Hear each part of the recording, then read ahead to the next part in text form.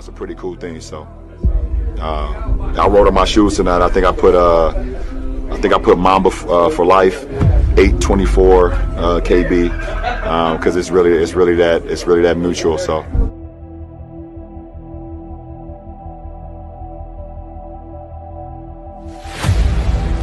I want one answer only. Who was the guy that brought chills up and down your spine when he came onto the floor? The greatest player you ever saw. That would have to be the GOAT.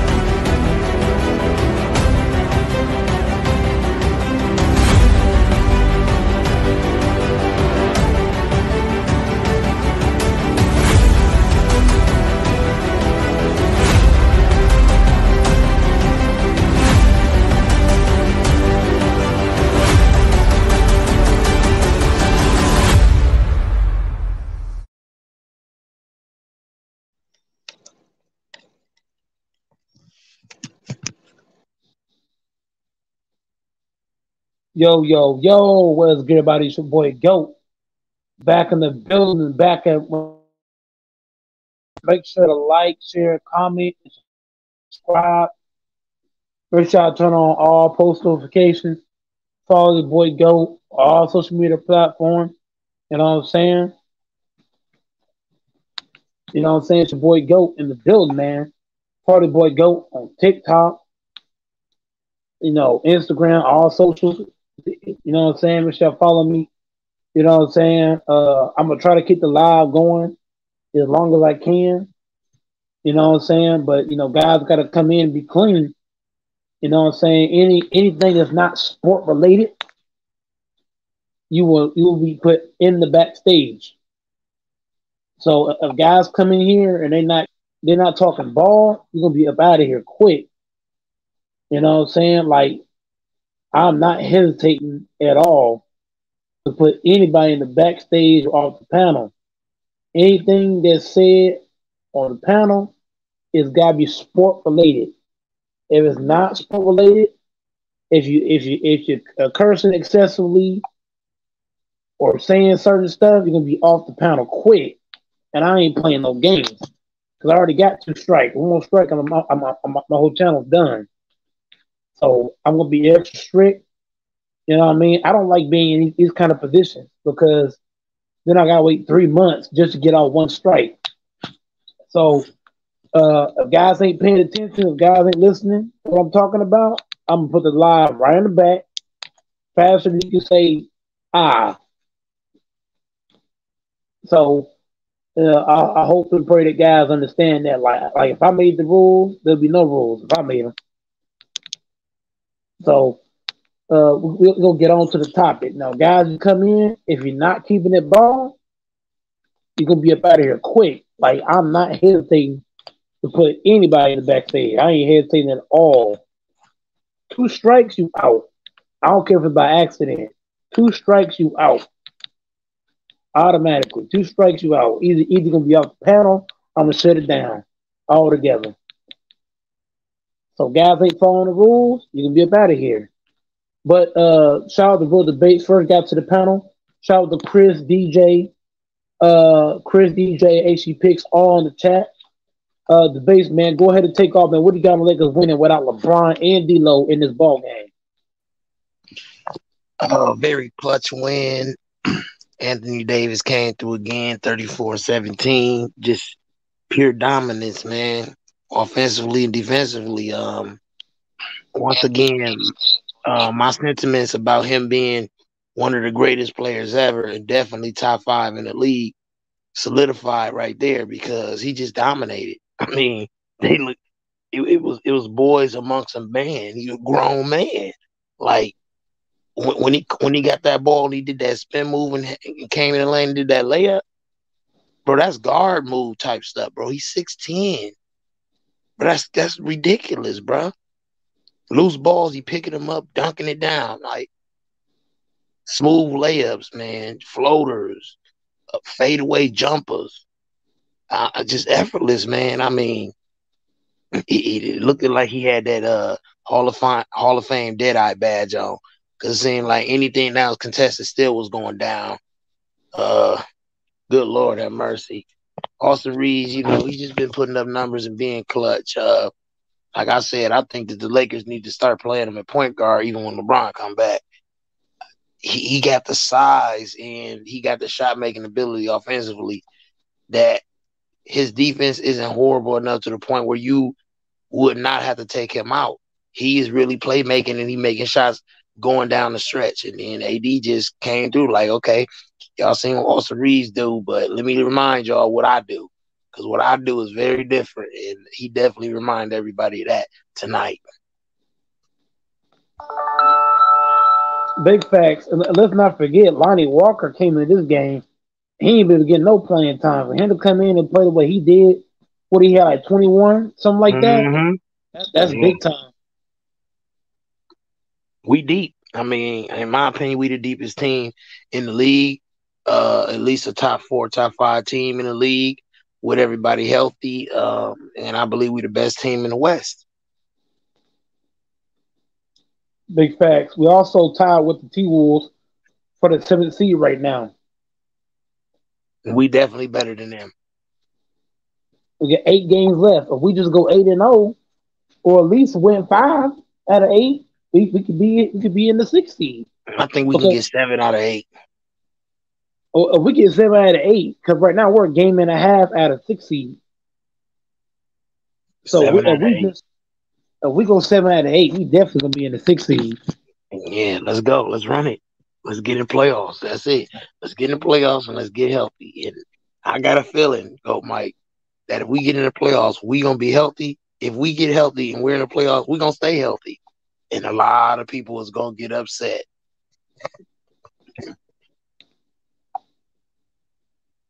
Yep, that's very true. A lot of people right now is down with what the Lakers can do, man. The Lakers playing big time. They put Vanderbilt on Shea Alexander at the right time. They put him on at the right time, and he did his job. He closed them off. You know what I mean? Didn't let him go too crazy. And Stoder was playing like he was an all-star tonight, taking it to the paint, being aggressive, wasn't hesitating. Now Reese had a bad night compared to what he's been doing the last 4 games. But Schroeder said, "I got your back," and just went bonkers. Him and Lonnie Walker, which was big. So yeah, they really attacked Reeves, and he couldn't get his fouls and stuff early. The rest wasn't really giving him no leeway, and that was frustrating him. Turning the ball over, things of that nature. But like I said, Lonnie Walker, Schroeder, and definitely AD, kept the offense up, kept on getting buckets when we needed to get buckets, and we pulled away, man. We stayed away the whole game. So what else you want me to tell you? We dominated, man. AD was just flushing it over people's head, no problem, man. It's like dunking a donut in some milk, man. Easy work, barbecue chicken. I was very concerned because if we lost this game, we would have fell all the way down to the bottom again. So this win right here was not just big. It was the magnitude of this win. I think AD and the whole Lakers team knew how important this win was, because you lose this game, you probably fall to the 10, maybe the 11 seed. I don't know, man. I'm not saying that AD finna go on a tear, but I'm telling you, the way he played, it wasn't even 40 or 50 points either, but it was a very dominant 34.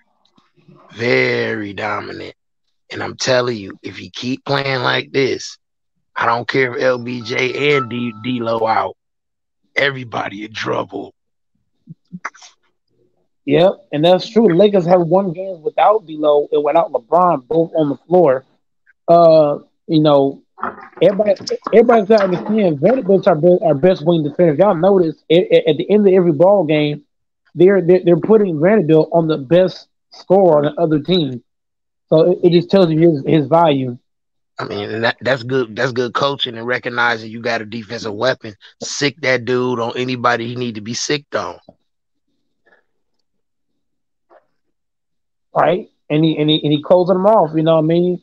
Shea had to push on that shot he got on Vanderbilt. He pushed the Yep. man.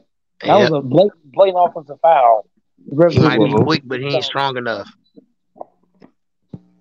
Salute, Nope. GOAT, man. Salute. Real debates. Yeah, what's happening, Chris?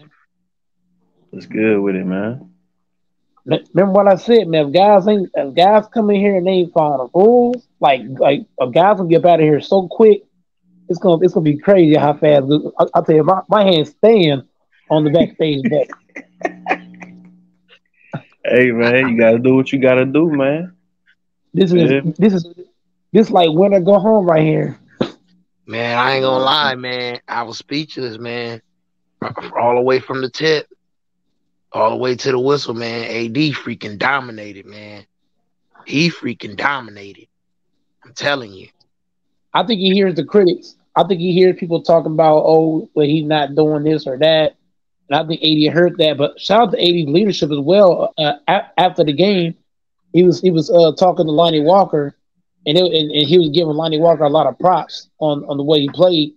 You know, that's great leadership for a guy like Lonnie Walker that ain't been playing a lot, and for AD to give him that kind of confidence after he played big in a big game, that might carry over to the next game.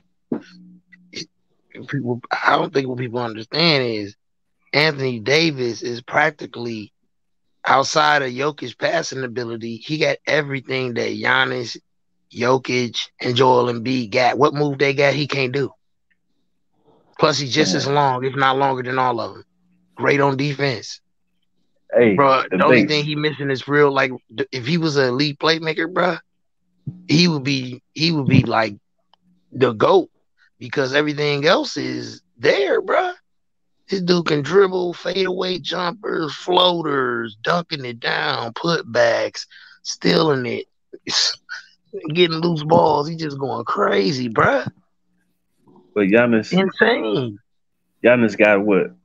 This dude hand like a foot long, just his hand alone, right? But AD got a 7'6" wingspan. That's longer than Giannis' wingspan. And I'm telling you, his wingspan, bro, the brow is really him. The brow is really him. Yeah, they think it's just fun and games. Yo, but the Lakers are not going to trade AD, bro. Yeah, but I don't know why anybody even entertaining that. You got to be the most foolish franchise in the history of sports to trade away a dude that just did something like that tonight. I mean, look at all the assets they gave. My bad. Go ahead, bro. Okay, my fault, man. I think we gotta give AD a lot of props because if y'all watched the last 2 years for the Lakers, right? When LeBron went out, right? The Lakers folded like they would lose a bunch of games all back to back. This is the first time I've seen LeBron go out with the injury, and AD is holding it down. He's not dominating every night with the points, but he is dominating with the screen set because you got to think he's a big body setting them hard screens. Yep. And then on top of that, he's creating extra possessions. He's playing defense. He's actually holding it down while LeBron is out. Remember, now I know y'all all watched the last 2 seasons where he would either get hurt and be out and the year be over with, or he'll be playing, but he'll be getting blocked all game, not playing no defense. The guys just blowing right past and getting dunked, layups, this and that. If you watch, there was a play where Shea drove to the paint trying to be all cute, and AD said, "Nope, give me that." He didn't block it, but he altered the whole shot. And then he tried to pass it, AD altered that. So AD's holding it down. The Lakers were in the 13th seed. When LeBron got hurt, they're all the way in the 8th seed. And they're tied for the 7th seed right now. They're doing this without LeBron. Now I know D'Lo's doing his thing and Stoner and all the other guys, but look, AD is drawn to defenders, and what does it do for Stoner? Giving him open shot, giving D'Lo everybody open shots, open play and run. Guys feel comfortable because just think about it, right? Let's say AD got hurt, right? Now if AD got hurt and all you have is the role players, does Austin Reeves get open? Nope. Does Lonnie get open? Nope. Even when AD's not getting shots, right? He's still drawing attention away from other guys, allowing Vanderbilt to get off, allowing other guys to get off. If you take 80 out of the equation, who's going to draw two people? Austin Reeves?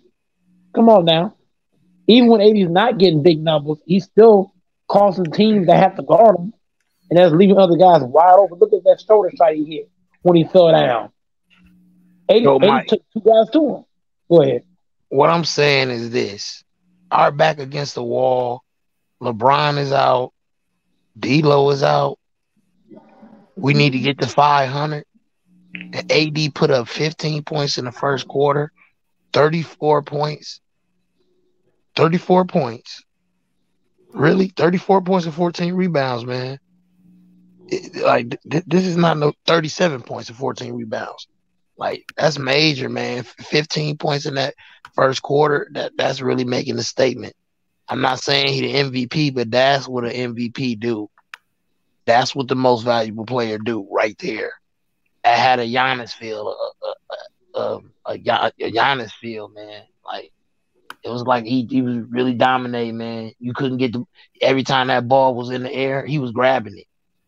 He was snatching it up, man. Just sometimes he didn't even have to jump. Like a few times he didn't even really jump. He just grabbed it because he's just longer than everybody, man. He already 6'10", and then look how long his wingspan is. And like I said, when he get hungry, he stay active offensively, defensively, and his energy is there.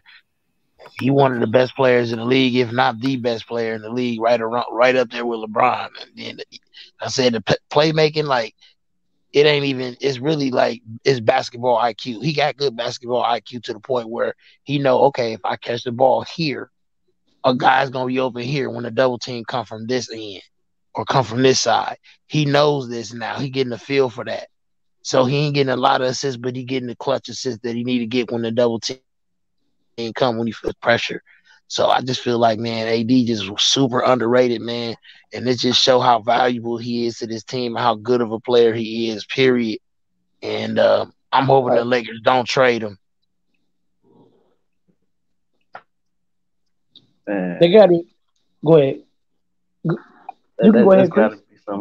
That's got to be some of the craziest stuff, man. Like, for real though, man. Why would they trade this man, bro? Like, man, because you never know, bro. You never know, man. It's business, man. It's ball business. You never know what'll happen.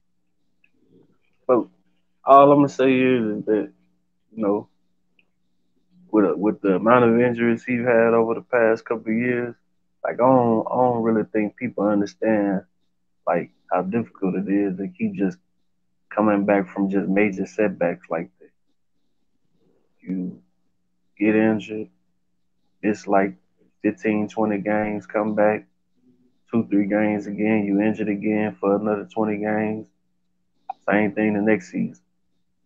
Like, people got to understand, man, it's very difficult. You know what I'm saying? Like, it is what it is, man. Then he playing, you know, with LeBron. Like, it's a lot of pressure to, you know what I'm saying, produce every night, you know? So shout out to AD, man. He carrying the team right now. You know, Austin Reeves played his heart out the past couple of games, but people got to slow down on that. You know, Reeves MVP and different stuff like that. Like, I know people want him to be better than AD, and it's a shame. But I got to say it like that. But, you know, like I said, it is what it is, man. You know what I'm saying? We need all them boys to play up to their, you know what I'm saying, potential. You know, not just one player.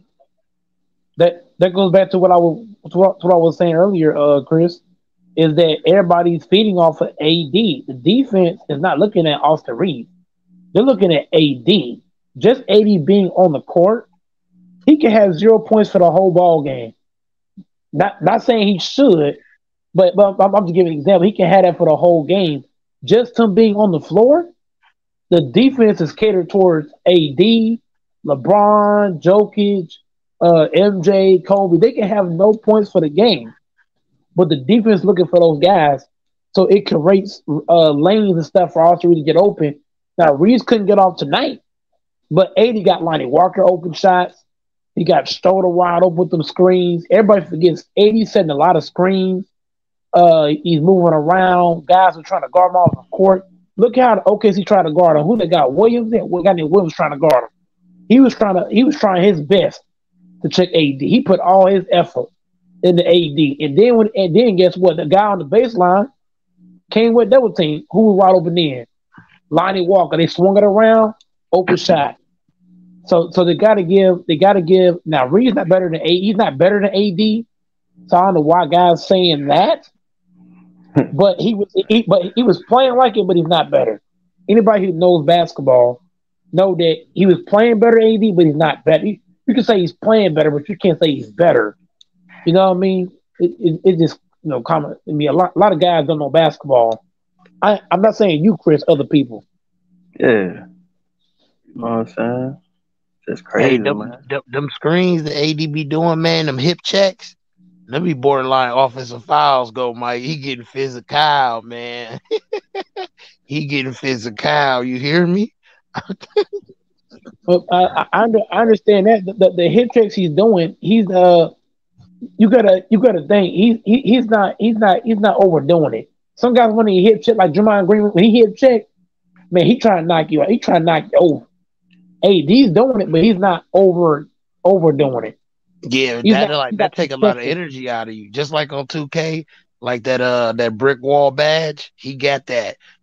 Every time them screens hit you like that and you running up and down the court, you running in them screens. Once you slow down into the half court sets, that wear you down. Like, I mean, and then as long as he keep his energy up and he set the screens like that, he can just keep running, getting easy lobs, just doing what he want to do, man. Like, just effortless, man. I mean, shimmy fadeaways, man. Like, right at that size, bro, what are you gonna do with a dude that catch the ball, fake, left, right, turn around, fadeaway, shimmy, bro?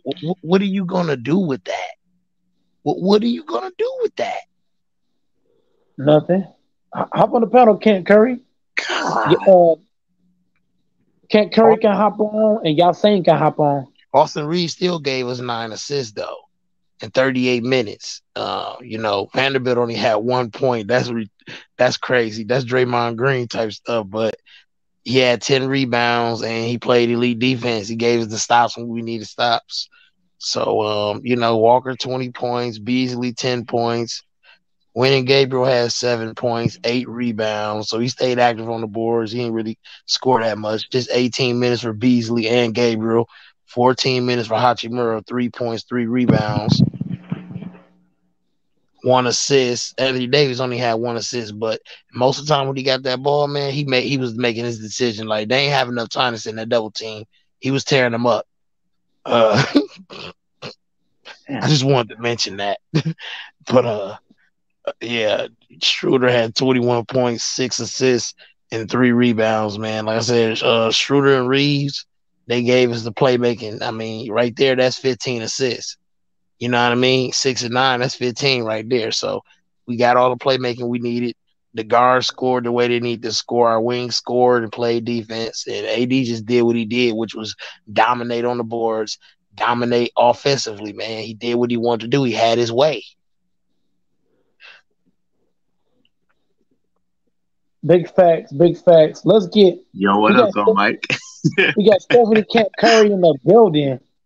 Well, Kent Curry's. We got Kent Curry in the building, y'all. What's that, Kent Curry? Salute Kent Curry. Good. Whatever. Now, just a reminder, man. When you come to the panel, keep it strictly ball of some sort. Keep it clean, man, because I don't want to have to close the string down on y'all people, man. Keep it clean. I'm pleading that right now. Grinch hop on here. He may last 2 seconds. I ain't gonna lie. But go ahead, Ken Curry. What is your analysis on what the debates and Chris talking about? And the Lakers good, man.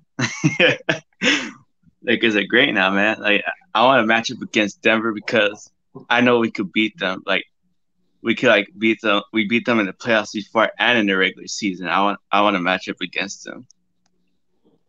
In the first round.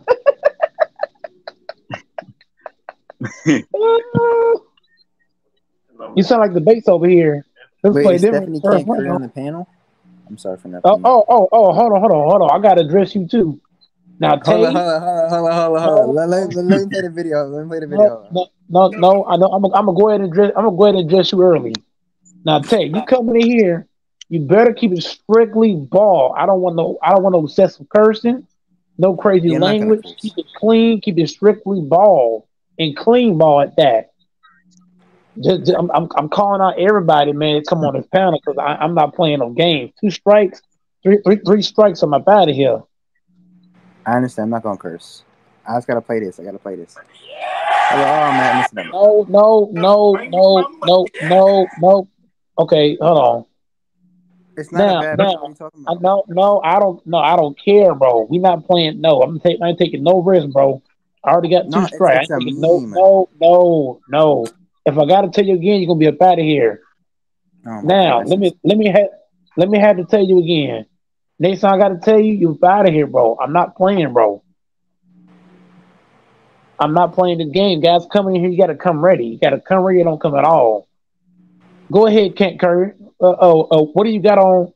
What do you got on? What's the name? Lonnie Walker coming in and getting clutch buckets for the Lakers, man. Man, he stepped up like for D'Lo. Like since D'Lo was out today, he stepped up. And yeah.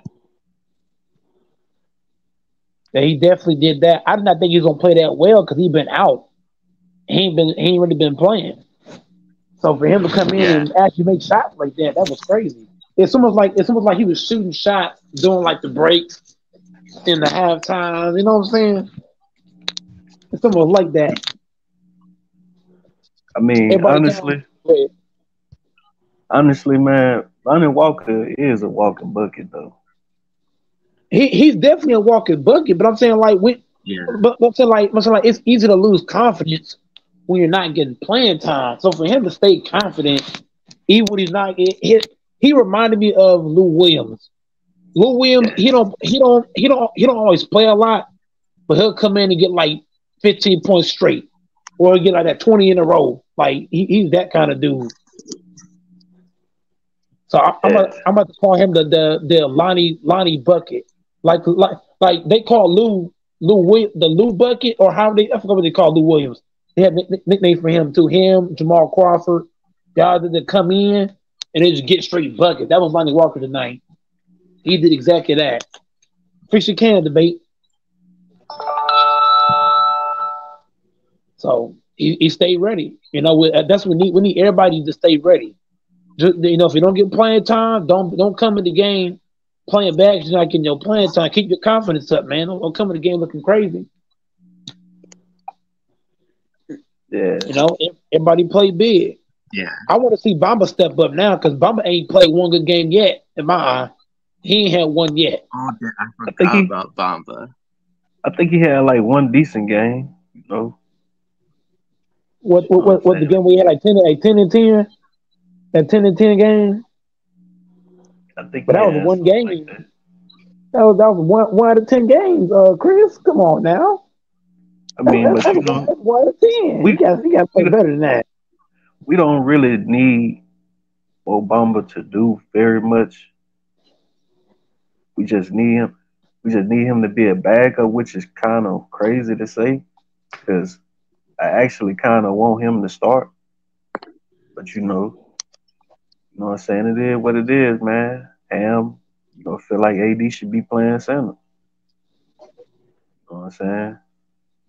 I don't like Bamba as a backup though, Chris. Bamba too skinny, man. No offense to the man, but he's not big enough to me, because playing the West, we playing against DeAndre Ayton, you playing against Jokic, you need big bodies. Now Bamba, he's tall, but you can push him around easy, bro.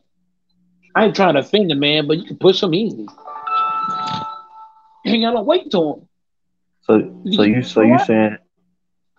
saying they can do him like they kind of they try to do Jared Vanderbilt sometimes. Well, they don't always try to push Jared Vanderbilt, but I'm gonna keep it center and center. You put center and power forward.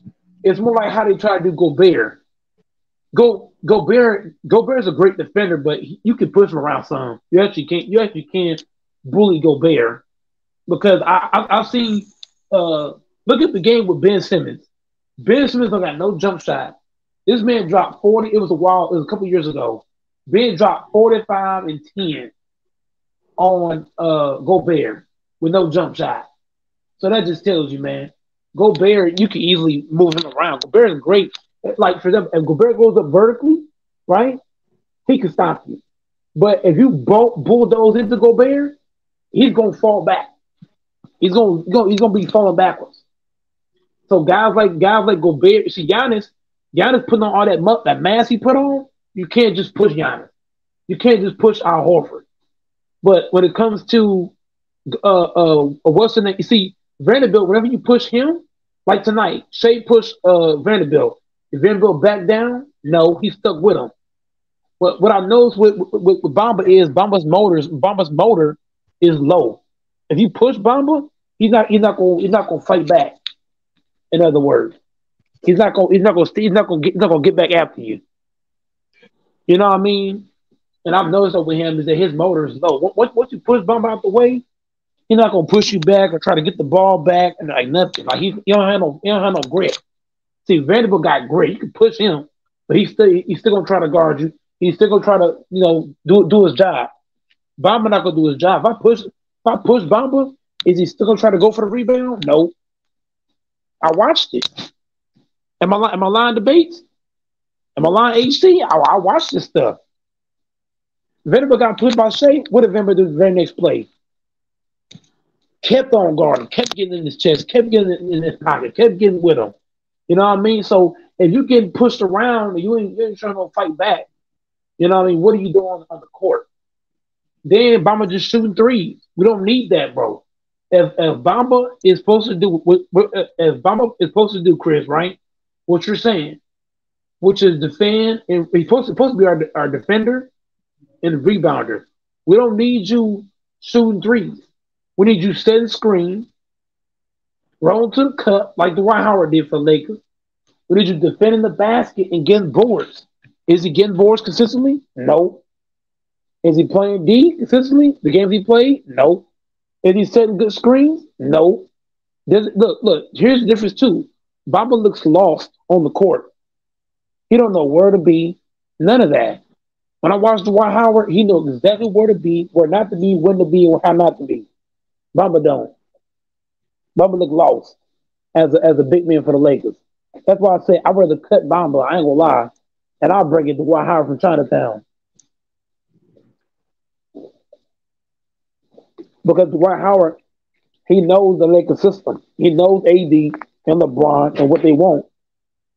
Bamba don't know that. He just don't. Anybody's can attest to that? Can't Curry debates. HC Chris, anybody can attest to that? What's up, BJ? But I'm just saying, bro, Bamba ain't it, man. I'll take DJ a big man over Bamba. I ain't gonna lie. Hey, Mike. Yo, what's up, man? Man, I gotta tell you some big news, man. Uh-oh. I think you've been waiting for this. I think everybody will pretty much have it on it. Your boy's having a baby. Mm. So, what do we have? You have another girl? Is that your final guess? Yes, yep. I think it is. I'm gonna stick with that. It's a boy. What? Oh Yep, my it's God, a boy. Hold on, real Yo, fast, DJ. what is No, hold no. Woo! How you been? I'm shutting you down early. I'm shutting you down quick and early. Damn, congrats, If if DJ. if you if you're coming in with the Details, crazy stuff, hey, Grinch, go on mute. Go on mute till we finish this conversation, and I'm gonna address you right after we finish. 'Cause I'm not playing with you. I thought you was banned. That was it. No, I'm stopping you in your tracks. Now, DJ man, like, well, this is YouTube, so I ain't gonna do it. I have to ask you this question offline, but congrats on having a baby boy and baby girl. I've met the baby girl. I haven't met the baby boy yet. Um, I'll definitely make sure I'll go do that. But also, DJ, I gotta get my card fixed. I've been battling with the bank on my car right now. So once I fix that, I'm gonna definitely send you 26. I'm not gonna forget. Trust me now. I'm not forgetting. The problem is is that the bank I'm using, well, I don't want to get into it too much because I might get banned. But the bank, I actually know you good. I ain't even coming at you like that. I mean, you're not. At I'm not least you even gonna at put. least you're I not acting already like know who. I you're already know a who baby the man fest. is. I already know who the man is. I'm just not gonna put the name out because we know who. I know who the man is that been right? scamming fans. So Oh I no, already man, know. that's But not. I know you. You ain't gonna be doing that type of stuff. No, So yeah. I'm definitely a real one, man. All the people on YouTube can say what they want to say. I'm definitely a real one, though, for sure. But congrats to DJ 23, man. Y'all make sure y'all subscribe to his channel as well, man. Dude puts out a lot of content. Uh, his content is very different from mine. He does have like basketball highlights. He got the video game. He got the streaming and stuff. So he does do similar content to what I do. So make sure y'all check him out. Follow his channel as well. But Grinch, let me get on the Grinch real quick, DJ. Grinch, what is your take on the Lakers win tonight? And keep it basketball. I mean, it was a good win. I mean, we've been having these sets of games that I felt like were surprising to us. Like first of all, the Suns game, we didn't even have the live to even recap that. But I feel like Austin Reed's been playing good, even though he still gave us like what was it, like 12 points. I still felt like he contributed good. He had like 7 rebounds, 11 assists. And I feel what I'm just trying to get at is I think Austin Reeves has been a big part of why we've been winning pretty recently. But Anthony Davis had the off game last game, but he showed up this game. So the whole team gets credit. Vanderbilt was amazing as well, 9 rebounds. But Mhm. I feel like this game, I think it's more because of what AD did, and I feel like it's just like just the Suns game. He got to show up on those, but just a great game. But like I said, I think Austin Reed's been playing a huge part for our recent wins. I need to address Peggy. Peggy, you need to shut the hell up. I just had to say what I Uh, had to say about Peggy. My bad. Talking about something.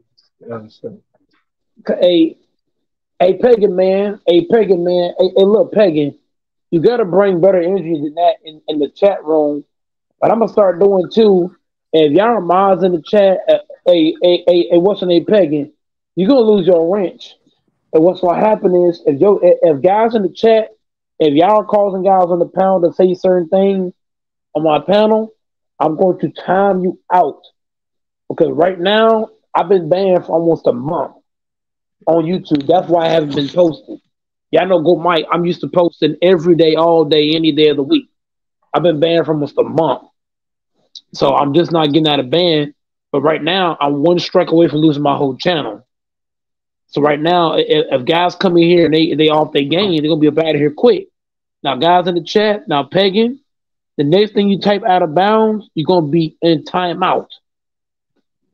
I'm not playing this game. Guys in the chat room, make sure y'all keeping it clean, man. If you're gonna type negative energy, don't even type it all.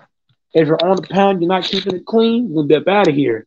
Let's get back to ball though. Hey, go Mike. Who? Go ahead. Oh, I was just gonna say what you got on AD's inconsistency, and do you think going forward he'll be okay? I think I think right now, AD just not. He's just not forcing it. His team is baking. So he's not forcing the issue. I think AD will be fine once LeBron come back. I think right now AD is struggling to get open. I think that's part of it because when you're playing with role players, right, it's harder for you to get open because the team can double. When LeBron comes back, LeBron's an all-time great. So he's gonna force teams to have to guard him, and that will open up at Anthony Davis. So it's easier to get open when you got all-time greats playing on your team versus when you got Austin Reeves and Beasley and D'Lo. Those guys aren't going to get you wide open. LeBron can get you wide open because he's an all-time great, and teams are going to respect him. Teams don't respect Austin Reeves. They don't. They don't respect the role player for the Lakers. They respect LeBron. You know what I mean? It's kind of like, y'all know how Giannis, right? Teams respect Giannis and Middleton, right? But do they respect Holiday? No. They respect Lopez? No. That's anybody's team. On every team, you need your second best all-star to get you easier looks. It's kind of like Clay with Curry, Kyrie with Luka now. You got Giannis with Middleton. I don't know who else you can really look at. Harden and Embiid. Jokic. Man, the way the Mavericks are looking, I ain't about to be saying nothing. No, you're missing. It's not about winning or losing these days. It's the point of No, I understand. I get you. it's a matter of drawing attention. And right now, AD doesn't have his second All-Star, so AD's relying on what? He's relying on role players to try to get him open. And if you watch the game, the Lakers are struggling. Hold on, one last thing real fast. The Lakers are struggling to get AD the ball in the entry post. When LeBron comes back, LeBron's gonna do that easy. LeBron gonna have AD so wide open. Y'all gonna be like, oh, he dropping 35? What? AD? Go ahead.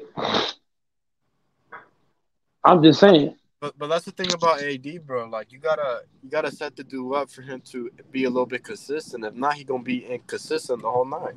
No, even if LeBron don't set him up, all LeBron gotta do is just cut through the lane. When LeBron goes through the lane, what is he gonna do? What is that doing? He's gonna take the whole defense with him. He's forcing two to be on him. He's forcing two to guard him, and AD's gonna be wide open every time. Every time. For the jumper, yeah, you're right. That jumper's gonna be wide open. Catch and shoot all day. All day long. So I don't blame AD for struggling because look who he's playing with. A bunch of role players. Ain't nobody afraid of no Austin Reeves and no Beasley. What about D'Lo? Come on, man. Ain't nobody afraid of no D'Lo. I think D'Lo's almost. Who do you see doubling D'Lo before the ball even get to him? But here's the thing, Mike. The difference is the reason they double Anthony Davis is because he's more impactful if he gets hot. He's an all-star caliber player. But he's also in the top 75. But you also got to take in count into when he is hot, he does change the game a lot. We can't sit here and not say he's an all-star. Hold on, D'Lo, bro. Teams are not doubling D'Lo before the ball comes to him. They're doubling AD before the ball even gets there.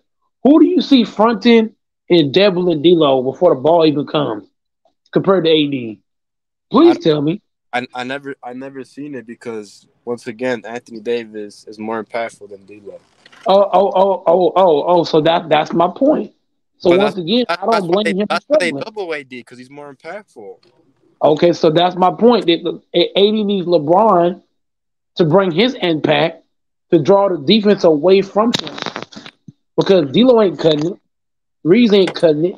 LeBron needs to come back and give AD that space he needs to operate. AD can't operate with no D'Lo and no Reeves. It's not gonna work. Right. D'Lo and Reeves, they're better at creating space for their shot than creating space for other people to get shots. So LeBron is good at doing everything. They just, like D'Lo, he can do a little bit. He can get you the lobs and some assists. He can do the pick and roll passes. Yeah. He's not on level of LeBron. LeBron is elite, like Magic Johnson, John Stockton level. So when you combine that with what we see with AD, Man, I don't think nobody gonna stop the Lakers. LeBron come back and we in the playoffs. I ain't gonna lie. I'm definitely gonna be worried when we have to bench LeBron. But you got to understand this too. Now, I know Goat Mike was saying, they was double teams and stuff. But the thing about it is, like I said, I noticed that before them double teams was coming, they was getting him that ball, man. He was really getting down low, like really, like the thing about it. I was seeing him run up the court fast. If he don't get an easy lob or easy layup, he getting down low. He asks for that ball. He getting that ball. He turning around. Easy layups, easy dunks. Now Every debate. time, really fast. He's super aggressive. Listen, Now, go ahead. 15 to 21. He only missed 6 shots. He only had 1 assist. He wasn't trying to give nobody the ball. Give me the ball. I want to dominate. I don't want to get no assist tonight. He was on that. He was really on that. Okay, so debates. I'm not saying he can't dominate. He can't dominate with the double team. 80 could dominate with triple team or double team. But here's my point. They was trapping a whole lot more and like getting the deflections and steals in the second half. But AD still got it together in the end, though. But here's the problem alluding to, debates. AD's gonna have easier shots with LeBron on the court versus what he got now. Yep. And he's gonna have more energy too. He's gonna have way more energy because right now he's having to use a lot of energy just to get open.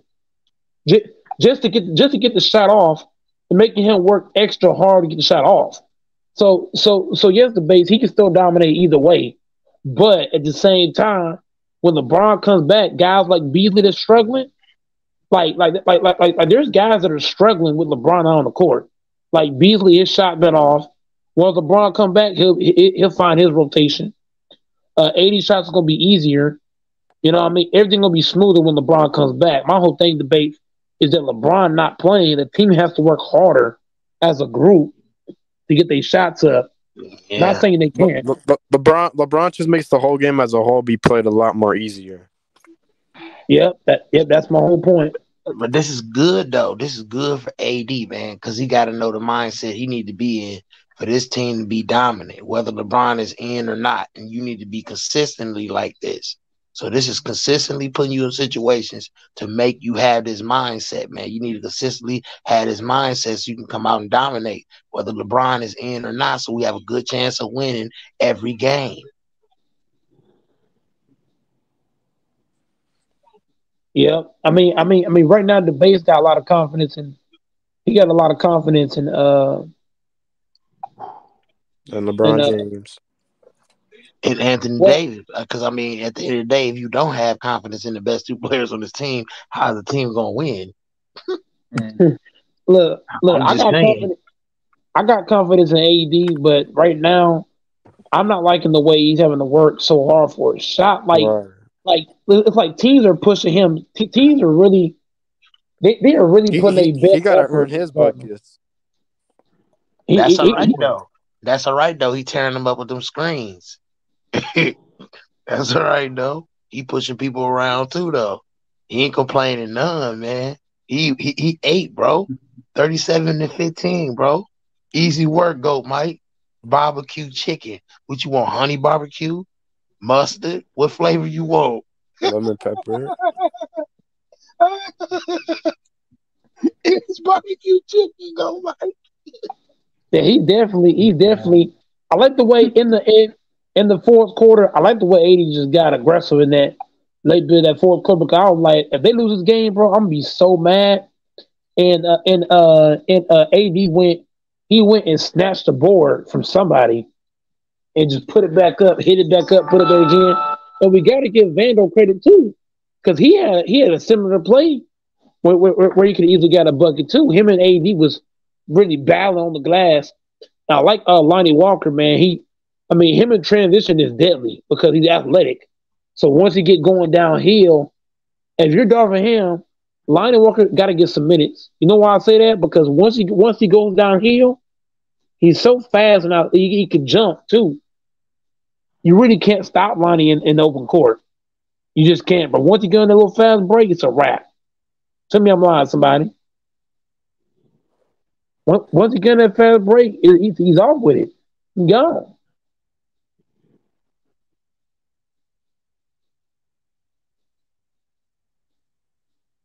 So they gotta get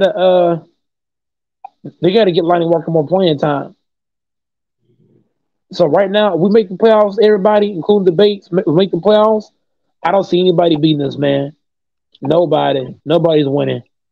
We At the end finally of the got a day, go 500 Mike. record. I'm so happy. We had more points in the paint. We had more rebounds. That lets you know we was active and we was physical, man. We got at them. Yeah, they And we shot 38. 500. They shot 38% from downtown, but we And shot we're 500 35. team now. We shot 46% overall. They shot 43%. So they shot better from downtown, but they didn't shoot better overall. And we out rebounded them. We had more points in the paint, man. We just got physical, man. We destroyed them. We dominated them. Yeah, it was 5 point win, but we dominated them, man. I didn't feel like we was gonna lose this game. Right when we started out, when it was 13-6, AD dunked that thing down. I'm like, oh yeah, yeah. Say goodnight, barbecue chicken. When it was 13-6 in the first quarter, go Mike. I'm like barbecue chicken.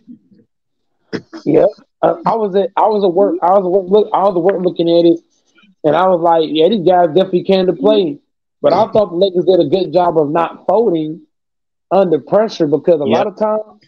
a lot of time in tight ball games when teams would go on a run, Lakers would fold because Shea tried to beat us up. Oh The yeah, they last got the thing I most said, double-digit comebacks in the league. The Thunder do. So the thing about it is, they just they held their composure, man. They knew the big run was gonna come, and the big run came. They weathered the storm, and we still got out of there by 5. and also shout out Darvin Ham for not waiting to call timeout. He called them things quick. Timeout. Mm-hmm. You know what's crazy? I think LeBron James is telling him when to call time. Call time, coach. Them little quick turnaround floaters and hooks the AD got is, man, them mugs is nasty. It's just nasty, bro. This Definitely, them thing, floaters. he athletic, kind of like Giannis, but he's skilled like Embiid. But he got the defensive prowess of both of them. He disgusting, man. He's nasty. I just want to throw up from what I seen tonight. Go Yeah, ahead. I'm Go just ahead. trying to see like, Go ahead. Go ahead, Ray. no, I'm just trying to see like, how do people figure that he's playing inconsistent when guys like Giannis and Joker, they're in MVP, discussions, and those guys have put up single digit games, dropped teenagers multiple times throughout the season. Like, I mean, of course, AD haven't played the full schedule, but I mean, he is allowed to have a bad game every once in a while, right? Mm-hmm. You have to be highly talented. You hear me? You have to be super duper talented to keep battling through injuries and be so great. Once you playing 35 plus minutes in a game and you got a rhythm and you scoring and you dominating the way AD scoring and dominating on the defensive end, battling injuries, man. You know how talented you got to be to keep on coming off these injuries and putting up the performances this man be putting up. Like what? The only other dude that's doing it is Embiid because he battled injury so much in the beginning of his career, and everybody doubted him so much. Like man, these dudes are all time greats, man. Not no all star. We Embiid, AD, Jokic. We looking at some of the greatest players we're gonna see in the history of the game. These dudes gonna be in the top 10, bro. MJ and them want to move over.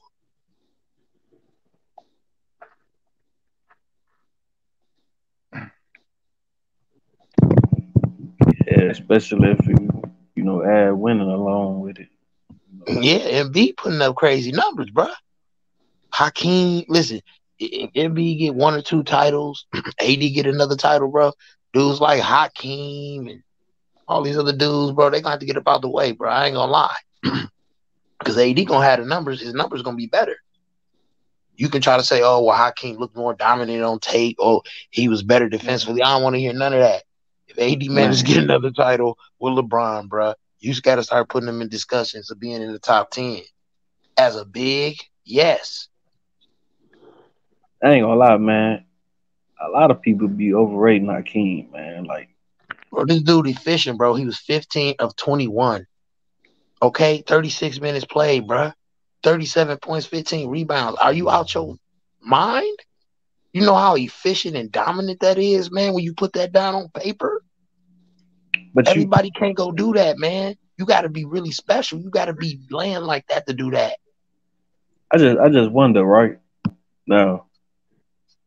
I was hearing some stuff earlier about, you know, and the base was in the. He was watching the show along with me. I was hearing guys talk about, why the dude didn't bring Hakeem name up when he talk about winning without certain guys and all this other stuff. But I'm just like, okay, if that's the case, you want to say Hakeem is ranked so high because he won without these top 50 guys and top 75 guys and all this. But uh why is Kareem and Magic ranked so high when they won together? Both of them top 10 players all time. It just sounds weird to me. Like, it shouldn't really matter who you win with as long as you win and you dominate, right?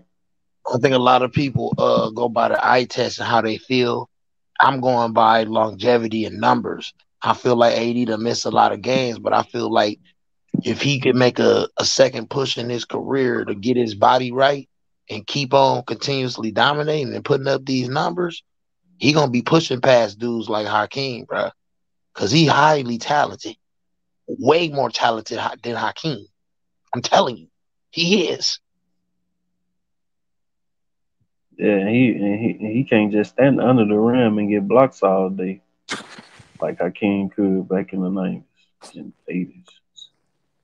Uh, the way the responsibility you have on the defensive end is way more in this league. Yeah, you can help. You can help guys when they ISO, but at the same time, if dudes are great playmakers when they ISO, they can cook you and kick it to an open guy for three in the corner. So at the end of the day, it's a balance. It's still a balance to how the rules is in this era. You can't talk about, oh well, there ain't no hand checking. You got all that space. Well, guess what? You can add an extra defender, and if a dude is a good enough playmaker, then he can burn you with a pass. If he can't burn you with a pass, then he gonna give it up. I mean, that's what it come down to. You got to have a good enough handle or be a good enough playmaker. And once you get pressure with the ball in this era, that's the way it go. It ain't no ISO and I'm MJ. Everybody just ISO and one on one. Like that was great for that era, but that right there, like only in some situations, dudes, teams gonna let you ISO. A lot of times, you're a great player, you're gonna get double team. And guess what? If you're great, you're gonna be able to deal with the double team. I don't feel like I have a problem with that at all. I feel like it looks good to me. If you're a great player, you can deal with the double team. You're gonna do what you need to do. You sometimes they split the double team. So at the end of the day, I just don't have a problem with it. People just need to accept the old era is over with. This is what we're looking at. This is what we got to judge and deal with. This is what we got to talk about and analyze. Not the 90s, not the early 2000s. We're analyzing 2023. And right now, the West is wide open. Lake Show, baby. Lake Show. Yeah, and that hand checking stuff is, to me, that stuff's just a myth, man. Like, That's fouling. All it is fouling. yeah, like, of course, a guy like me, I wasn't, I was born around the time, but I obviously wasn't old enough to learn or even know about certain things like that until I got older. So, if I really wasn't a fan of basketball like that, I obviously wouldn't have found those things out. And I feel like a lot of the older cats just, hope and pray on a lot of the younger guys to not even want to know or understand things about the game like that. That's why I just let these guys talk their head off, you know what I'm saying, and just, you know, make up a lot of stuff. Just Uh-huh. like just like that guy, he kept telling the one dude earlier certain things, and I'm just like, bro, why is it such a issue when it's a person that is a fan of LeBron, but when they a fan of another player, it's not an issue. it's nothing, out of I'm the saying, ordinary. man, I'm the dude, Shaq, man, um, Shaq here, Ticket TV, man. These dudes about to have a stroke, man. Dude, chill town, man. Said LeBron is the GOAT, man. They couldn't fathom it. Like they kept on trying to make him explain, and he kept on telling them why, giving them real facts, and they just couldn't swallow it. And I'm like, bro, this is horrible. Like Shaq, I know you love Kobe, bro, but it is what it is, bro. Stop capping, bro. Stop capping, bro. Dude, Yeah, the like Mario Chalmers capping, bro. Now go, Mike. Did you see what Tristan Thompson said? He said that Chalmers is salty. He done left out the league early, and of course you ain't have to fear LeBron. You played with him. You know what I mean? So why would you ever think that somebody feared him? You never had a fear of him. You always played with him. You played next to him. He protected you. You was a little bro. You went on a ride, 2 titles. Like, come on, bro. Stop playing, bro. The disrespect. All these dudes want to keep coming out talking about don't nobody fear LeBron. When you never was the best player on your team, or either LeBron helped you get a title. Then when it's all said and done, once he away from you, you ain't under the spotlight with him. You want to sit here and try to talk crazy about the man, bro. Sick of these haters, man. It's just sickening, bro. Person after person keep coming out talking about don't nobody fear LeBron. All right. He got to the finals 10 times and beat all these people, beat them down, beat down the Raptors, beat down the Pacers, beat down the Nets after he already had beat down the Celtics. I'm talking about the Nets that had Paul Pierce, Joe Johnson, and Kevin Garnett. Beat them silly. Beat down J.R. Smith when he was with the Knicks, when he was Carmelo and Stoudemire and all them over there, Raymond Felton. Beat them down. Beat down everybody. Huh? He might have beat down my baby mama too. I don't know.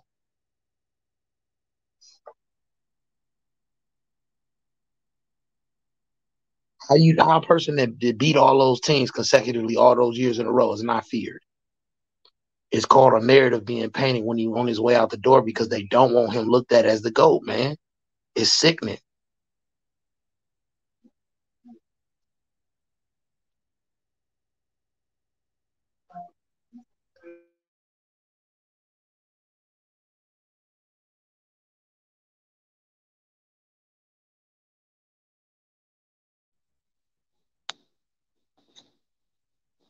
Yep, that's definitely facts, man. That's what makes LeBron.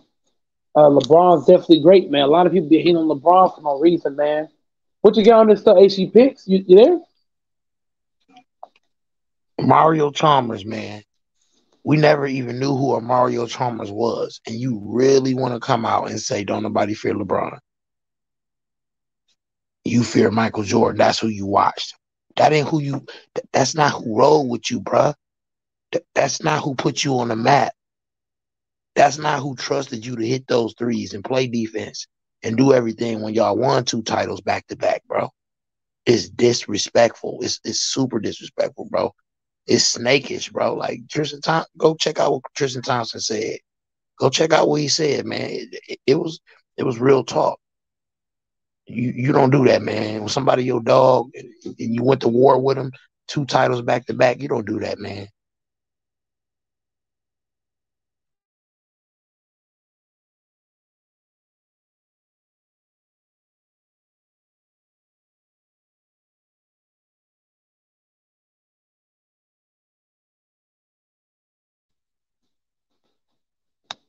Yep.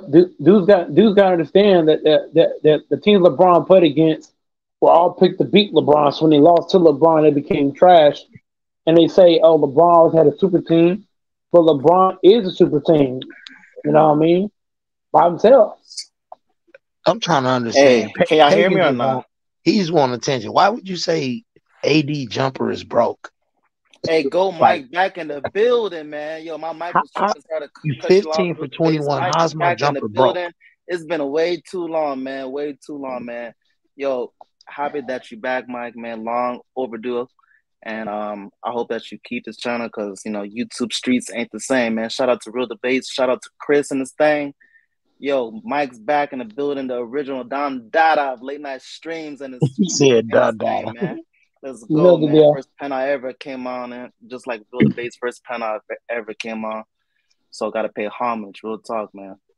But on my Lakers take, my mic was tripping. I didn't even know it was tripping. I had to get back on the panel. On the Lakers take, 80 step big, but can't get too high off it because there wasn't a post and the Thunder. So 80 better go off for 30 plus. Now when he goes off against a center, now I can really get high off that. But I mean, at the end of the day, he only played what's in front of him. He took care of business, and a lot of role players, like Mike said in the earlier stream about like an hour ago, people like Lonnie Walker coming out the bench. Hey, when's the last time we even heard the name or seen Lonnie Walker? He comes off from the bench after not playing for like the past 3 weeks, and he drops 20 plus, huge 20 plus. I mean, we won by 5 points. The spread was 3.5, but if Lonnie Walker doesn't go off, I think the Lakers could lose. So, and I could say that about a lot of key players. So the Lakers as a group, they really locked in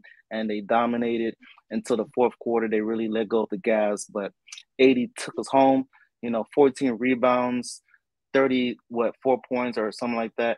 So shout out to 80. Shout out to Lonnie Walker for it. And you always got to stay ready. What I take from Lonnie Walker, I give him the game ball because a lot of people in that position, if they don't play in 3 weeks and you give them the ball, they're going to be 0 of 16, 0 of 14. He drops, he in a plus minus ratio, he was a plus.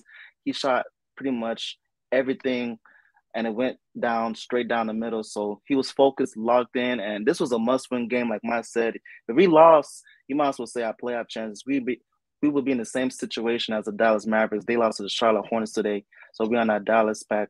But they're not even in. I think they're in the 12th seed, so we will be right there with them. It's not going down like that on a Friday.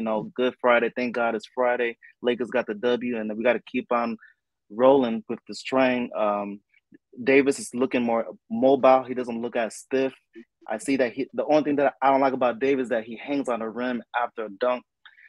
I don't like that with his back. It's real sensitive. But besides that, he's aggressive. And like what you said, real debates. He's getting real close with the offensive calls, foul calls with that hip check. But I I think just like the aggression. he hangs on the rim after a dunk. You notice when he hang on the rim, he kind of looking back. He trying to look to where to land because he don't want to hurt his ankle or his knee when he land. Because a lot of his injuries come from that, like after a rebound or after a dunk. So I'm thinking like he didn't start training himself to start playing a certain way so he'll land right. And like when he's swinging his body on the dunk and he really get up there and dunk it with 2 hands, he got to swing like that and look back to know how to spring and how to land, man, because he don't want to injure himself. So I don't got a problem with it as long as he don't get called for a tech and he being dominant and he's scoring. I don't got a problem with it at all. I feel you on that in terms of the landing space because look what happened to who just tweaked their ankle. I'm serious. I looked at it. I looked at him multiple times when he did that, hanging like that on the rim. Just notice how he was looking back and kind of looking down to where to land. Right before he landed, he looking back. The thing with Davis, he's so sensitive, so anything that he does. Oh yeah, my bad, Chris. Nah, go ahead, my nigga. I was just finna say, man, get them likes up out there, people. Oh yeah, smash the like button, man. It's free. Mike back in the building, man. Finally, man. Long overdue. But yeah, with Davis, yeah, you're right about that. It's just he's so sensitive, and I know when he hangs on the rim, it's goes straight to your lower back. But I mean, besides that, yeah. You just got to think, man. I don't think he reached his full potential. I believe he in his prime, but due to injuries and stuff like that, we haven't seen him for a full season in his prime for real. And with his real, like he gonna get his real man strength. He haven't got that yet, man. He only 30 years old, bro. I think next year, if he healthy, is the year he make the turn, man. Like real dominance, not missing games, not getting injured, and we talking about 30 plus, 10 plus rebounds a game, man. 2-3 blocks. I'm serious. If he hold his body up, if he just managed to get stronger, it's over. It's over. Yeah, this offseason definitely work on get in the weight room. Go work out with LeBron, bruh. You have to. Just go Because work out with LBJ, bro. You gonna be straight. Just hang with LBJ for the summer. I guarantee your body gonna be straight. Hey, the base. I don't know if he could do that though, dog. I ain't saying it's guaranteed gonna do that, but to try to just say, you know what, bro, look, I've been doing things my way and I've been a dominant player. But what you think I could do to try to make myself go to another level? We don't know if he Yeah, he actually done humbled himself enough to ask LeBron that, bro. yeah. You know, it's clear LeBron one that of a he kind. hasn't. Just because you It's see dudes close don't mean dudes is too prideful and they don't like they might hang together, but he might not work out with them though. You don't got to work out with me, but at least try to ask me what I'm doing because you see, I've been in the game for 20 years, dominant. I clearly know what to do with my body, so just ask me, bruh. Yeah, and then once that happens, it's game time because he hasn't reached his prime. We're still seeing Davis, the same Davis that was in the Pelicans. So he hasn't really gotten to his prime, like you said. And Dwayne Wade got into his prime at the age of 30. So at the age of 30, as a man, that's when your prefrontal cortex of your brain is fully developed. Your decision making is different. Everything is different. Like you get your man strength, and it's time for Davis to stop acting like a boy, put the video games down, and realize that you got the Los Angeles Lakers in the palm of your hands. Brown is ready to pass the torch, but you got to be the one to grab it. I mean, you could take a horse to water, but you can't force a horse to drink it. I mean, that's an old saying, and it's corny as that sounds. But you got one of the greatest players of all time, is debatable, as your teammate, and you're not taking notes. Come on, man. Man, AD, bro. It ain't what move offensively he don't have. He What could move shoot, offensively he don't He have. ain't, he ain't got that heart. He ain't got that heart debates. and he don't got the muscle. He don't got the muscle. So that's something that he's gonna have to learn this I summer. mean, he fighting though. Like right now, I wouldn't say he got all the muscle, but bro, he fighting. He Yeah, is You know he that. fighting, is. bro. You know Skills He's that's are what the paying fighting. haters say. the He bills. ain't got The that skills are heart. You know paying what the I'm saying? bills. I think he do got that heart. If he ain't had that heart, bro, we would have lost tonight. I believe he do. You know what I'm saying? That's just He what don't got the the muscle. the haters. You know what I'm saying? Like I, they I try to seen I claim he seen a ain't got. video too of him celebrating with his wife. Look, that's a big distraction, man. Oh yeah, So, major, man, No, major what? distraction. That could And make your knees I weak think and that's a everything else. deciding factor. I think that's a So deciding factor, I and it's think tough because it's complicated. It's real sensitive because you I are don't know married. what You know. happened since his birthday, since he turned 30, bro. But Oh yeah, he's been doing good since his birthday. I said, But you don't yeah, get that grown man strength to you like, early 30s, like 32, 33. He turning the corner. I think he got the strength. AC. I think he just a little bit more lean than some of those other bigs like a Giannis and a well, I guess not really Giannis because he isn't the center, but like a Jokic and Embiid and Gobert. Like compared to those guys, he's like a little bit more lean than them to me. he's And always been a skinny guy. yeah, you know what I'm saying? Like I think his core, you know, he might need to work on the strength and what I'm saying, his core. You know what I'm saying? Now to me, he doesn't need to bulk up because I want to say that was last season, I believe. They was floating those pictures around, talking about, AD then got swole and, different stuff like that.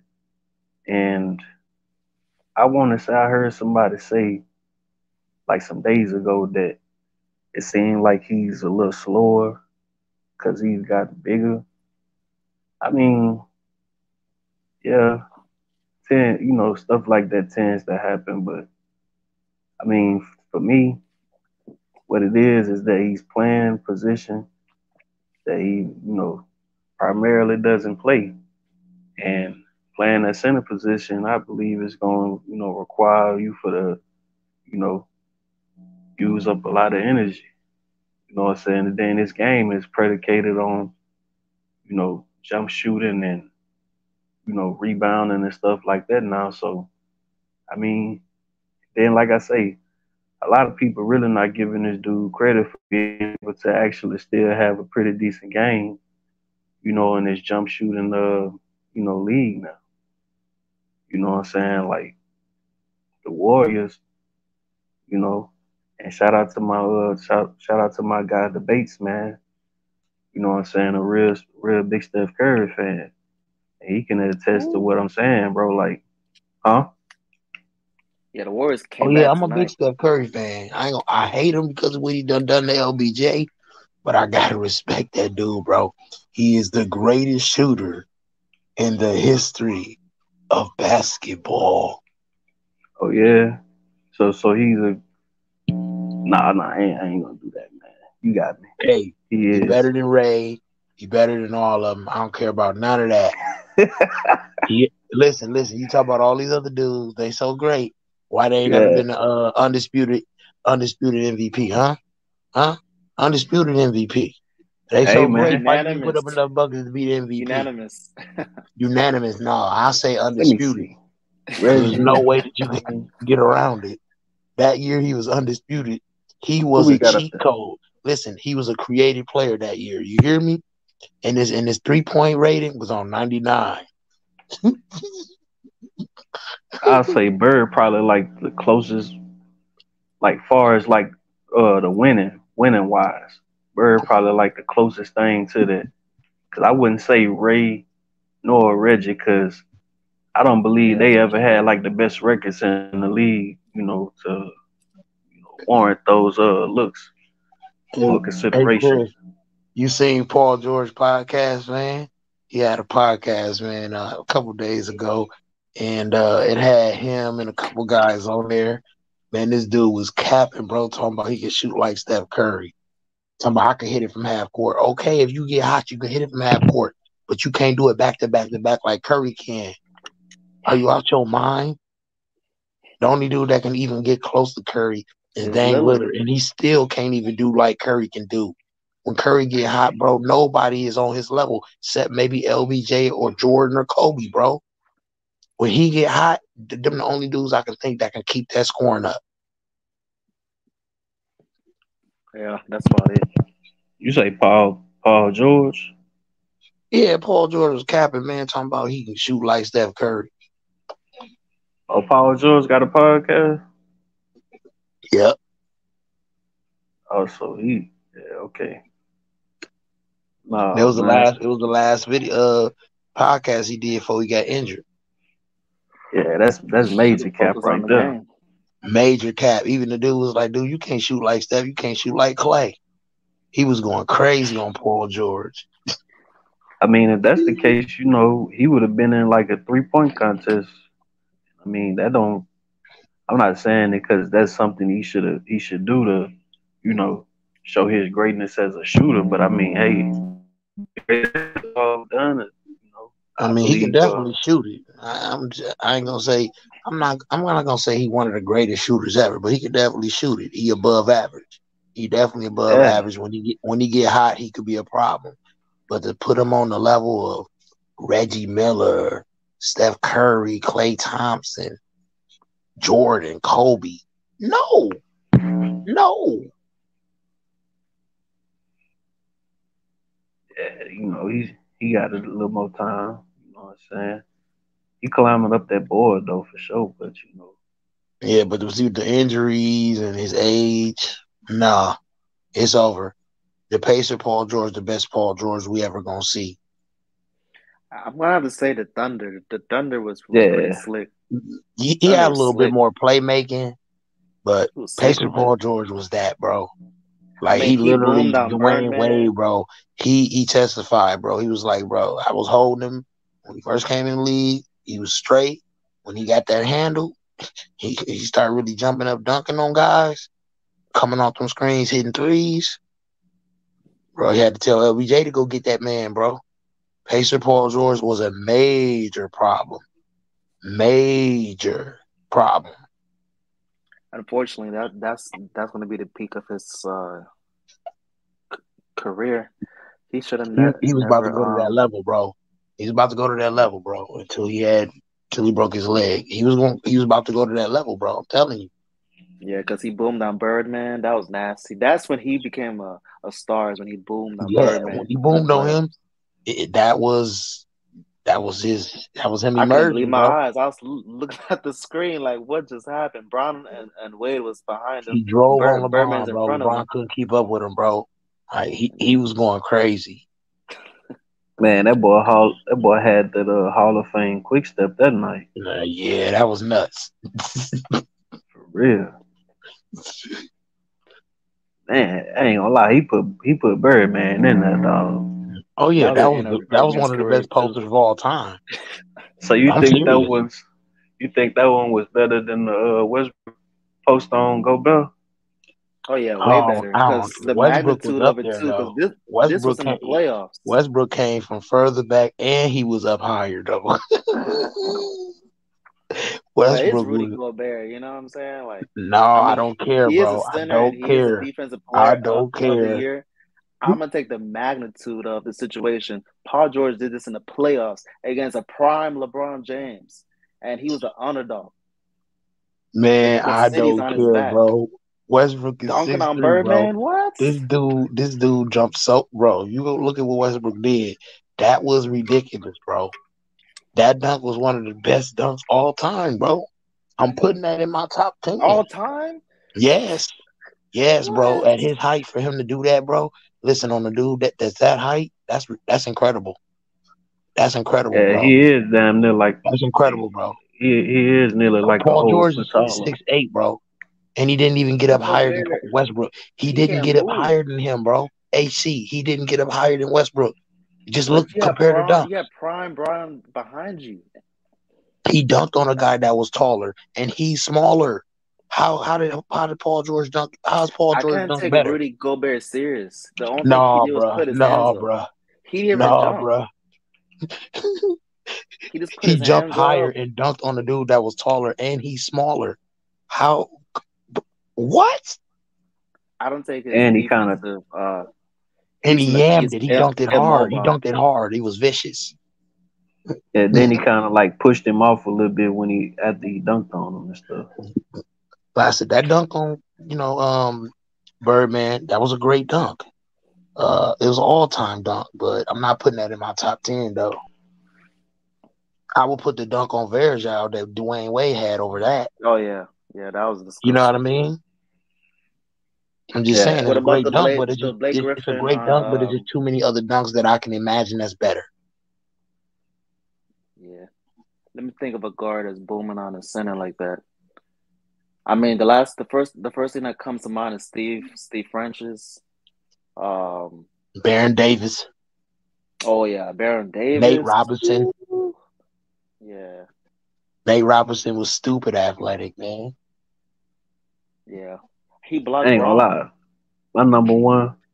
I'd say my number one poster is that one LeBron gave to Jason Terry. Oh man, that was disgusting. That turn man, Dave made him turn around like a top.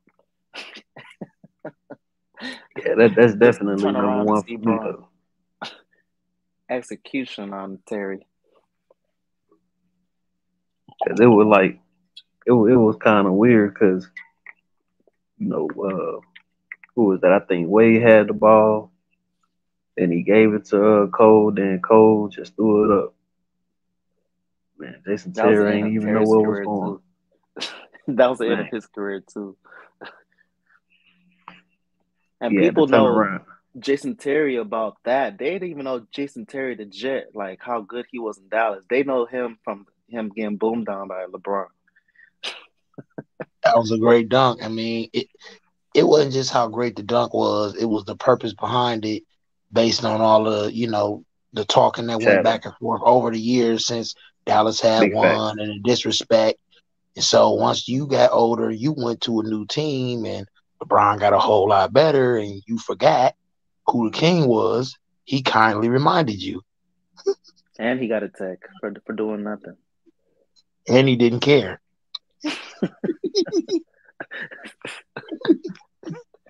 Nah, you know how the NBA is, man. Bro, listen, LeBron is definitely a dude that if he get a check, if he get a check and he get fined, he'll be like, okay, I'm not even gonna notice that little bit of money on my account.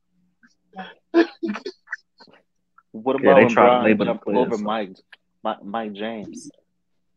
Yeah, his I think they say that dude was a coach on one of LeBron's teams, his recent teams, I believe. I don't remember exactly which one, but yeah, John Lucas. I think Oh that's yeah, his John. what. Yeah, from the Houston. Yeah. Honestly, when we talking about top 10 dunks all time, I'm gonna have to at least 3 of them gonna have to be LBJ, and at least 3 of them gonna have to be Jordan, and probably 3 of them gonna have to be like Vince Carter. Maybe one more would be a big, because man, we talking about Jordan and LeBron they got a lot of good dunks. Yeah. I put 3. That's 6. 4 more. Bro. And then if you look at that video of LeBron and D Wade, I think it might have been their second year. They were just playing around in the gym with their shirts off, and D Wade was just like throwing the ball, and LeBron was like throwing it, letting it bounce like off of Off 3 or 4 the different. wall. Man, what? That's If you seen how 2013, high he 14, I was think. jumping and how hard he dunked it, bro. Oh no, debates my bro. I might take that Scottie Pippen dunk over the in the Jordan dunk. Oh. No, the dunks Scottie that Pippen was LeBron nasty. did. Listen, go look at that video.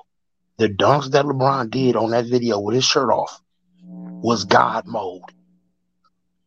It was God mode. It was I'm an alley telling you, off bro. the wall. Oh, they was practicing off the wall, bro. Go look at it, Chris.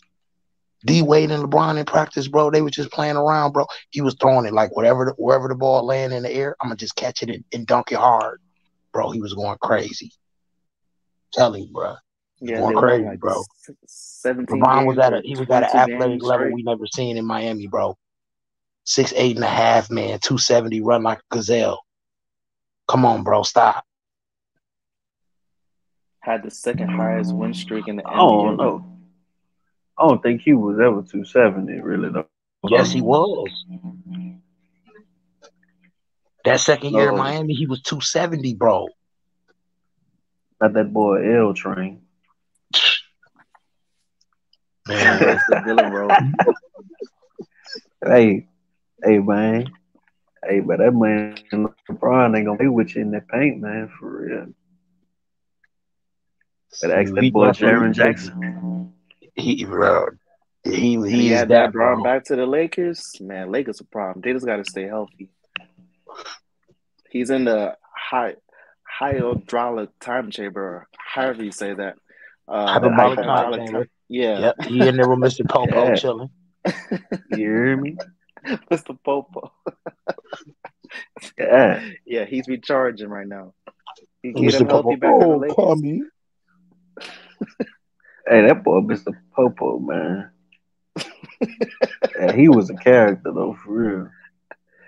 Yeah, but he's recharging, and I think the person that's gonna feel like left out in terms of like touching the ball, of course, is gonna be D'Lo. But D'Lo's a spot up shooter, so it's not gonna be that bad. Yeah, he give you a lot of space though, because he a threat from deep when he get hot. That's the thing about it. So I mean, he bring a lot of things to the table that that they need. But if LBJ come back and he ain't in with the pieces that we got, we're gonna be straight.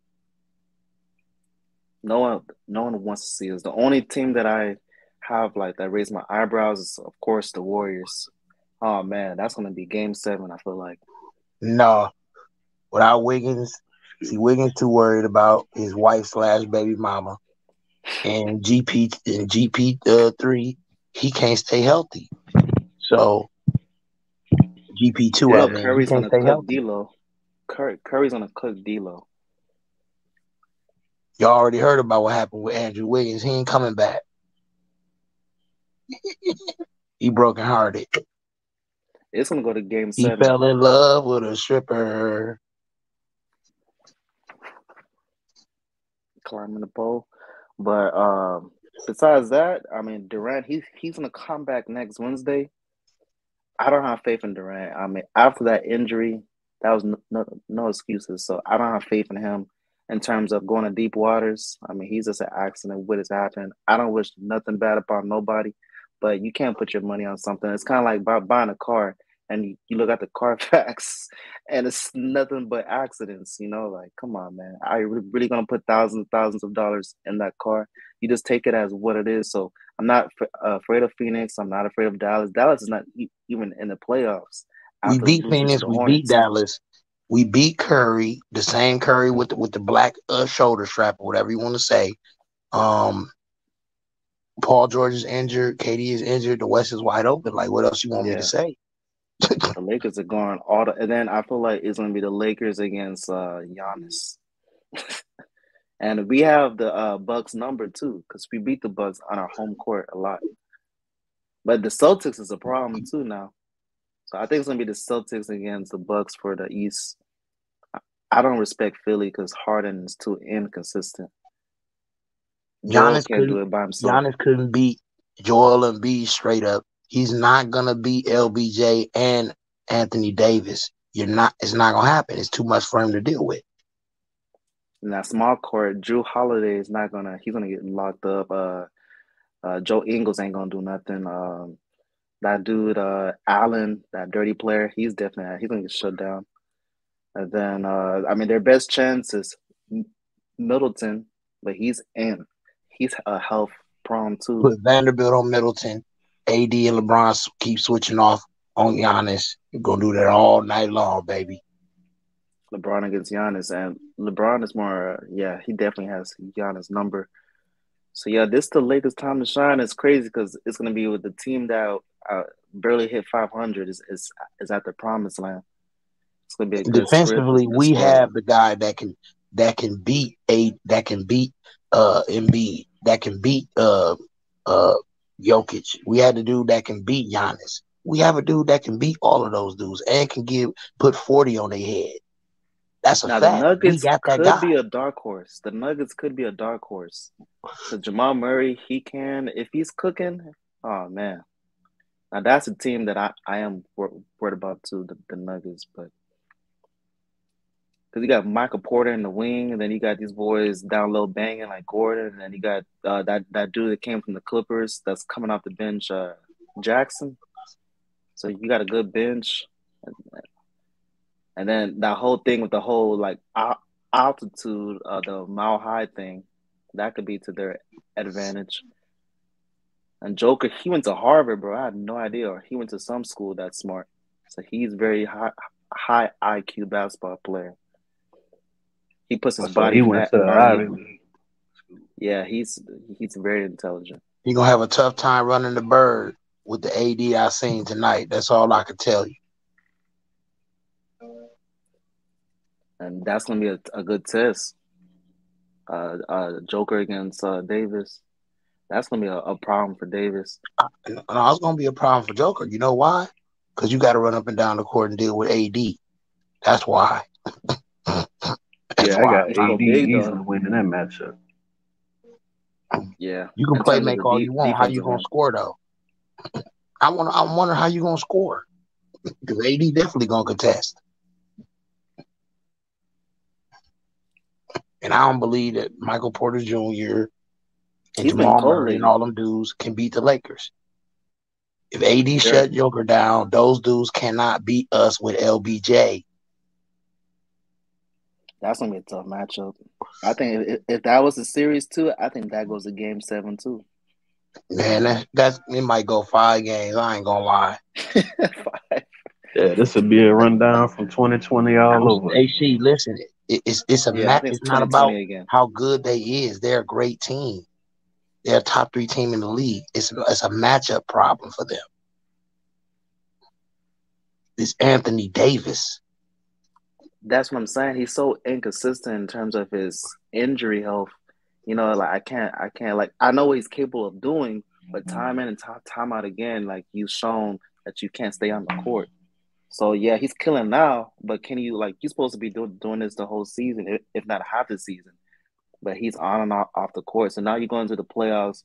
It's all the card is on the table. So players are going to do dirty plays. It's the gravity levels are increased. The last time that we've seen Davis do this is when he had help on the defensive end with JaVale McGee and Dwight Howard. But now you got people that's hurt like Bamba, he's out, and that's your best help, and Gabriel. So your help is Gabriel. So all the defensive responsibility is going to be on Davis. I don't know I, if he I can think stand the they're test gonna of grab time. another big once LeBron come back, but I think they're gonna let this ride out until LeBron come back, and then when LeBron come back, they'll add an additional big. But They got to get for the White you Howard, got to bro. understand, they traded. Listen, Hell this no. listen. I keep saying this. I keep reminding guys of this. You got to understand this. They paying Anthony Davis a lot of money. He's 30 years old. They traded a lot of players for you. They traded a lot of players for him. AC Pitts, you hear me? When Yeah, 3 or 4 guys get traded for you, you supposed to be able to carry the load like this. This is what you're supposed to do. You're a great player.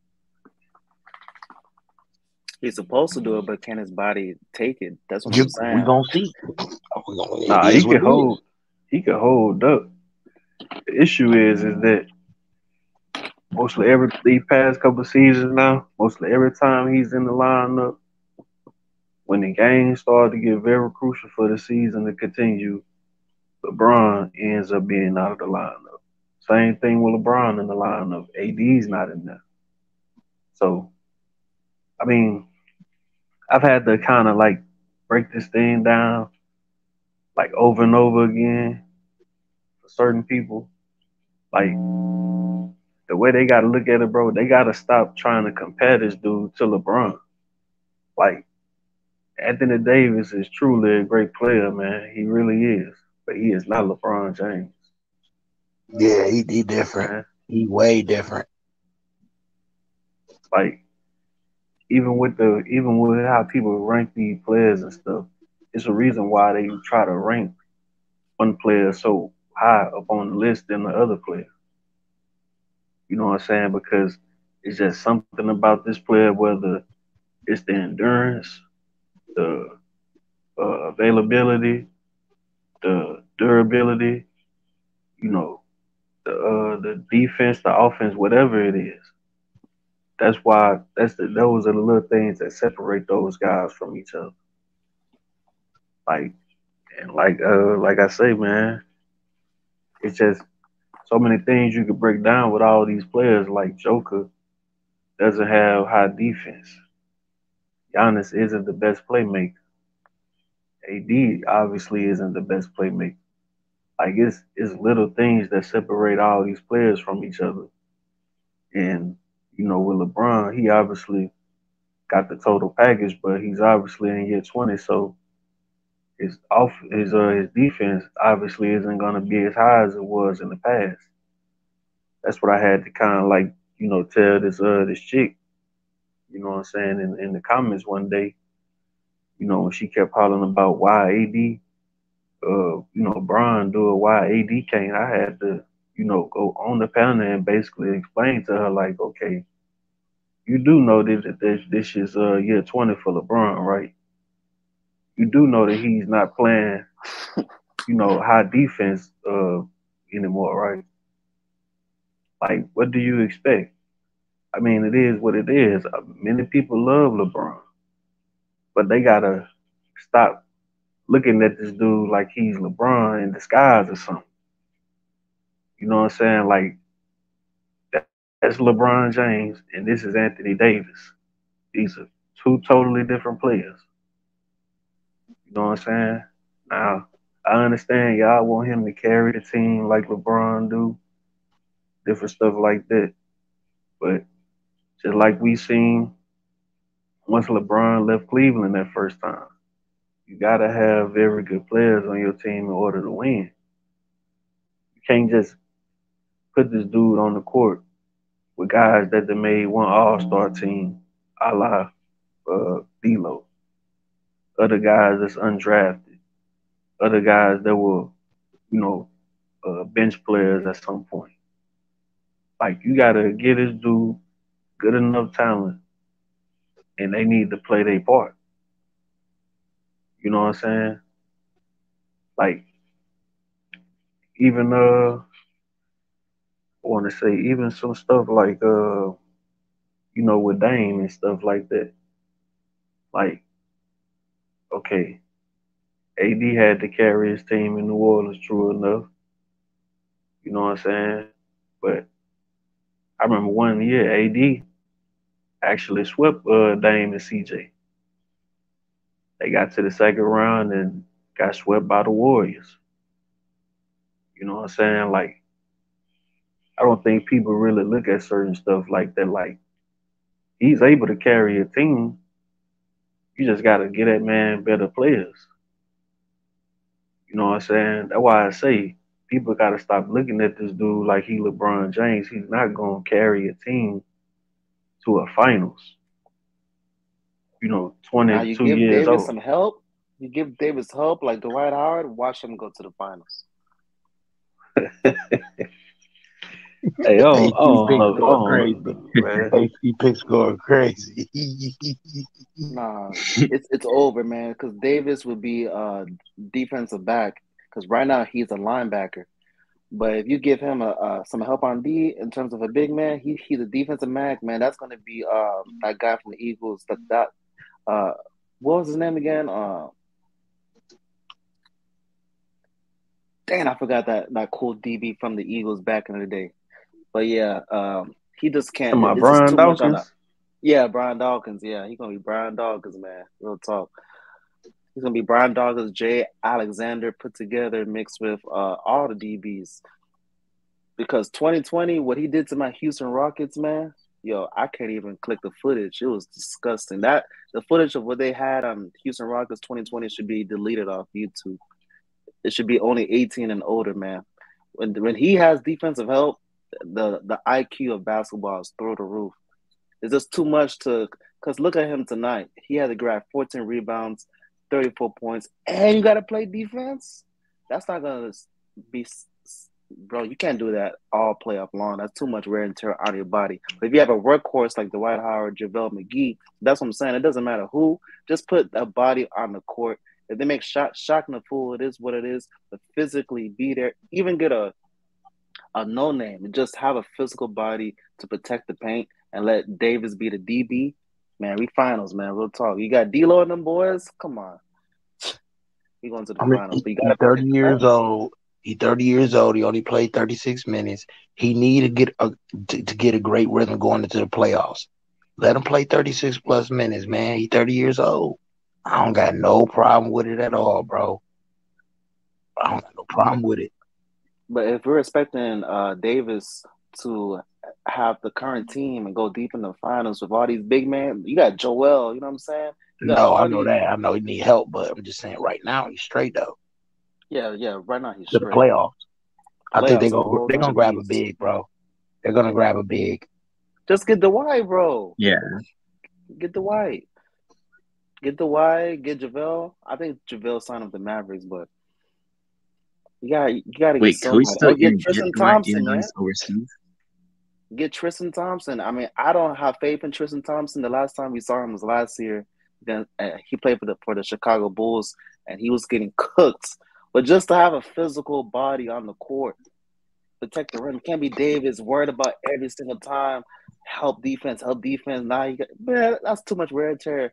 We're blessed to even have Davis as it is on the court. And I really expect him to contribute on the defensive end and on the offense. Come on, man. The guy, his 30 is really 40. It's not even 30. Like the prime is 30 for the typical guy, but for Davis, 30 is the new 40 for him.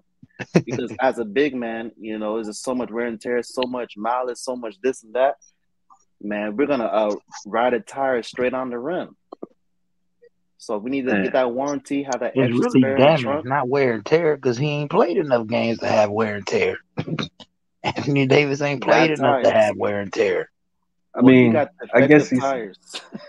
It's yeah, I damage. guess he's It's saying like damage. wear and tear because of the amount of look. He did played 11 seasons already. Yeah, but how You know many what I'm He saying? games he had played in those 11 seasons? Curry I cooked the mean, heck out of him when he was with the Pelicans. Curry cooked him, swept him.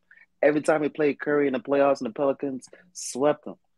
So he's a big man. So I'm he has telling you, I LeBron think James. this dude got a good 5 to 7 years dominant, man. He about to make that turn, man. Grown man strength. His body gonna get more stronger. He gonna be getting down low. He gonna be mean in business. I'm telling you. Telling y'all. Remember I told y'all. Remember I told you. You got to give Braun one more before he leaves. Get one more. Yeah. I believe if they can squeak out one this year, they can run it back next year too. Back to back. I If he think this gets year is sick, cool. then retire. Retire next year. And you got to take advantage of the If Warriors he can tripping. get back to back, I will retire. That'd be the best way to go. This is the year to get it because I've never seen the Warriors as trash on the road as they are this year. Like the Warriors never was this trash on the road. They went to Clippers home court and dominated. Man, they can't, bro. They can barely beat the Rockets. We beat them without LBJ. I don't have no doubt at all we can beat them. We can beat them 6 games. Easily. 6 games. We got to take advantage. The whole league, like you said, the whole West is wide open. Got to take advantage of this. That's how the Phoenix Suns took advantage. The Phoenix Suns had no business in the finals, and they found themselves there. So, in those type of situations, and then last year, the Warriors, that was a sweet road to the finals. They AD had his way with Draymond. He had his way with Draymond. Yeah, what is Draymond, man? He just got destroyed by Joel Embiid. I mean, he's good for the team chemistry, but in terms of guarding like an elite big man, that's the barbecue chicken. It's over. So yeah, Davis, he might as well, you know what I'm saying, get the plate empty because it's gonna be a full meal once he goes against Draymond. It's really if Curry goes off. It was so funny the way Draymond Green looked against the Grizzlies, listening against the Grizzlies when Dylan Brooks was getting mad and going on his little rant, and they had went on like they went on like a 14-2 run, bro. When the announcer said it, Draymond is just looking, he got his hands on his hips, bro. He's sweating and he breathing hard. They was getting whooped,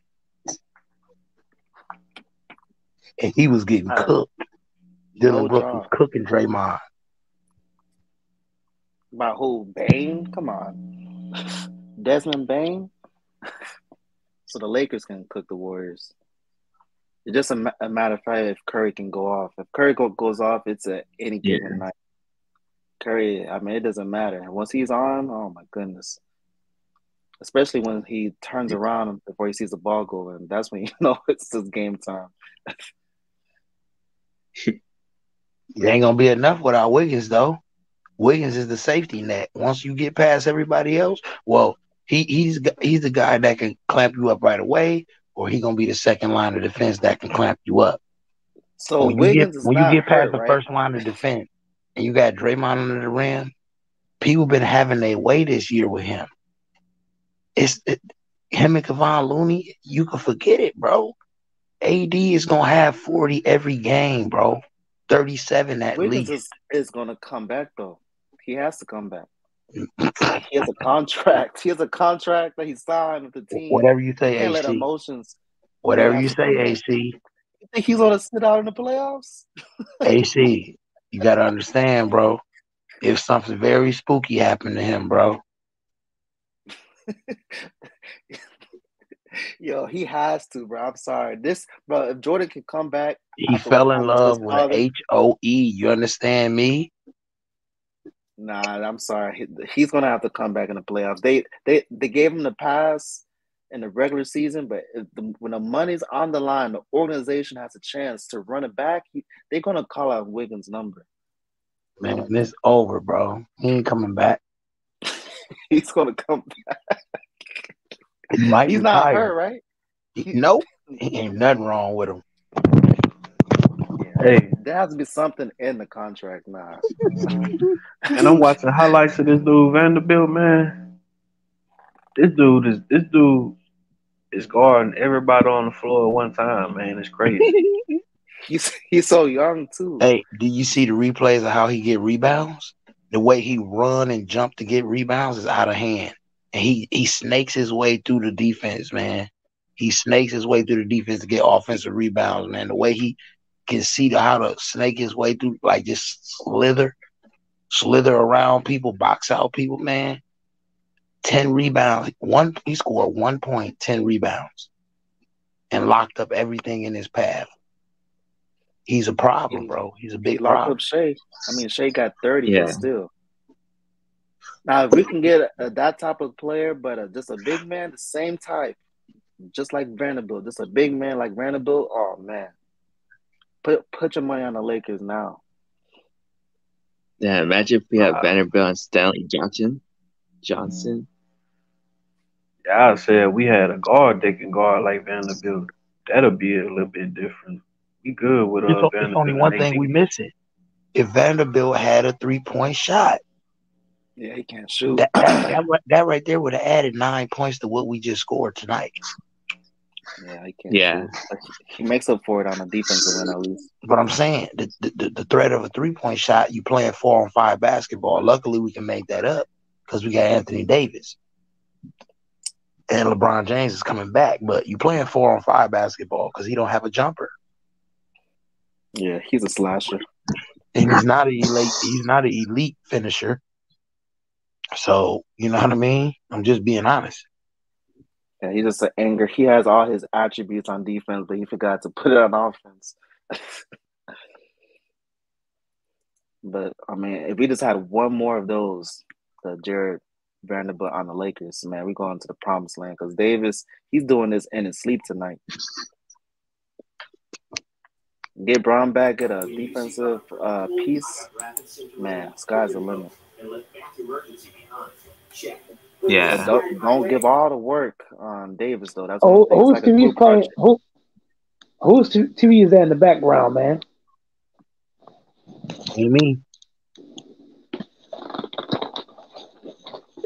I was wondering, man. I thought I heard somebody TV playing. If you got a TV playing in the background, it can be video game, but it can't be like, regular TV, man. That's copyright.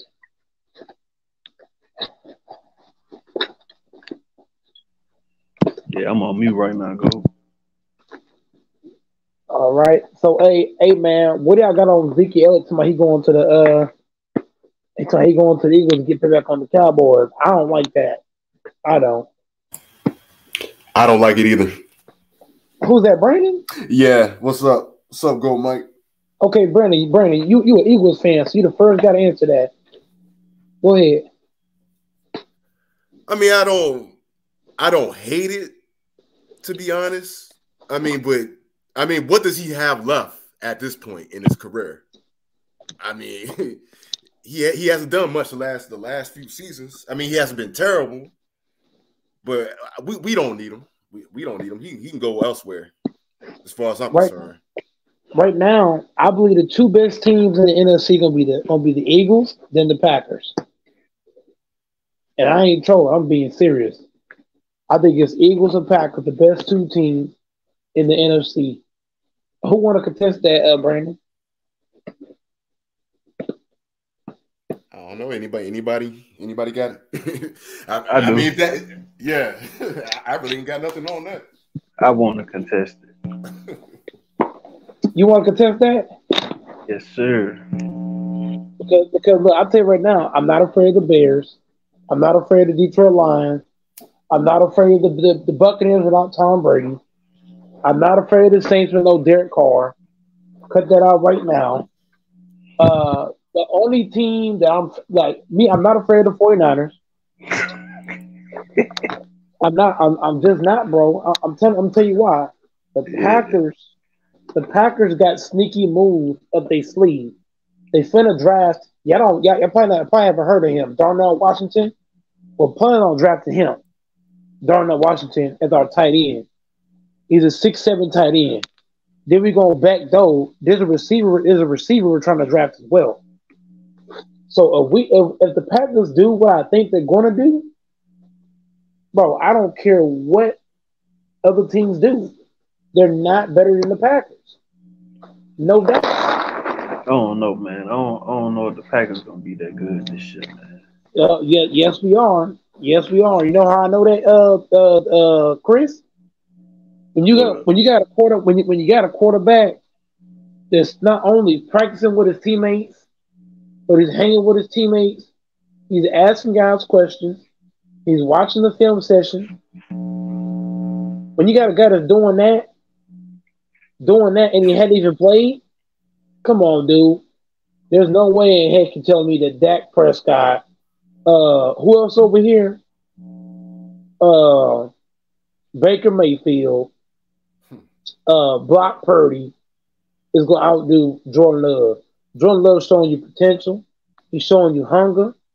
Am I lying, Brandon? Chris don't understand this stuff, bro. You don't understand? You got a point.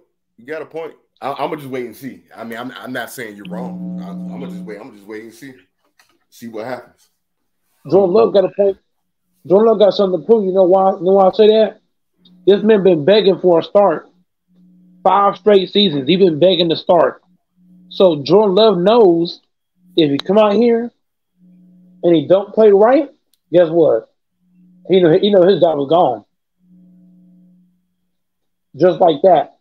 It's kind of like with Aaron Rodgers. When Aaron Rodgers come in, if he's messing up, he'd have been gone. So whenever you come to Green Bay, guys know this ain't the Cowboys. This is the Green Bay Packers. You come in here, you're not ready, you'll be gone. Wow. Good luck coming right. Don't come in hungry. All right. Was that a shot at the Cowboys fans? Go, Mike.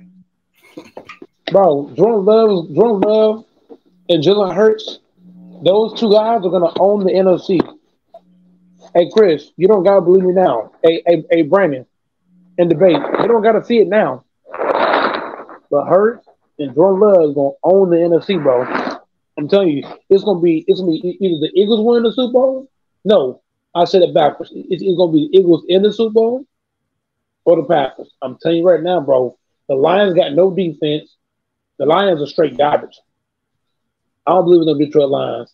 I don't believe in the Buccaneers or the Washington Redskins. Not Commanders, Redskins. I don't believe in the Cowboys. The Vikings. The Vikings. The Vikings overrated. The Niners got no quarterback. Yep. Come on now. Yep, that's true. That is it's true. It's all in your face. You're not worried about the 49ers defense? I'm not worried about them for this reason. The Green Bay Packers identity is going to change. That's going to beat the 49ers. See, the 49ers are used to playing guys like Aaron Rodgers, Patrick Mahomes, guys like that.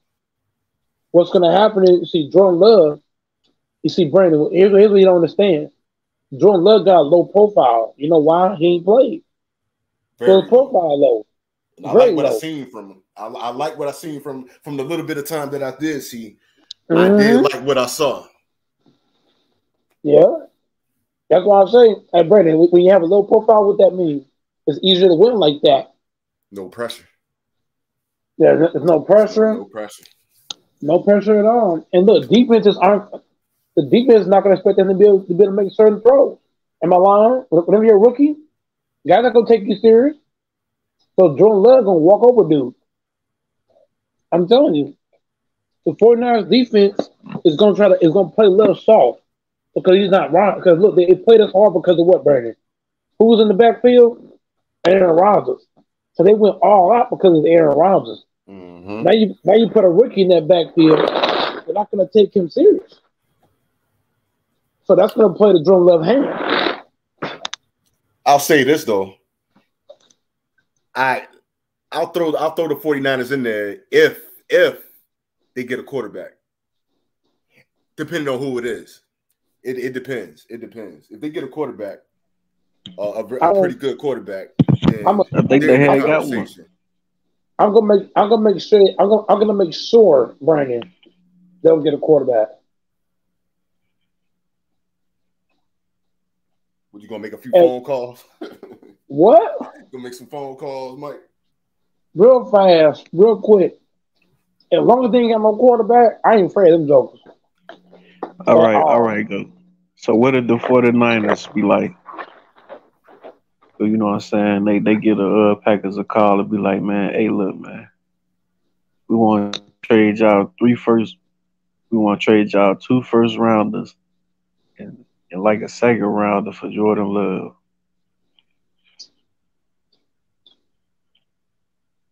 If the Packers do that, that'll be stupid. No. That'll be dumb because Jordan Love is showing me. He's showing me what Aaron Rodgers didn't show me. Aaron Rodgers never worked out with his teammates. Aaron Rodgers never wanted to build any kind of chemistry in the off season with his teammates. Jordan Love is showing you leadership, which Rodgers didn't show you. So why would I trade Jordan Love for Brock Purdy? Why would I trade him for no? No, I don't care if they offer us 5 first round picks. I'm keeping Jordan Love. I got that much confidence in him. No, no deal. If you're the Packers, no deal.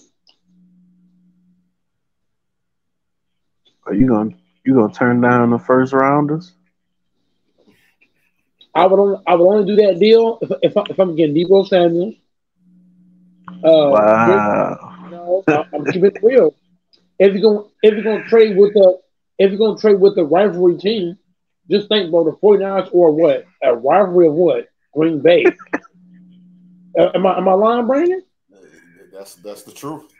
So if you trade with the rivalry, what do? You milk them out. You milk them out. For everything they got. You get everything they got. You take it. I'm taking everything. Now, who is this second player you were finna name, dude? I hope you ain't finna name Nick Bosa. I think that's Nick Bosa on that. I'm taking so look, if I get 3 picks right, I'm taking Bosa. I'm taking Bosa from your team, McCaffrey, Samuels. Who else you got over there? I'm taking all the what? Handicap them dudes, man. When you trade with the rivalry, any kind of trade involving a rivalry team, Brandon, you don't do no light trade. No dice. All right. So how about Bosa, Samuels, and they first round pick from this season? How many picks? You can get a first round and a second round. No, hell no. I want 3 first round. Wow. Yeah. I ain't playing no games. Oh Lord. 3 first rounders, Bosa and Samuels. When is the draft? What's today? I would only trade. Look, Brandon. Well, Chris will understand, right? I would only trade Jordan Love if I know a quarterback in the draft is going to be the next Tom Brady, Aaron Rodgers, Pat Mahomes. If I know he's great like that, great, I'll trade him then. But if I don't know for sure, I'm keeping Jordan Love. I mean, it's You think Jordan Love is trash? Hey, you know what's crazy, Chris? If Jordan Love lead the Packers to the playoffs, Brandon, you heard me tell him, right? When Jordan Love lead the Packers to the playoffs, I don't want to hear no trash talk on Jordan Love, man. He's going to lead us to the playoffs. I'm telling you right now, all we got to do is draft Darnell Washington. Everybody know who he is. He's a top prospect in the draft. If we draft him, get a receiver, Leo's taking us to the playoffs. First year going to the playoffs. I mean, he'll probably be a really good quarterback, but I don't think he's gonna be better than Rodgers. He's already shown he's better than Rodgers. Wow. Right now, he's some. So you saying for his age right now? I think he's better than Rodgers right now. Okay, I think he's better. Hold on. I'm taking Jordan Love right now over. Look, Aaron Rodgers' first year in Green Bay. I'll take Jordan Love first year over Rodgers' first year because when Rodgers came in, yeah, he was talented, but he wasn't like training with his teammates. He wasn't trying to build more chemistry in the off season. Love doing that. Love, I heard for Alan Lazar, Rodgers is hard to reach in the off season. I can believe it. But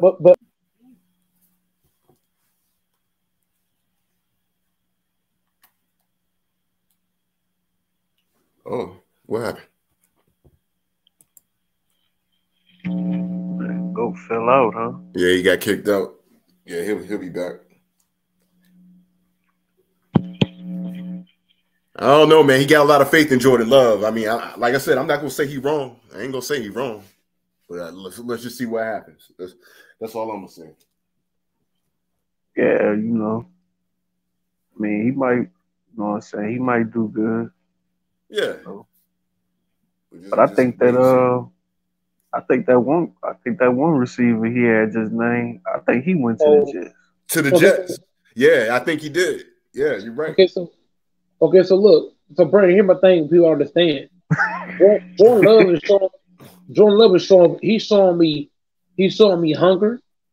He's showing me that he showed me that he talks to his teammates and asks them what he wants the ball and asks them these kind of questions, which Aaron Rodgers don't do. He's also Jordan Love. I don't believe he'll be a guy to blame his teammates when he loses, which Aaron Rodgers is known for doing that over his career. So when you talk bad about your teammates after a loss, you make guys not want to play for you. You know what I mean? Guys will play for you, but they'll half play. You know what I'm saying? And Jordan Love is showing you a different dimension. So right now, guys like Chris and other guys, Brennan, is down Jordan Love. But Jordan Love is showing you he's not afraid to throw the ball down the field. He's got a lot of confidence. He's already working on his footwork. You know what I'm saying? He's training with quarterbacks like Peyton Manning, one of the greats. You know, Joe Montana.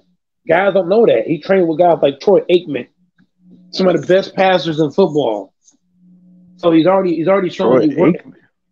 Yeah, he said it. He said he trained with Troy Aikman. He trained with Joe Montana. He trained with guys that are greats. Peyton Manning. What? You saying Troy Aikman one of the best passers of all time?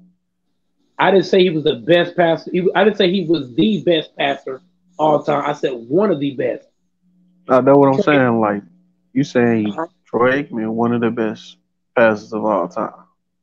I said one of. Big difference. I don't know about that one, go. Well, Trey was in the top 10 all time. It's like a 50-50 thing. Some people might not think he's like a great passer. Then I've heard that go both ways for when it comes to Troy Aikman. So I guess it depends on who you speak to. Troy Aikman might not be everybody's favorite. Yeah. But he is one of the greats when it comes to throwing that football. Guys can't just overlook that. Troy Aikman is an elite quarterback. Where do you think he's top 10 or top 50? He's one of the elites at throwing the ball. And he is a special talent when it comes to throwing the ball. Throwing that ball and putting it on the money and making accurate throws. Accurate. I also brought up Peyton Manning, a guy that won not one, not two, not three, not four, but 5 MVPs. He also trained with guys like I forgot who he trained with, but he's trained with a lot of different dudes, picking their brains and learning the game. But right now, I'm not gonna get into it though. I'm just gonna sit back and let everybody hate on Jordan Love. And look, when the Packers go to the playoffs, I'm gonna sit back. I'm gonna laugh because this kid got talent. He got a lot of skill. I'll be at work battling all day long on Jordan Love. I've seen a lot of guys come to Green Bay, and Jordan Love's he's the first new quarterback I've seen come on the team and actually ball out. Because Green Bay's had plenty of quarterbacks. Don't get twisted now. We've had a lot of bum quarterbacks. I was like, oh my God, here we go. You know what I'm saying? But Jordan Love, the way he's moving, the way he's training, he's working hard, he's hungry, he's dedicated. So I'm gonna let Chris sit back and enjoy the ride, Brian. I can't wait till the season starts. Jordan Love can show people what he about. Man, I can't wait. I can't wait either because a lot of people they don't think the Eagles. They think we're gonna take a pretty huge step back because we lost some players, but they're not focusing on the moves that we made to replace those players. So I can't wait either. I'm gonna stay quiet. That's what I'm saying, Brandon. It's gonna be 2 teams owning the NFC: the Eagles and the Packers. Man, the Saints is gonna take over the NFC, Man, stop it. Derek Carr is garbage. Don't do that. Don't do that. Derek Carr is garbage.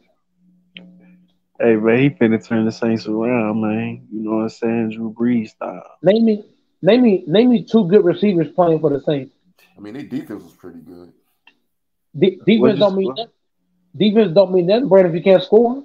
Yeah. I mean, you know. Name me the receiver. Name me two good receivers playing for the Saints. I'll wait. Michael Thomas. Okay, Michael Thomas is okay. One guy. He all right. He's not elite, but he's all right. Okay, keep going.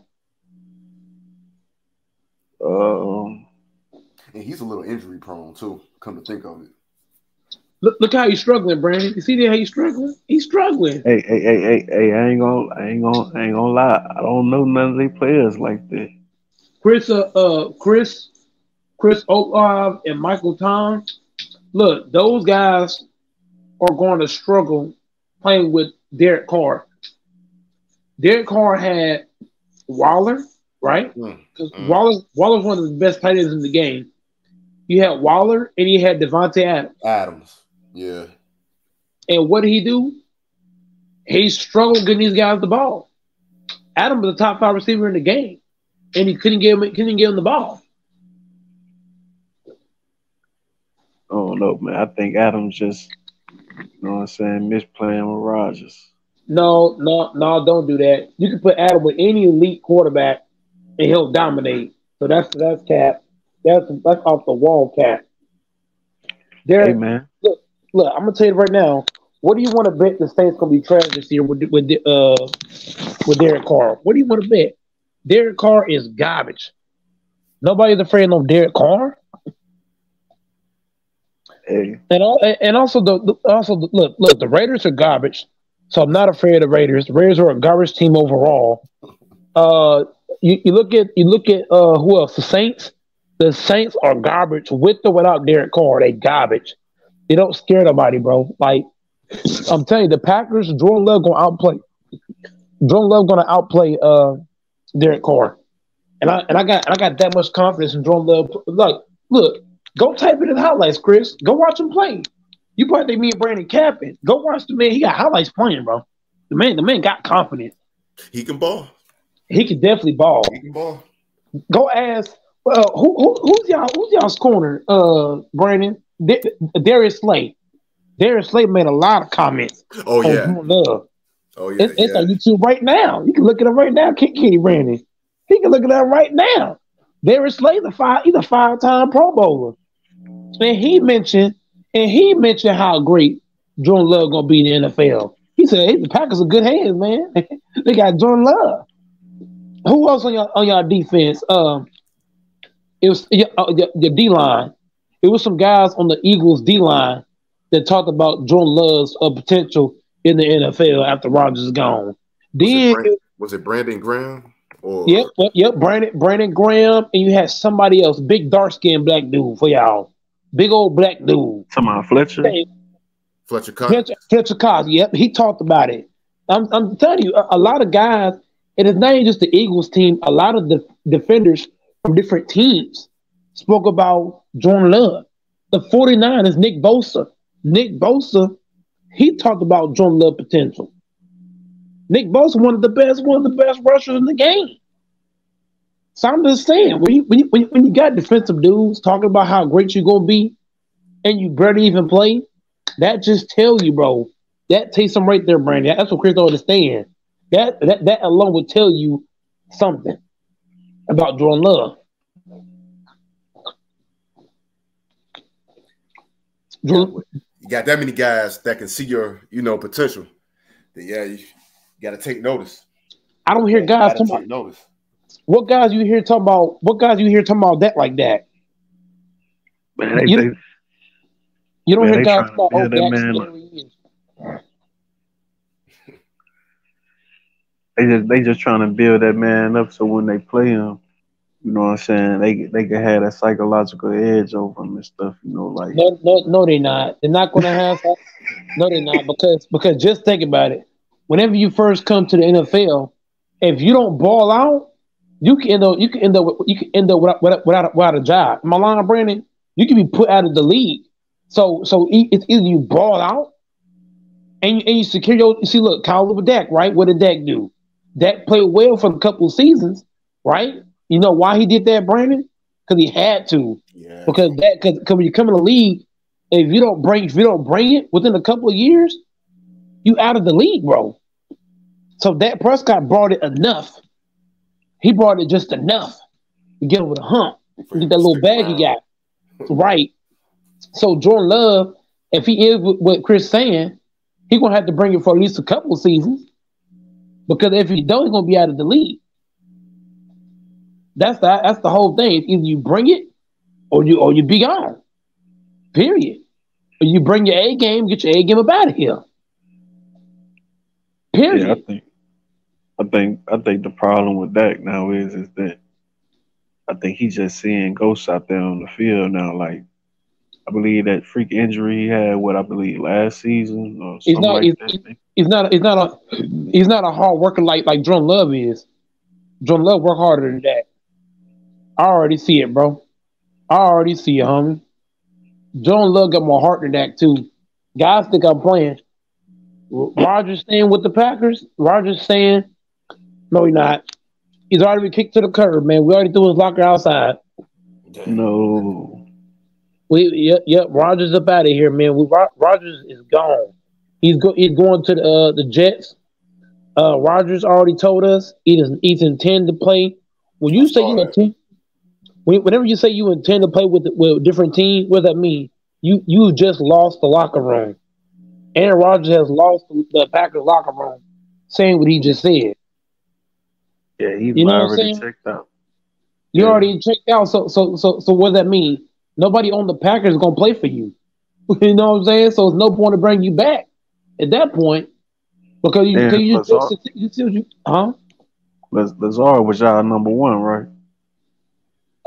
Yeah, I guess you can say that. Yeah, he's already went to the Jets. Oh yeah, so you know what's about to happen. Man, Aaron Rodgers shut the league down, bro. That's crazy. I'll tell you right now, man. Aaron Rodgers gonna sit down for like a year or two, but then the Packers gonna come out of nowhere and go against the Eagles, try to go to the Super Bowl. And a matter of fact, I can tell you who the Packers are trying to draft. I'm about to tell you. It's a black dude. I can't get his name down, and it's not Addison. It's not him. It's somebody else we're trying to draft. But I can't get his name down. I see it on a Packers post. Let me find his name. Position player. He's a receiver. He's a really elite receiver in the draft. He's cold. He's cold blooded. This dude's certified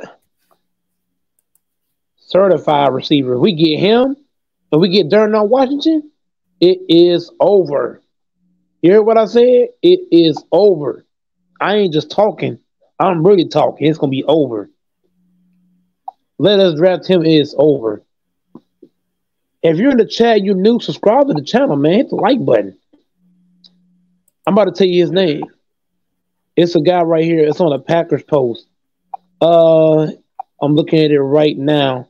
He wears number 11 for Ohio State. No. Once, I think it's 11 for Ohio State, or I'm looking at. Let me start to find his name. He's a wide receiver. Wide receiver. He plays for GSN. Okay. I think his number is number 11. If we draft him, I think his name is it's jersey number 11. So look up 11. He played for GNC. If we draft him and Darnell Savage, it's over. Hey Chris, it's gonna be over. He says it's a wrap.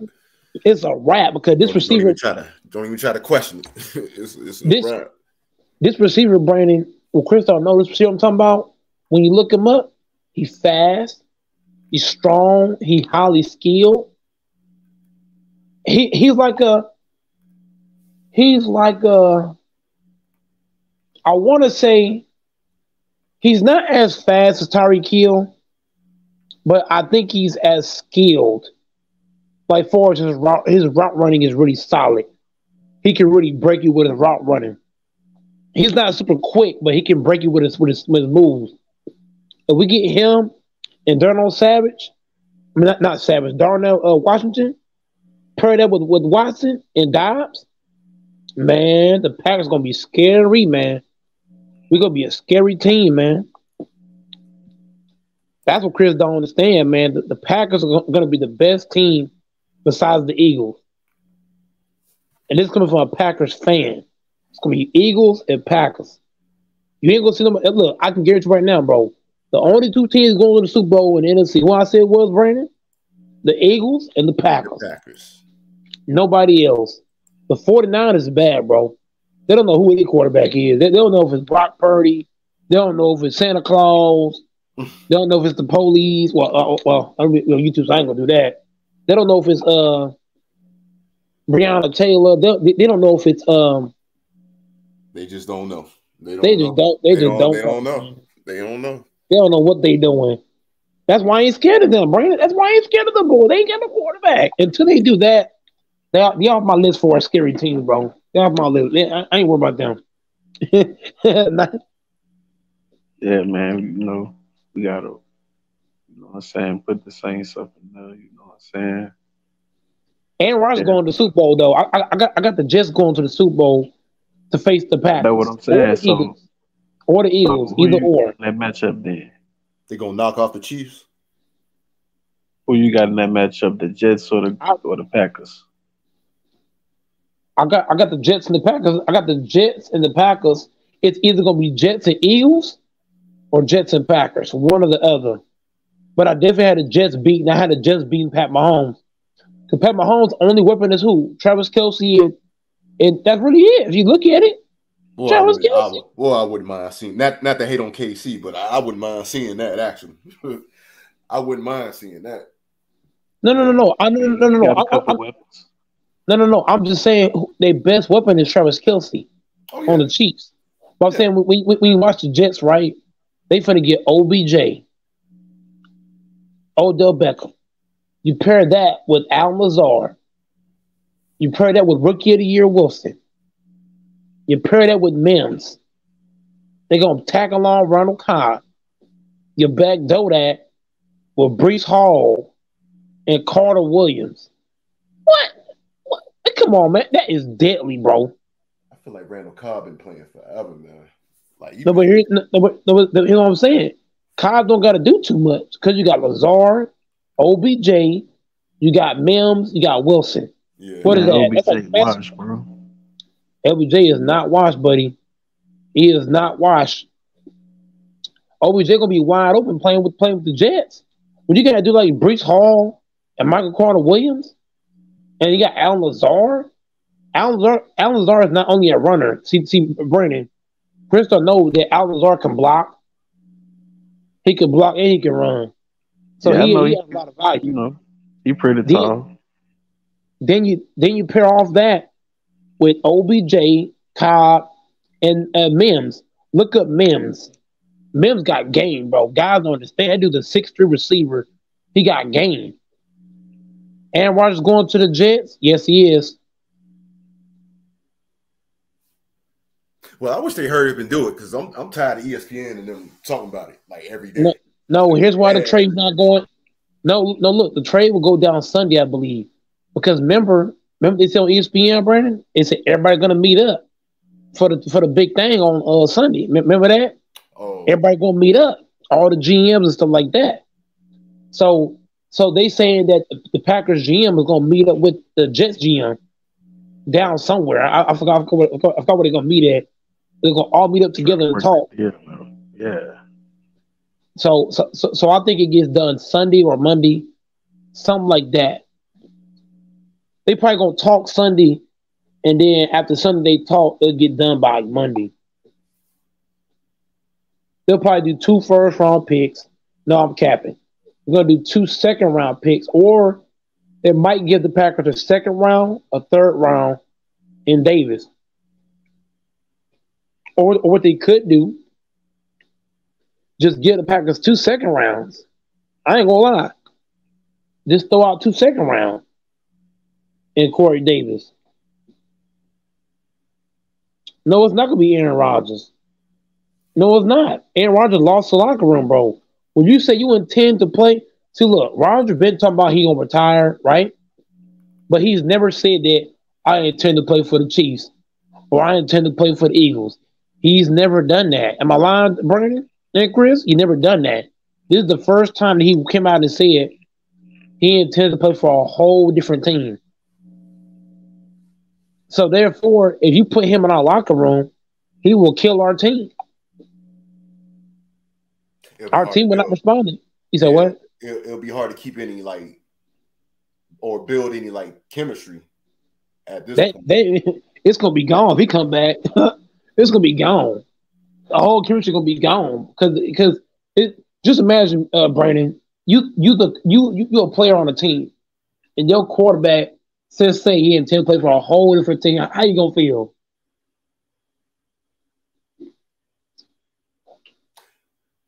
Not good. That's for sure. You gonna want to play for that quarterback?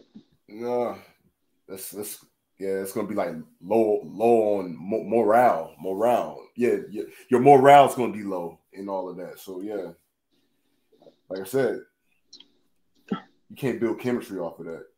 Yeah, that's broken.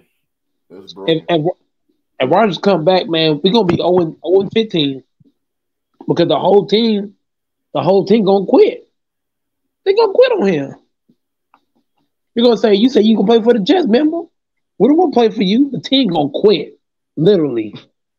I mean, why would they quit? I mean, the organization kind of gave up on them in a way, also. No, they didn't. The organization did not give up on the Packers. They gave up on Aaron Rodgers, as they should. I'm tired of Aaron Rodgers' drama. That's what I'm saying. They gave up on him. No, but here's the thing. But you're missing my point, though. If Rodgers comes back, if the Packers allow him to come back, they're stupid. You don't allow this man to come back. After what he just said, no, you can't. You can't do that, bro. After what Aaron Rodgers just said, you cannot bring that type of stuff in your locker room. No dice. No dice. And Rodgers said he trying to stick it to the Packers, man. They gave up on him too quick. No, he didn't. No, he didn't. He bro, Aaron Rodgers, look, Aaron Rodgers had one of his worst seasons ever. And you're saying we get up on him too quick? Brandon, you hear this nonsense? This man had one of his worst seasons. Go look it up right now. Aaron Rodgers had his worst season of his career. I want him gone, bro. Look, Aaron Rodgers had one of his worst seasons. Goat, I can't believe the stuff you saying right now, man.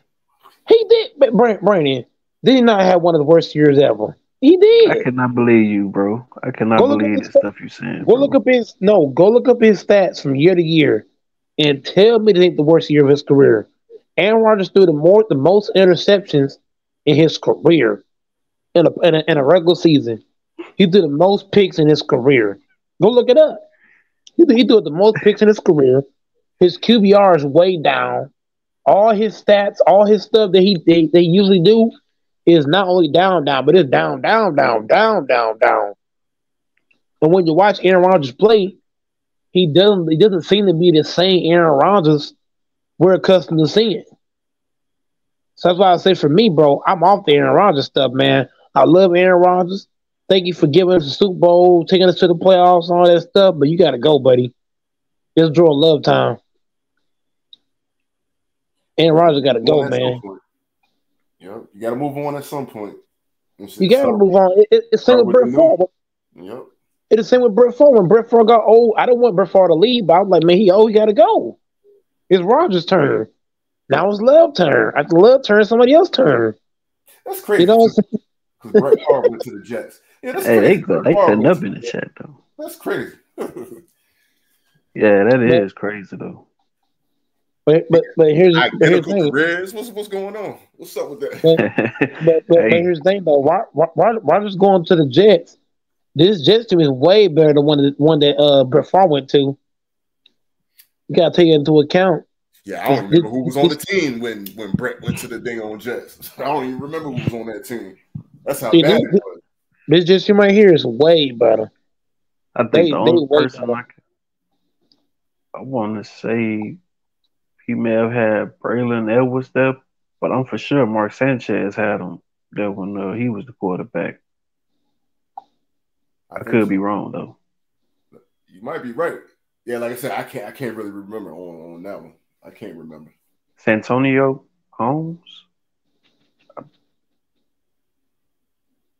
Yeah, it's kind of skipping my mind a little bit because he wasn't there very long. Yeah, it was a short time. Yeah, they're not gonna look. The New York Jets are not gonna bully them for Aaron Rodgers. All the Packers want is draft picks. We don't even want players. We just want picks. Man, this is crazy, man. It's gonna be an interesting season. Like I said, Dante in the chat. Man. We want the picks to help out Jordan Love. Because I can't wait to Jordan Love prove people wrong, bro. Man, I just can't wait to see. Look, the Eagles gonna be like 12. No, the Eagles gonna have 12-3 or something like that. Packers gonna be like probably like 10-5 or 11-4, somewhere around there. I can see the Packers and the Eagles being top 2 in the NFC. So I got in the NFC, it's gonna be Eagles, then the Packers. After that, the 49ers at 3, at 4. See, I ain't gonna go that far. I'm gonna go top 3. Eagles, Pack, and then Niners. AFC gonna be Chiefs, Bengals. If Rodgers go over there, it'll be Jets. But I think the Jets can beat anybody in the AFC with this loaded squad they got. They can beat anybody. Then we got to see what's going to happen with this whole Lamar Jackson thing. We don't know if he's going to stay in Baltimore or we don't know. Man, he's staying in Baltimore, man. If he was leaving, he'd have been left. Wow, come on now, dude. No, I'm keeping it real. So he gonna stay on his team, but you don't think Aaron Rodgers gonna stay? No. Here's the difference. Here's the difference. Lamar Jackson didn't come out on live air and say, "I intend to play for this team and that team."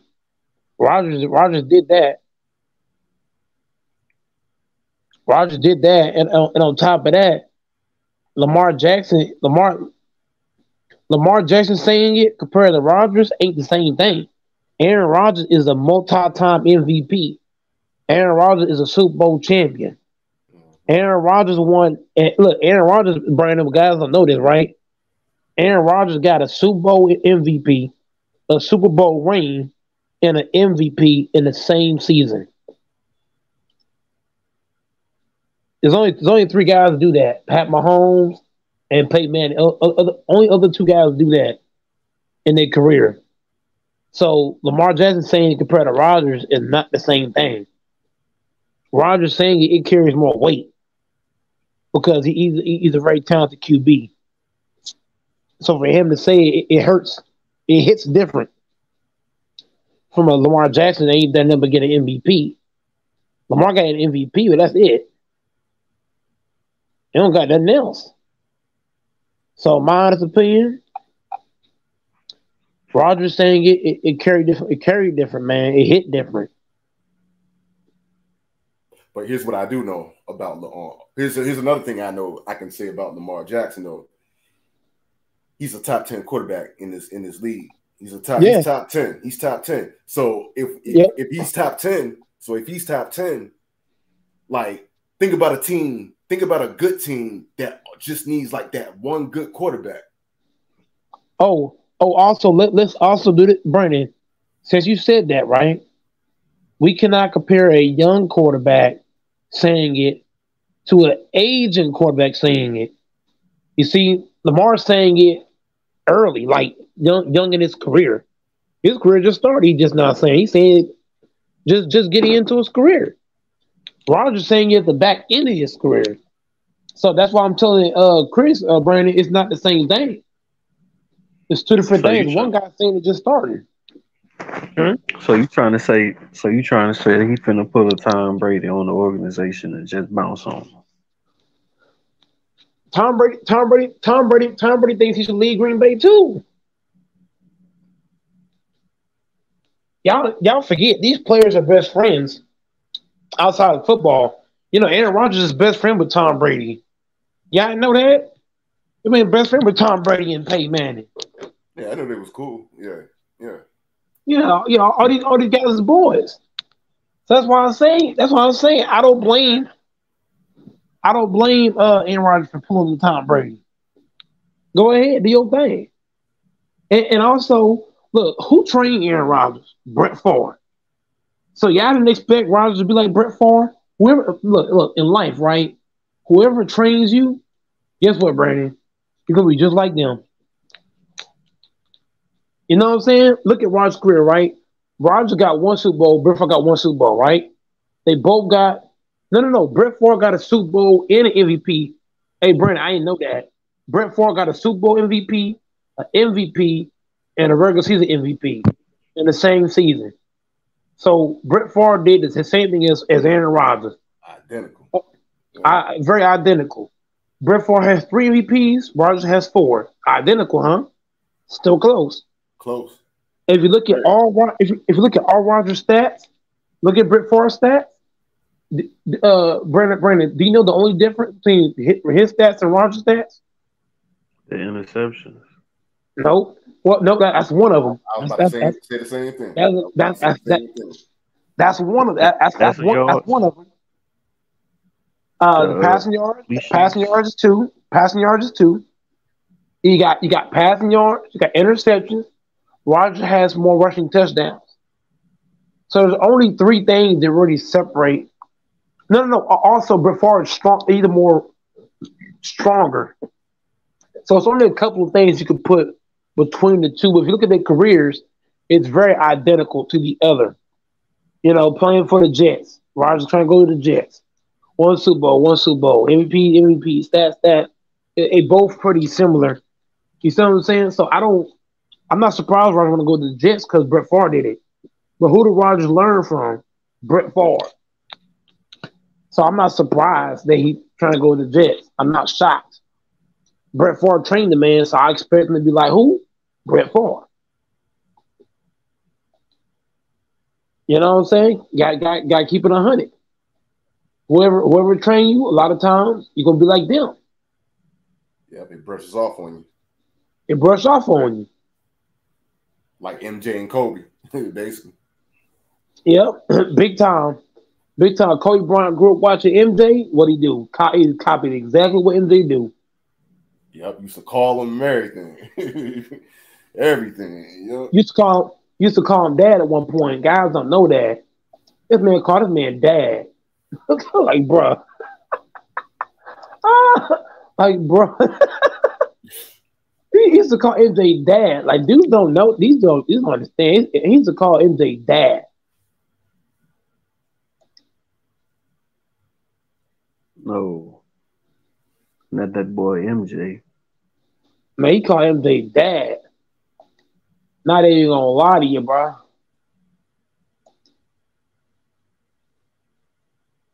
Yeah, MJ about to move around now, man.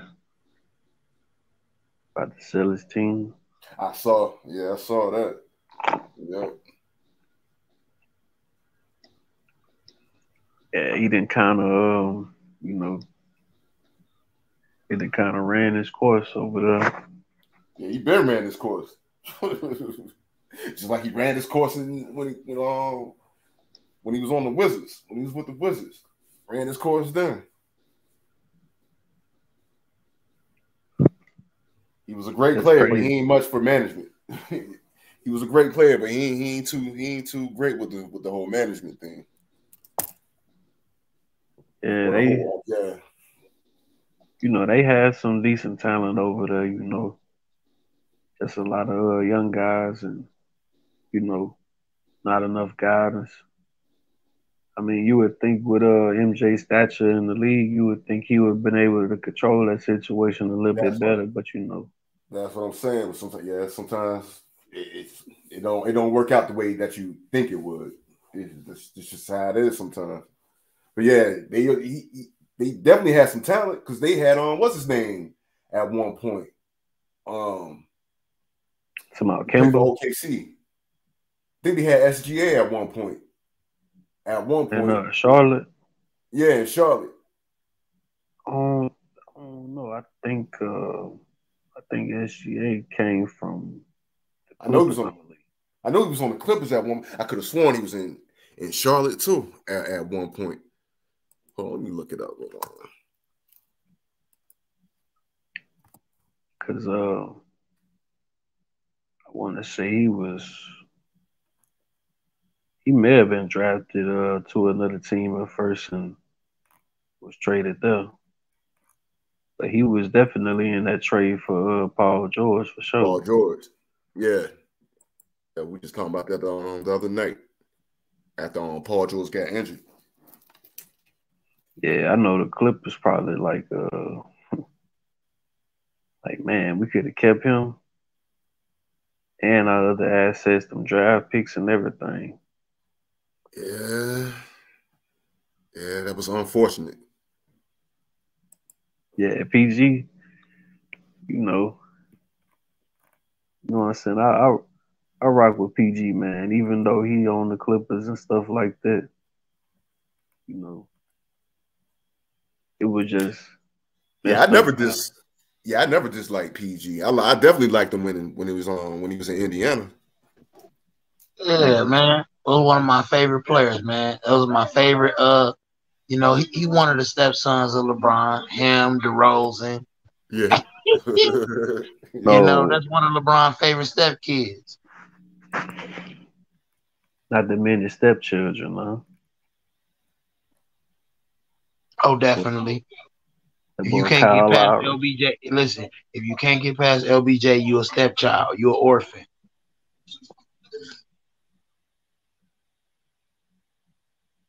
Dang.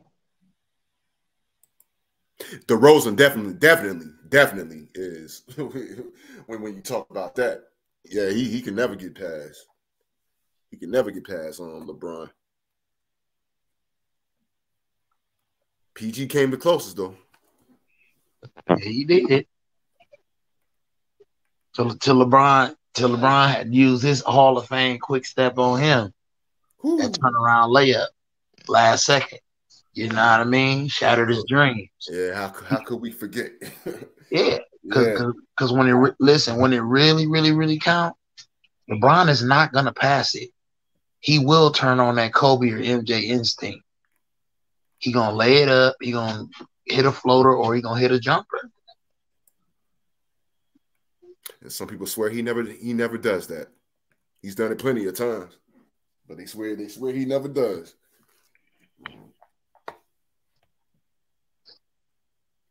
I said Paul George had a great highlight dunk, where he got past him and dunked on Chris Birdman Anderson. LeBron highlight is what won him the series. Remember that. That separates very good from great, all time great.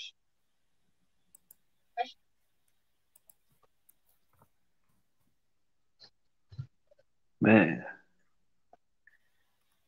Yeah, LeBron is something else, man.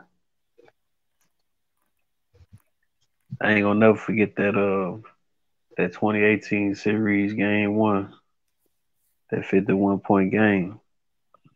I believe that was like one of the first times I ever saw a game, and I was just like, man, because you know how the whole narrative was going, Golden State's too overpowering, KD, Steph, and the rest of those guys, they were gonna sweep them and stuff like that.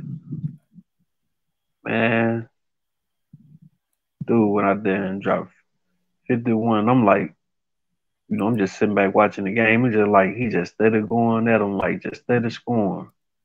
Even after somebody poked him in the eye, I want to say that probably was either like Draymond or one of those bigs, I believe. LeBron out there KD, playing one eye. KD said it himself. That LeBron was the best LeBron because he had to put up more shots and he really had to make up for whoever didn't score to counter what Golden State had going on. They didn't have a sliver of a chance without LeBron. That dude was putting up a lot of shots per game and he was making them, man. If he want to be like Kobe or Jordan, he can be. But that's just not who he is. Who he is. He like to win. He like to win a different kind of way. He kill you a different kind of way. But if he got to kill you like Kobe and Jordan, he can do that too. And he can do it better than them dudes. Why? Because he's bigger, faster, and stronger. And he got a better basketball IQ.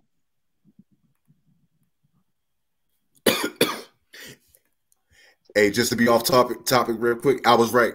On SGA, he was drafted by Charlotte, and then Charlotte traded him to the Clippers on draft night.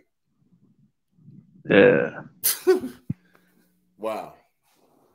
It's crazy. I was wondering, when we were just talking about it, I was wondering why it didn't really seem to make sense. Like, I never seen him take the court for Charlotte. But you know what I'm saying? Good looking out though, Brandon. Oh yeah, no problem. I could have sworn he was drafted somewhere else. I was like, hold on, let me look it up. Man, and then He's I saw a baller, though. He's a baller for sure, man. I like him too. Yeah, I saw a little graph today where they were showing like from year 1 to year 5 progression. And they was basically comparing his points per game to Giannis. SGA is averaging 30.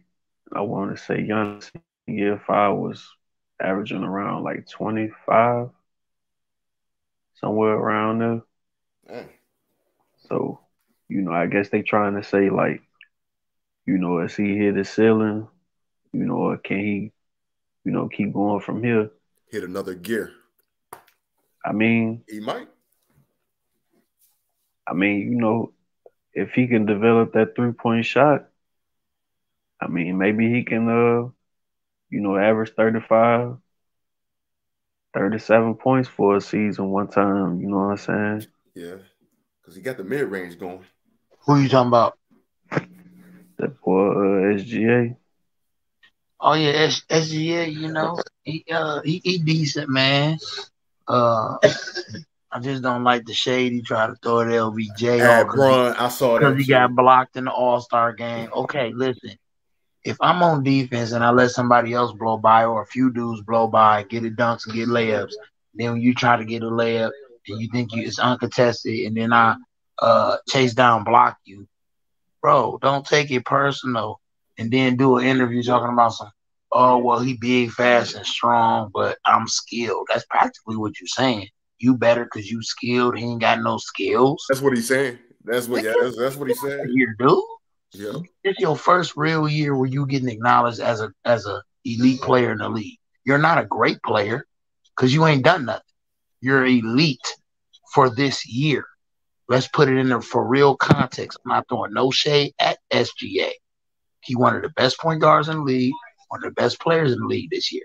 But you're not great. You're elite this year. Calm down, young dog. Calm down.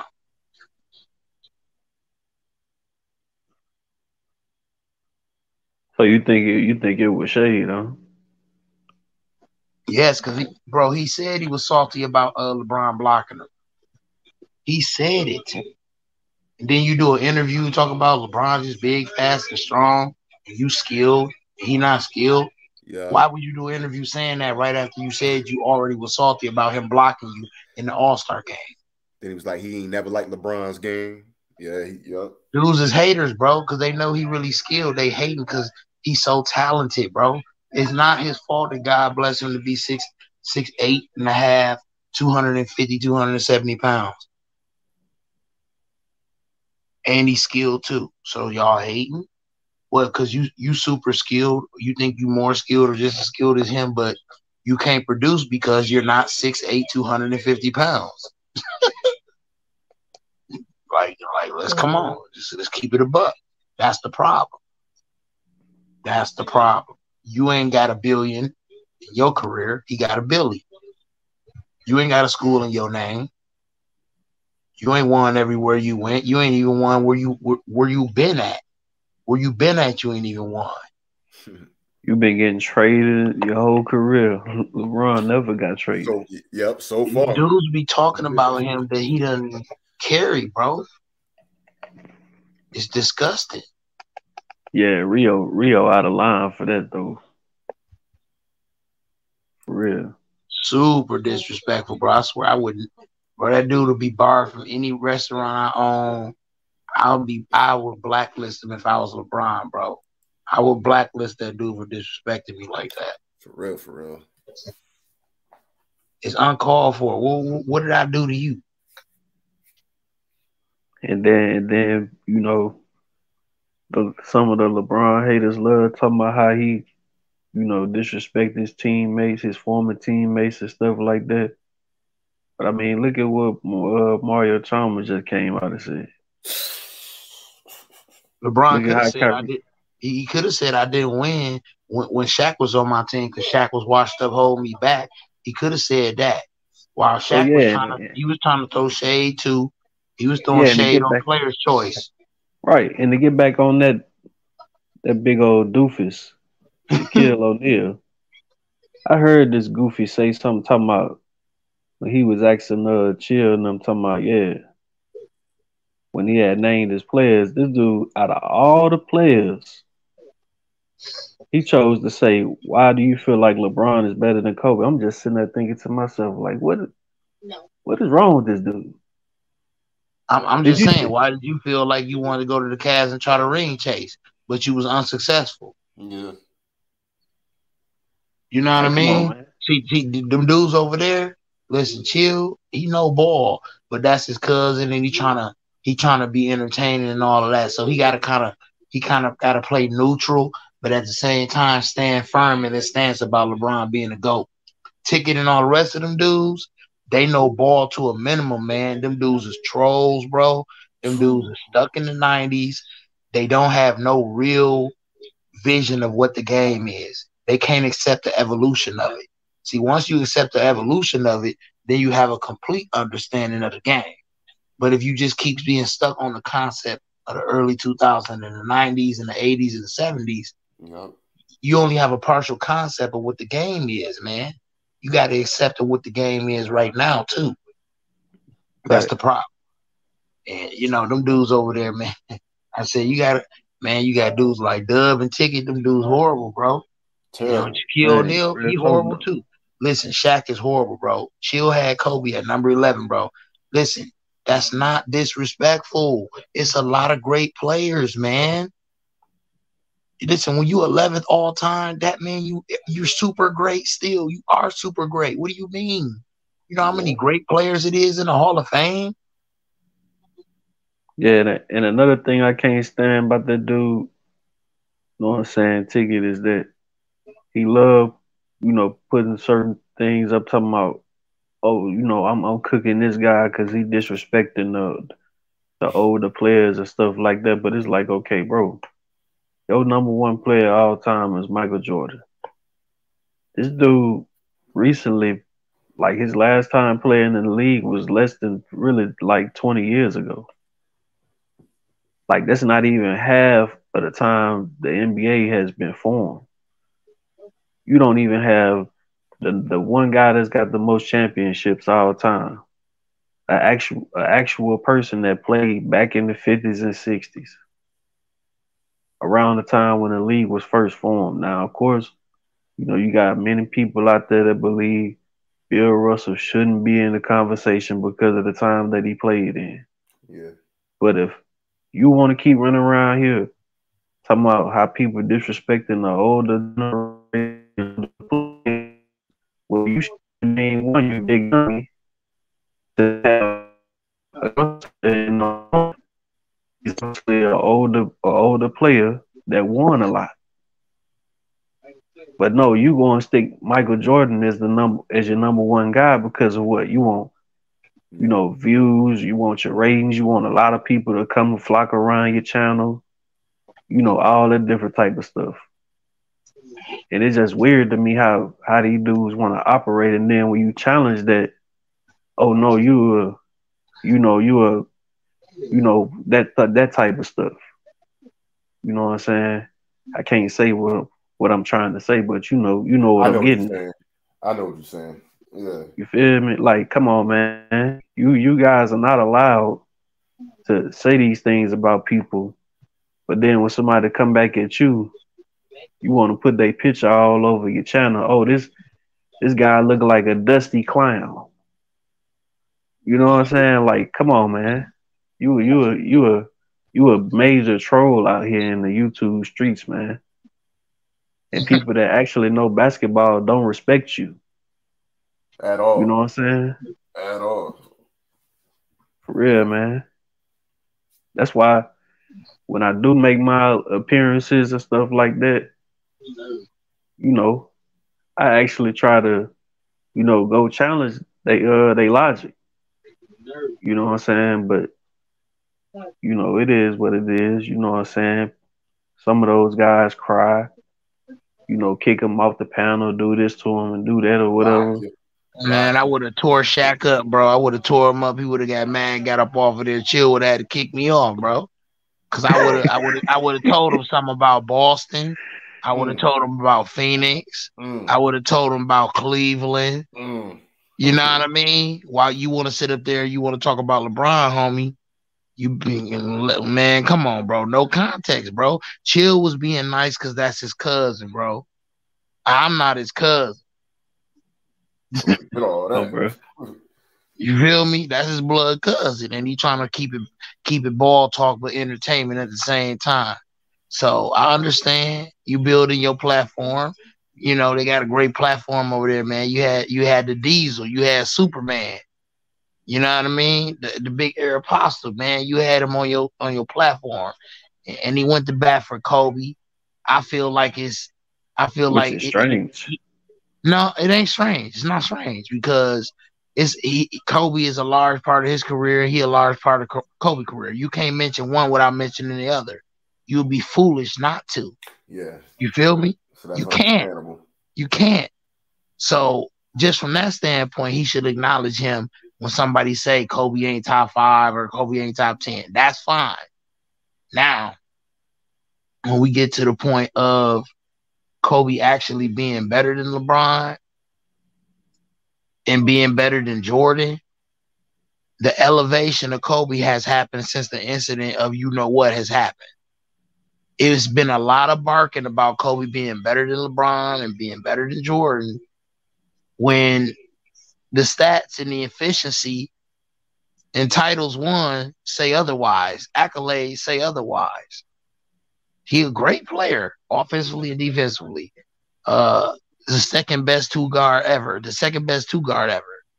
But when I look at all the great players of the game, for me to just say, the dude that's second, he's second all time to his position, I'm going to put him in the top 5. I can't do that, bro. It don't make sense. When you come in second at your position, I can't put you top 5. I can't. It don't make sense. It only could be 5 people. Not 6, not 7, 5. When you say top 10, then we talk about 10. Top 15, we talk about top 15. When I say top 5, this is my top 5, and it will not change for a long time, probably. For a very, very long time. In any specific order. But I'm going to put LBJ at number 1. LBJ at number 1. Jordan number 2. Steph Curry number 3. Tim Duncan number 4. Shaq number 5. These players were super duper dominant. They changed the game. They put up stats. All of them had at least 3 titles. All of them has been MVPs, final MVPs. So they checked off all the boxes and they all changed the game. Kobe copied a guy. He did not change the game. I'm just saying, no disrespect. I repeated that, man. He's one of the greatest ever. He didn't change the game. Curry changed the game. LeBron changed the game. Jordan changed the game. Shaq changed the game. Tim Duncan changed the game. Wasn't nobody being elite like him and taking pay cuts. No.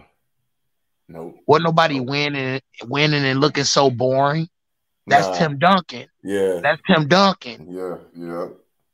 He changed the game. Dudes don't know ball. Yeah. I'm kind of starting to see a little pattern with how certain people had a list. I mean, I wouldn't say a lot of people have Shaq in their top 5, mainly because I believe a lot of people still look at Kareem as possibly being the best center of all time, and definitely Steph Curry. I think a lot of people still look at Magic as being the greatest point guard of all time. But I will say this though. Magic, Jordan, LeBron, Tim Duncan, and Kareem, it's okay for to name those guys for the number one player at their position. But then when you say, okay, well, like how some guys say Kobe better than LeBron. Okay, if that was the case, then you should have Kobe as the greatest shooting guard of all time. Then you can make that argument. But you know he not. You know he not though. Only a Kobe fan would say he better than Jordan. But a basketball, somebody that just love the game and want to be for real and unbiased, they know what's up. You feel what I'm saying, Chris? I'm sick of that, bro. I'm sick of it. Okay, when Jordan died, I guess he just gonna automatically be the greatest, right? Because he dead. It ain't gonna be no argument because he dead. You ain't gonna be able to speak on him or nothing. I hate to see when Jordan died, bro. I can't wait.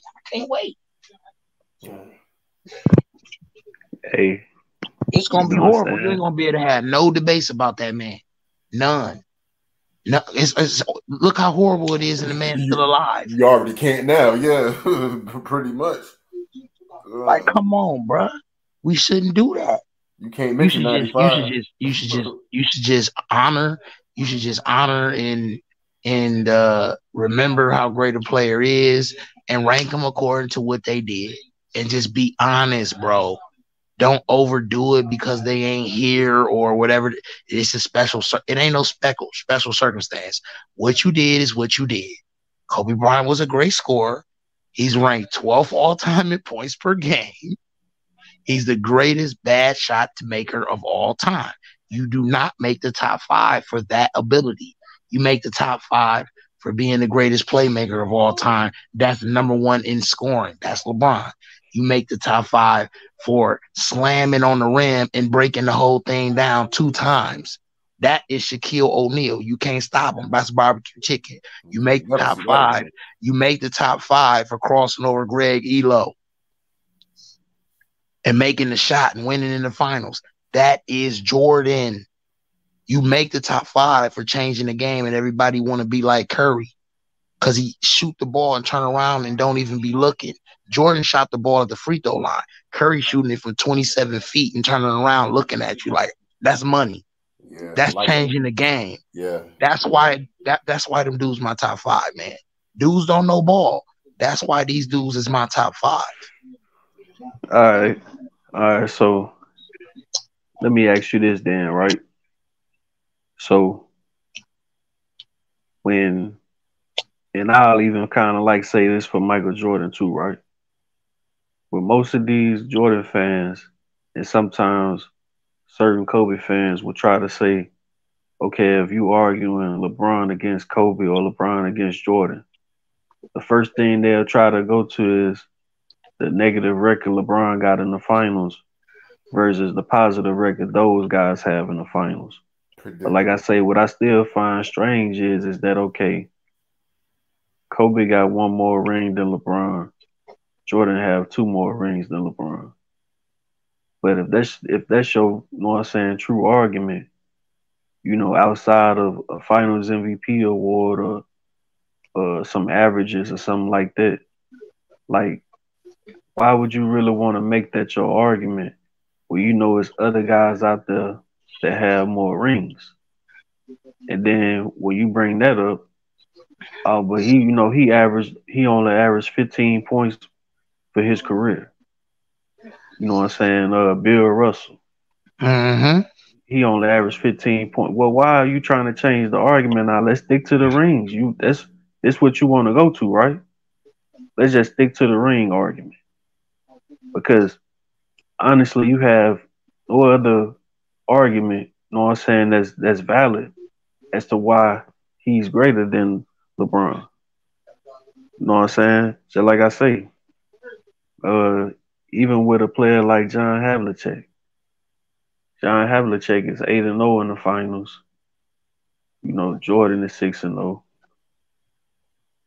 The only thing Jordan really have over John Havlicek is points all time. Havlicek got more assists and more rebounds, like total. And more rings too. I ain't never heard Yeah, nobody bring that up. And more yeah. rings too. You know why they won't? Because they want to keep running and pushing the narrative of guaranteed Jordan is the GOAT. They don't want you to dig deep and try to be a man and individualize yourself and value your own intelligence and go see about it yourself.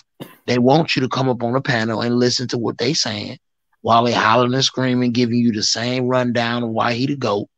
They don't want you to go research and see for yourself. I go research and see for myself. If you say something, I'll be like, okay, I respect your basketball IQ. I respect your take, but I'm going to go see for myself if I'm not sure. That's what you should do if you're a grown man. You don't just agree with any other grown man say because they got a few subs or they got a big name or because they name is Shaq. I don't care if he did play with LeBron and Kobe. I know for a fact he being biased because of what I already just told y'all. He know what's up. All these dudes in the league know what's up with LBJ. They fronting because they jealous. So, all right, debates now. Tell me how you feel about this, right? The next thing, the next possible thing I would say they would try to run to, especially for Michael Jordan, right? If you can get them to look past the 6-0 argument, then they'll try to go to the 6 Finals MVP awards, right? So tell me how you feel about that award being created when I want to say 1970, right? They didn't give it out any time before then. So the guy that have the most championships all the time and the award is named after him. You don't think he would have? Yeah. The thing with Jordan and LeBron is like to me is 1A or 1B. It's for two specific reasons. It's 1A or 1B with them. I'm not tripping about somebody saying Jordan is GOAT. This is why. Jordan and LeBron is the only two dudes that ran the gauntlet. You know what the gauntlet is, Chris? They the only two dudes in the history of the game that played the game, was the best player on their team, best player in the league, MVP of the league, won a gold medal, went to the finals and won the finals, and was finals MVP all in 1 year. They the only two players that ever do it. Nobody else could do it. Nobody brings that up. Like ever. I know. And they the only two players that win 4 or more rings, and they got all MVPs in the finals. Tim Duncan don't got 5 finals MVPs. Kobe don't got 5 finals MVPs. They got 5 rings. LeBron has 4 finals MVPs and 4 rings. Jordan has 6 finals MVPs and 6 rings. Bill Russell has 11 finals rings, but he don't have 11 finals MVPs. You feel where I'm going with this? I can give you my criteria on who the greatest and break this down easily. Easily. When you bring up stuff like that, it's easy to figure out who's the greatest. It's LeBron and Jordan above all the rest of them. Period. The numbers and them winning at least 4 or more finals and 4 or more, and every time they went to the finals, they were the best player on the team and they was MVP. That right there just tell you the truth right there. That tell you. But it's the longevity and the overall winning and dominance of LeBron that give him the edge over Jordan, even though Jordan got 2 more Finals MVPs and 2 more rings because of the competition. FYF already went live and he put 2 charts up, and Herms helped him. He tried to bring a chart up to try to help Jordan. He actually helped LeBron. The chart indicated that LeBron definitely had the most competition in the finals. More than Kobe, more than Dirk, more than all of them. When it's added up, he's had the most competition he's had to face every time he's went to the finals. Man, period. Real talk though. 4 and 6 is not bad when you had to deal with what he's had to deal with. I guarantee you, if everybody else had to face the teams that he's had to face, they would not be 4 and 6. They would not be 4 and 6, bro. They would not. 2011 is the one that he really only had a letdown in. Was 2011. But look, you playing a team with 4 All-Stars on it. Yeah. Every great player has had a letdown, and the Boston Celtics of 2008 and the Dallas Mavericks of 2010 or 2011 is overrated. Why? Because the Boston Celtics went back to the finals, but they didn't win again. The Mavericks didn't even go back to the finals again after they went in 2011 and won. And they got beaten 06. So how great is they? They only got 1 title. Yeah. Like the teams is bro, it's overrated. I could see it. These teams, like I said, LeBron shut down the Celtics, bro. He got them out the way, bro. And Kobe finished them off. And that's all it is to it. As far as Dirk and the the Mavericks, he just got old, bro. It was like that was a 1-run type of thing. Like it was perfect timing. It was a good run. Yeah, that run was 1 good. year, right? Yeah. 1 year, 1 year thing. 1 like, year. 1 year. It ain't like they just kept dominating. LeBron kept dominating the league. It ain't like he went back to the finals again against Dirk. Nope. It was a one-time thing, bro. I don't look at 2011 as a big thing, bro. Everybody else do. I don't. It was meant to be. It was meant to be. They had great defenders. They had one of the greatest scoring power forwards of all time. They had everything aligned perfectly. They won. Leave it at that. That's 2011. LeBron still kept winning and dominating since then. Yeah, and if D-Wade, is the 3rd greatest shooting guard of all time, and is a great player, like a lot of these guys try to make him out to be, he averaged 26 in that finals. Why he couldn't go out for 30 or 35? He did it in 06, right? He wasn't that dude no more. And I keep saying D-Wade was he was a very good player with LeBron. He wasn't great no more like he was. He wasn't great like that. He was great in spurts. He couldn't even hold up for 50 games in the season for 4 seasons with LeBron. He was averaging like 47 games, 48 games, 49. He never could get to even 50 games out of 82 game schedule. So his knees couldn't hold up. Right. So I'm not going to overvalue him and be like, oh, LeBron had a super duper team. He just performed so well and did so much other things. He covered up for so much. Y'all don't understand. The dude does so much on the floor that if he just have a little help, he make the team look great. That LeBron, Miami Heat, what? Man, the dude almost shot 50, 40, 90, bro. He almost shot 50, 40, 90 in his second season there, bro. We shoot 50% for overall, 40% from downtown. Actually, like what, 42% from downtown? And he was shooting 88% from the free throw line. You might as well call that 90. He was clipping that second year in Miami. It was different. He was going off. Yeah, he was definitely going off. Man. What I'm saying, man, like, you go ahead, dude. No, I was just gonna say that was a fun season too. Because he was just going off that season. That was one of the greatest seasons ever I've seen with basketball being played. He gave everybody the business. Kobe, hello, Paul George, name them. KD, name them. Pierce, everybody got the business. Pierce, all of them. 2013, what? So we got a prime Shaq, a prime Kobe, an aging Gary Payton, and Karl Malone. Those guys can get a pass for losing in a finals to a team with no superstar players on it. Yeah. But LeBron get laughed at, and he squandered away his opportunity to win championships. And I'm talking about this current LeBron, right? Because you still got a lot of these knuckleheads love running around here. Or LeBron fighting for the 10th seed in the play-in.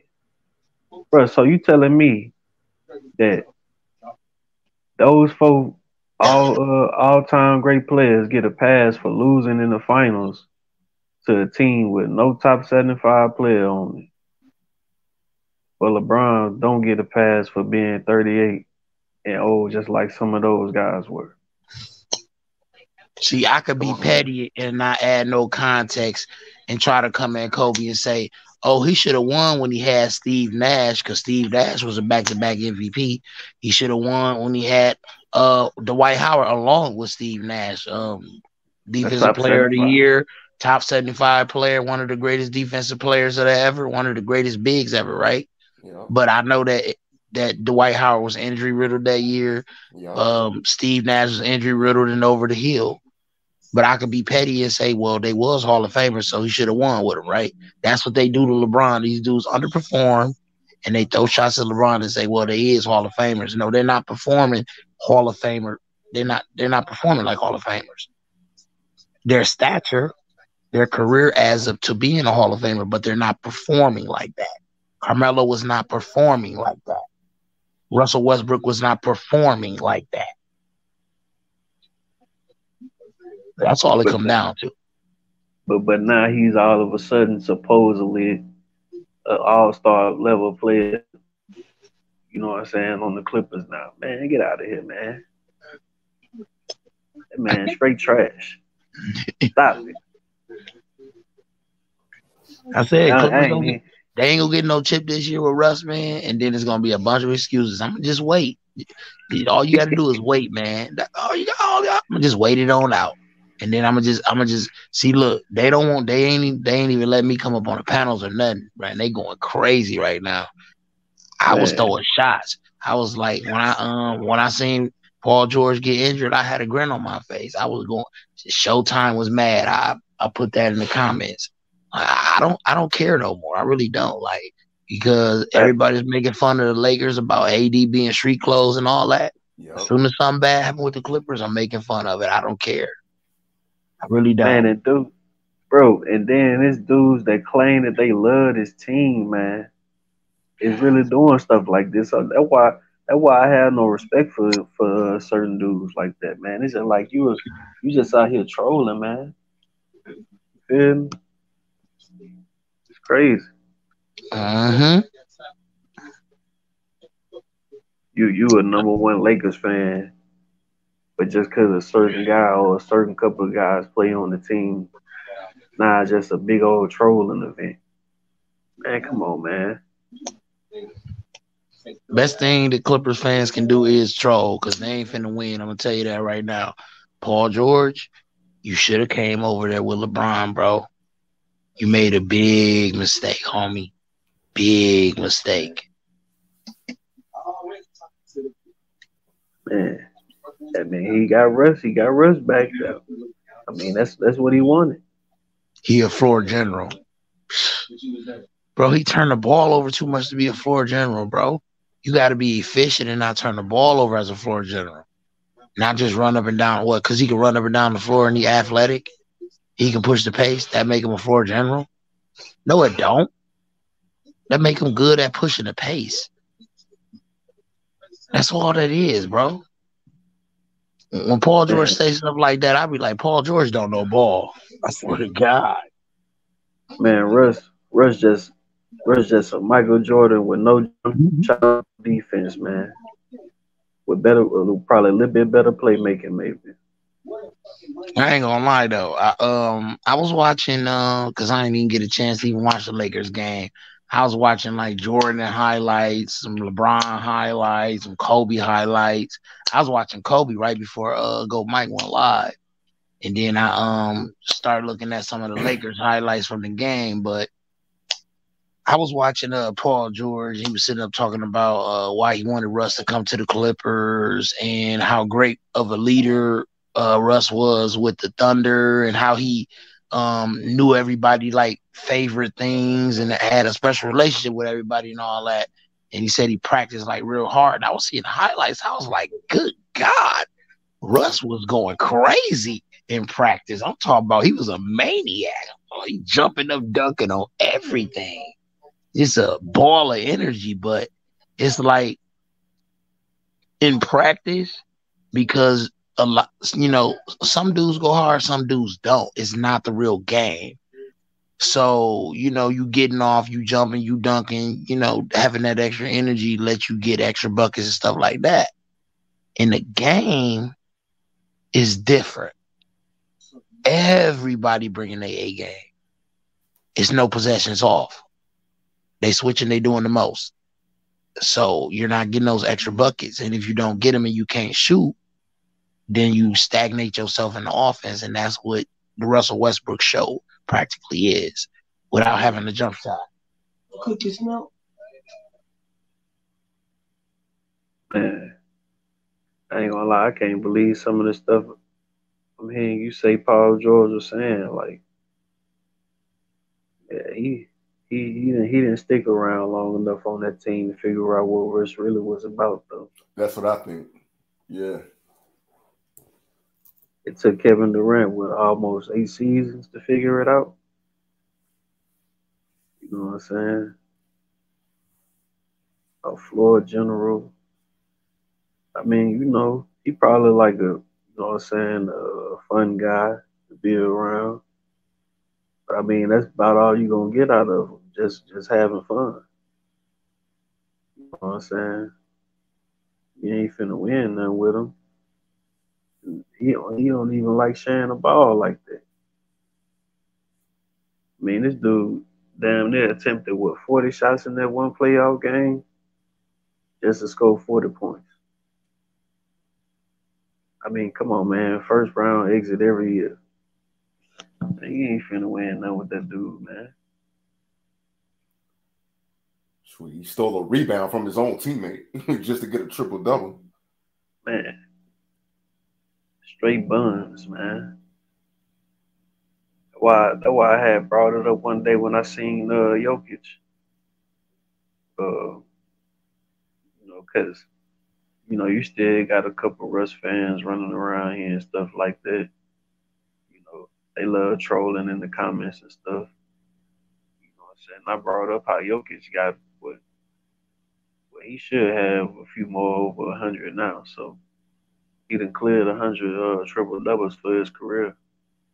So at this rate, man, he gonna end up breaking that. Well, if he keep trending in that, in that direction, he should be able to break that. He should all-time triple double. Yeah, for sure. You know what I'm saying? So Russ won't be able to hang his hat on that for too much longer. You know what I'm saying? All on triple doubles and you ain't getting out the first round. Like, come on, man. And then you got cats really running around here like fans of this dude. Are you serious, man? I just don't understand it, man. Then he can go stink it up from team to team. And he's the Brody. Come on, man. Russ is straight buns. I will say this though. The Clippers, they were struggling before Russ got there. I will say that. I mean, they won maybe 3 straight games now. I think something like that. But yeah. So I can't put all the Clippers' problems on Russ because they was already having issues with Tyronn Lue and his rotations and Kawhi not playing games, like sitting out games and everything. So they already had other issues going on, and then you add Russ to the team. Man, yeah, we'll see how this season going. And all I could think about when I envision Kawhi is that shot he had took on Lou Dort when they had just played OKC. I'm talking about the shot he put up. It didn't even look like it hit the rim or anything. He just hit straight backboard. I don't think it did, and it was too late anyway because the clock had ran out, so it wouldn't have counted anyway. I don't know what Kawhi was doing. And I'm like, is this the guy that's gonna lead y'all to the chip? Yeah. You know what I'm saying? Like, man, I swear, bro, a lot of these players be getting hella, you know what I'm saying, hella passes, man. Passes. Now they did come back the next game. I'll say this though, the Clippers did come back the next game. They blew them out. They blew them out. Yeah, they did their thing though. Yeah, can't front on that. Yeah, can't front on that. And I think that had something to do with they put some dudes on the court that they normally wasn't playing. So I think that played a part in that too. So that was Tyronn Lue. And Kawhi had a good game. Westbrook had a good game. But it was the rotation that Tyronn Lue did. So we don't know how consistent that's going to be. So like I said, we'll see. We'll see.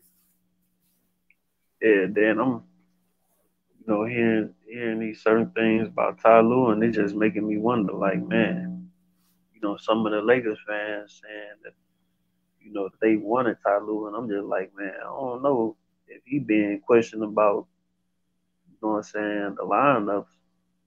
And that's, certainly one of the issues a lot of the Lakers fans have with him. Yeah. I mean, that's not going to really fix anything. Not for real. Nah. They was calling Tyronn Lue trash and all kinds of stuff. So yeah, that's a good point. That's a good point. Yeah, man. It just seemed like, I don't know, bro. It just seemed like Ty Lue was just carried to that chip, man. You know what I'm saying? Not to take any credit away from him. You know what I'm saying? He was a coach of the team. You know what I'm saying? But it just seemed like LeBron kind of like, put him in place to, you know what I'm saying, had it, title now. Yeah. Cause it's just no way they were just looking at this dude as one of the top coaches last season. Paul George got the team to the. Did he get them to the second round? It was I think it was the second round. Yeah, I think it was. Yeah, because I had to think for a second. Who did Golden State play? They played Dallas in the Western Finals. Yeah, it was the Western Finals, and they played Memphis. Golden State had played Memphis in was that the first or second round? That might have been the second. That might have been the second round. They played Memphis.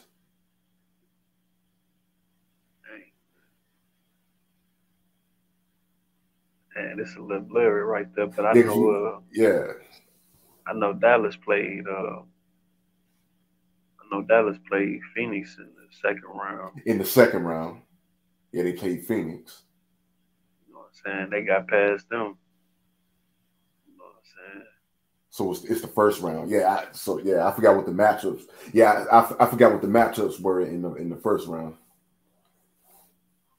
Man, that boy, D-Book them disappointed me, man. I kind of wanted to see that Suns Warriors matchup a little bit more than that Dallas one, though. I think we all did. Yeah. Yep. But it wasn't in the cards. It just wasn't in the cards, man. Get that CP3 Steph Curry matchup. You know what I'm saying? And then plus they were the top two teams. Yep. Right. What they call shimmy God or something like that. For the Suns? I think they call CP3 that, I believe. Steph Curry, they called one of them dudes that. But to me, that would have been a better matchup. You know what I'm saying? Especially for the ratings anyway. For the ratings, and it would have at least went 6 games. 6 games. And most likely, and probably 7. Yep.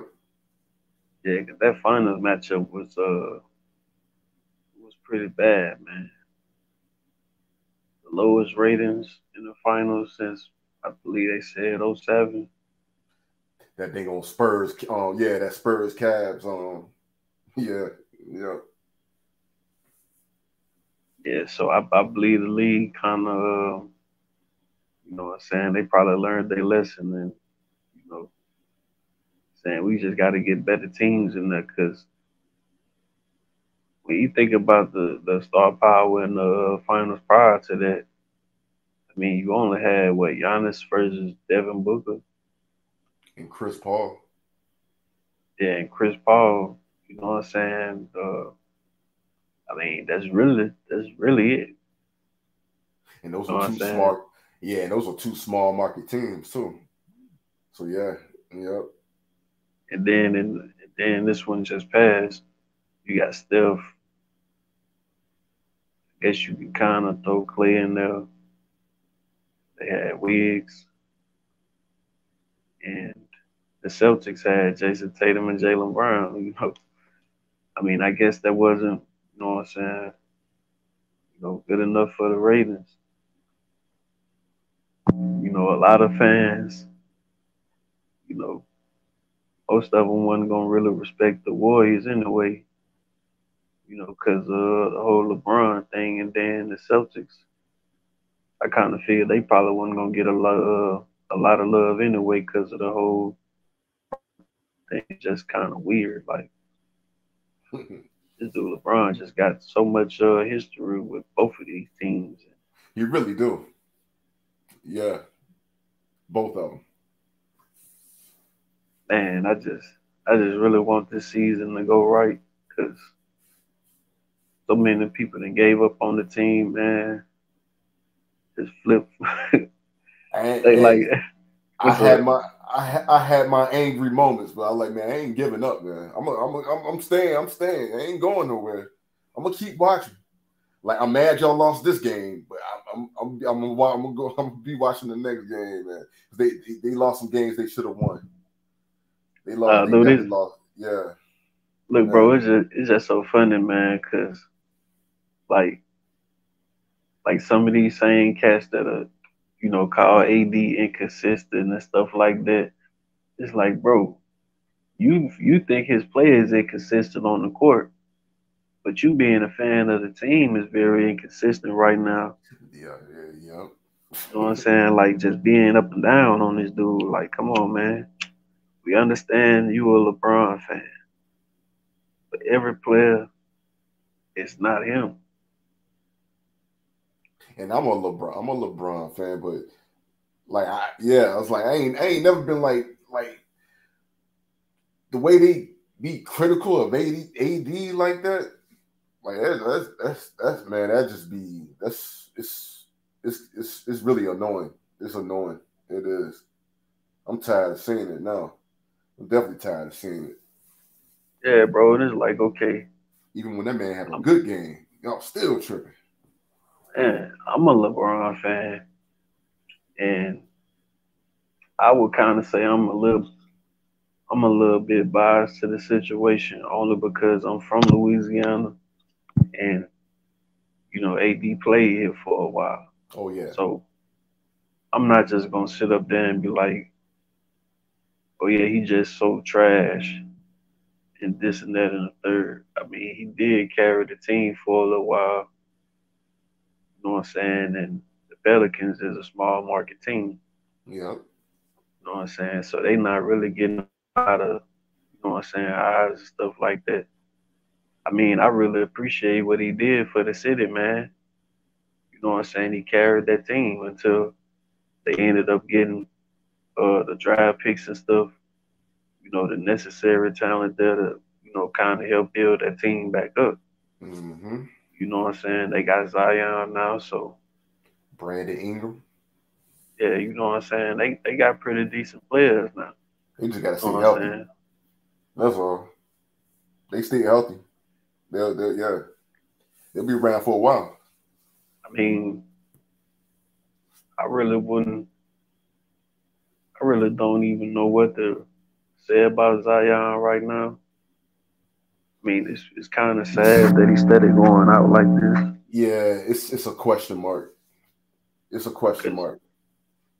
they do this. They do this stuff every season now with him. You know what I'm saying? Yeah, he got his pictures up. But Zion been working out. He looking like this and stuff like that. He coming back. It's just like, man, hey, maybe it's, you know, who knows? Maybe it's another Brandon Roy type of career. Maybe like, I hope not. I hope not. Cause I like to see him have a at least like a good, I want to say 12, at least like 12 years at least, just to see how his career play out. Man. yeah. And then it's so weird. Like, you know what I'm saying? Obviously, mostly everybody is fans of other teams and stuff. So when you hear that news about him being injured or he about to miss the rest of the season and stuff, it's like kind of a shocker because it's like, okay, mostly everybody was thinking that he was, good. And next thing you know, you hearing about him being injured for some reason. It's just like, what dang, like, what's going on with this dude? I thought he fixed his issues. You know what I'm saying? Just injury after injury, man. And he really came out of nowhere this season because like everything seemed like it was going well early on. Right. Then next thing you know, next thing you know, a Pelicans game come up. Like, then where he at? Where he go? Like, then he don't injured his own however he got injured this time. I don't remember what the injury was. Like you said, it's always a different one. Yeah, I want to say it's possibly another leg injury again. And I'm really starting to think, like, I think he had, I want to say Zion was drafted, about 3 years ago, I believe. It's been at least 3 or 4. And I believe he signed an extension, right? He did. Yep. Yep. He did. Yep. You're right. Yep. So what I think might end up happening with him is that, the Pelicans are a small market team. You know what I'm saying? And I want to say that team is owned by the league. So I'm not sure exactly how that might play out, but I got a feeling that, you know what I'm saying? Hey, whose mic is that? Huh? Is it mine? Couldn't be me because I was on pause. Oh, okay. So Chris, your mic has got a little buzz to it. I don't know if everybody can hear it or not, but I can definitely hear it. Nah, I can't hear it. No. I didn't say Brandon. I'm talking about. Well, I don't know what I'm saying. I hear a buzz on somebody's mic. I think it's Chris' mic that I'm hearing a little buzz on. When everybody else talk, it be clear, but when you talk, it has a little buzz. So if you got you got me thinking about something in the background. It might be Cam done fell out of here. What's going on with Cam? Oh, I do kind of watch hear it. Watch this right here. What I'm gonna do? Yeah, y'all hear that? I do kind of hear Man, I hear it. It sounds like Aaron Rodgers being undecisive about where he going. Oh man. I can't trust a guy like that, man. It's taking you too long. Peyton Manning, way more decisive. Tom Brady, way more decisive. No, hold on. Hold up. It's probably my mic. I'm gonna go on mute though. Okay. So look, just if you got your headphones on, just readjust them. If you Yeah, we have, get to it. It's 4:45. Go, Mike. if you hold the About to bass, go down. the hold on the bass, I can't address both of you at the same time. I gotta address one man at a time now. With now, Forrest Chris, make sure like after a while you reset your settings, or if you got headphones on, move them around a little bit, get them loose. Or if you're on the pound for a long stretch, sometimes it's good to hop off and I hop back on occasionally so your thing will reset. Because if not, it can start messing up and doing all kind of stuff. It's not bad to me, but I'm saying if somebody's listening on the outside, they're probably thinking like, man, what is this buzz going on? You know what I mean? It don't bother me, but it could bother somebody else. So I'll just be mindful of that. Um, what's the I name? got you. Back over to debates point. Rogers came out and said he's been trying to go to the Jets for months. The problem is the Packers have to trade him. So right now the Packers are holding up the trade right now. They're holding it up. Yeah. So that's why the Jets traded Elijah Mitchell. Was that his name? I don't know what his name is. This guy named Elijah. They traded him to the Browns for another draft pick to help Green Bay. So I'm thinking they're going to have a conversation on Sunday. I don't know what it's going to be about, but it'll probably be about the trade because all the executives and GMs are going to meet up on Sunday. So I think the trade does get done this coming week. I'm hoping so, man. You know what I mean? Cam, listen, you have to change that avatar, bro. Listen, if y'all don't get Rodgers, change it to a Patrick Mahomes avatar. No, here's the thing. No, here's the thing. Rodgers going to the Jets, guaranteed. The thing is, right now is, uh, I think the Packers is being difficult. I think the trade will get done before the draft, more than definitely. I think they'll have a conversation and they'll talk and they'll see what's what. But he's definitely going to the Jets, no doubt about it. It's gonna come down to the Jets. If I'm the Jets, bro, just give them the second and third round pick, straight like that.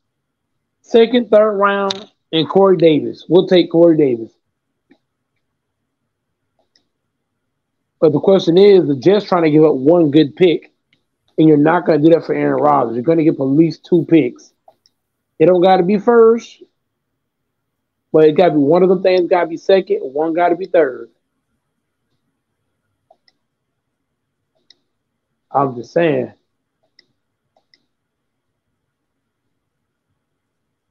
So they just got to ask themselves how bad do they want Aaron Rodgers. You know what I mean? Like, what are you willing to give up? If I'm the Jets, I'll give up 2 first-round picks. You know what I'm saying, debates? You there? Debates. Okay, yes, the base fell off. Is Brandon there? Yeah, I'm listening.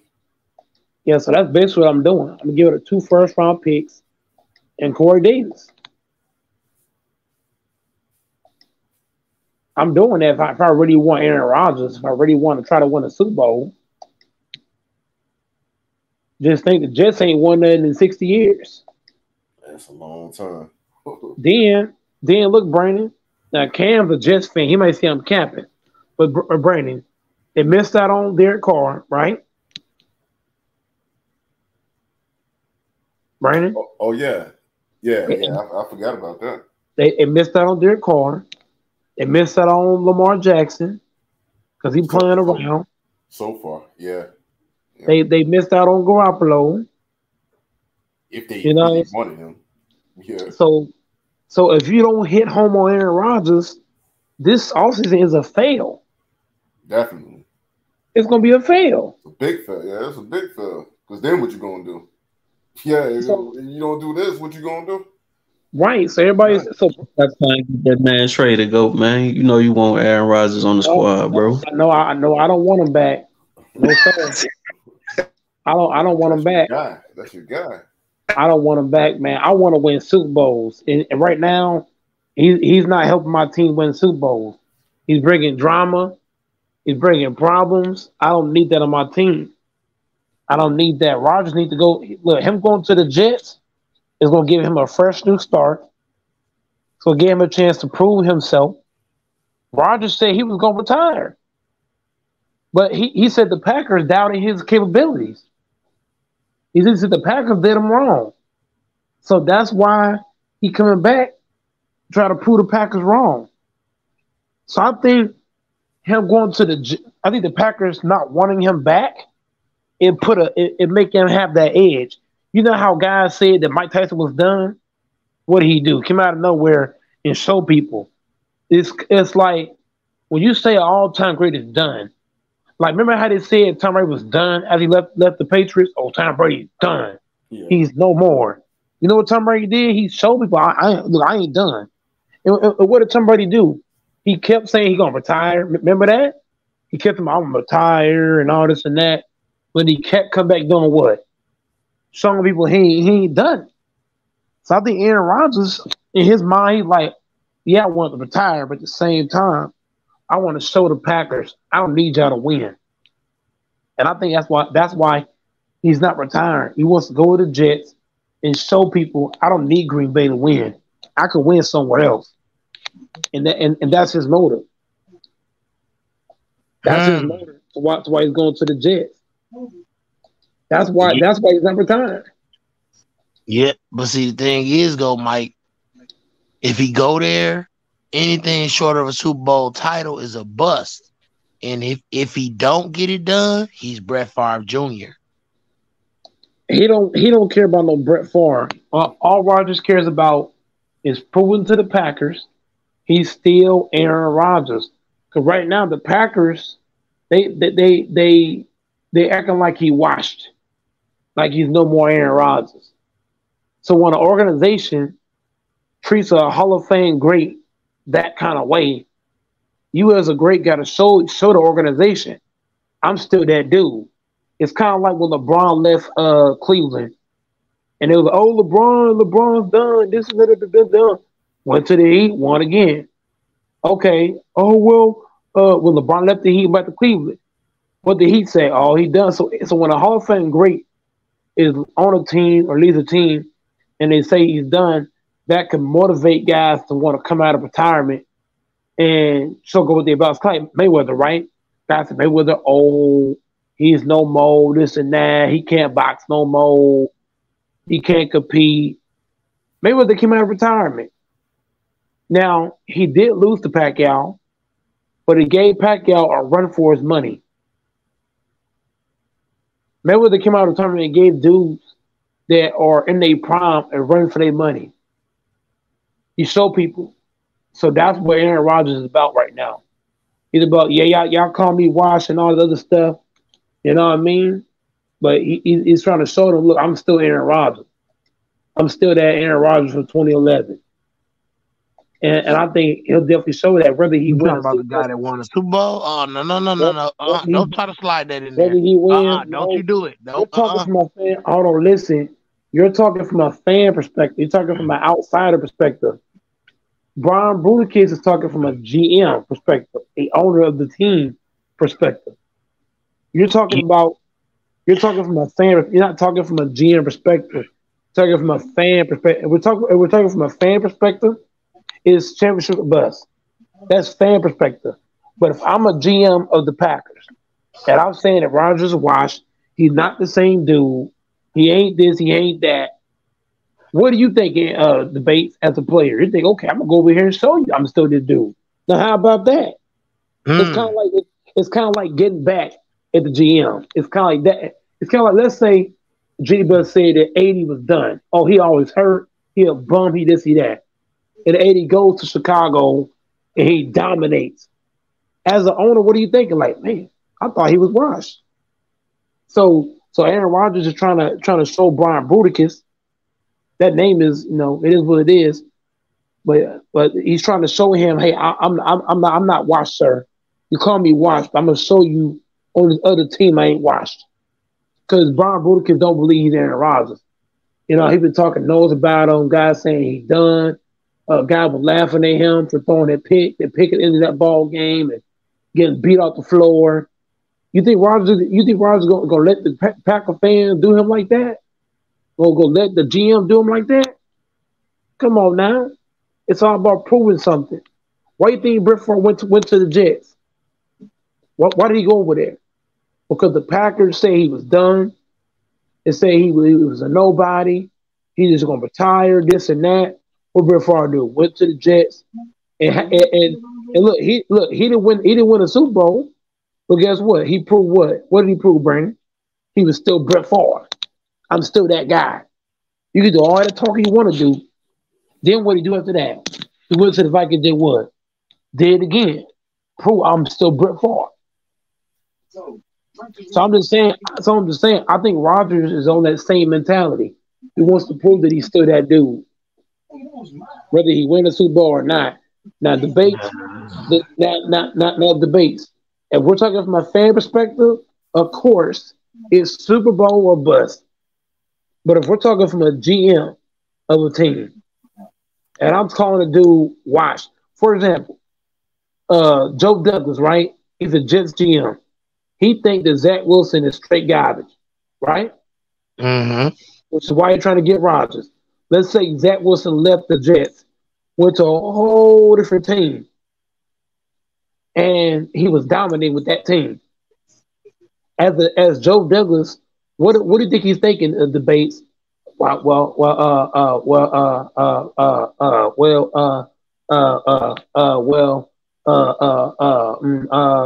you gonna hear. So it's all about proving a point. Winning or losing, that's one thing, but it's about proving a point.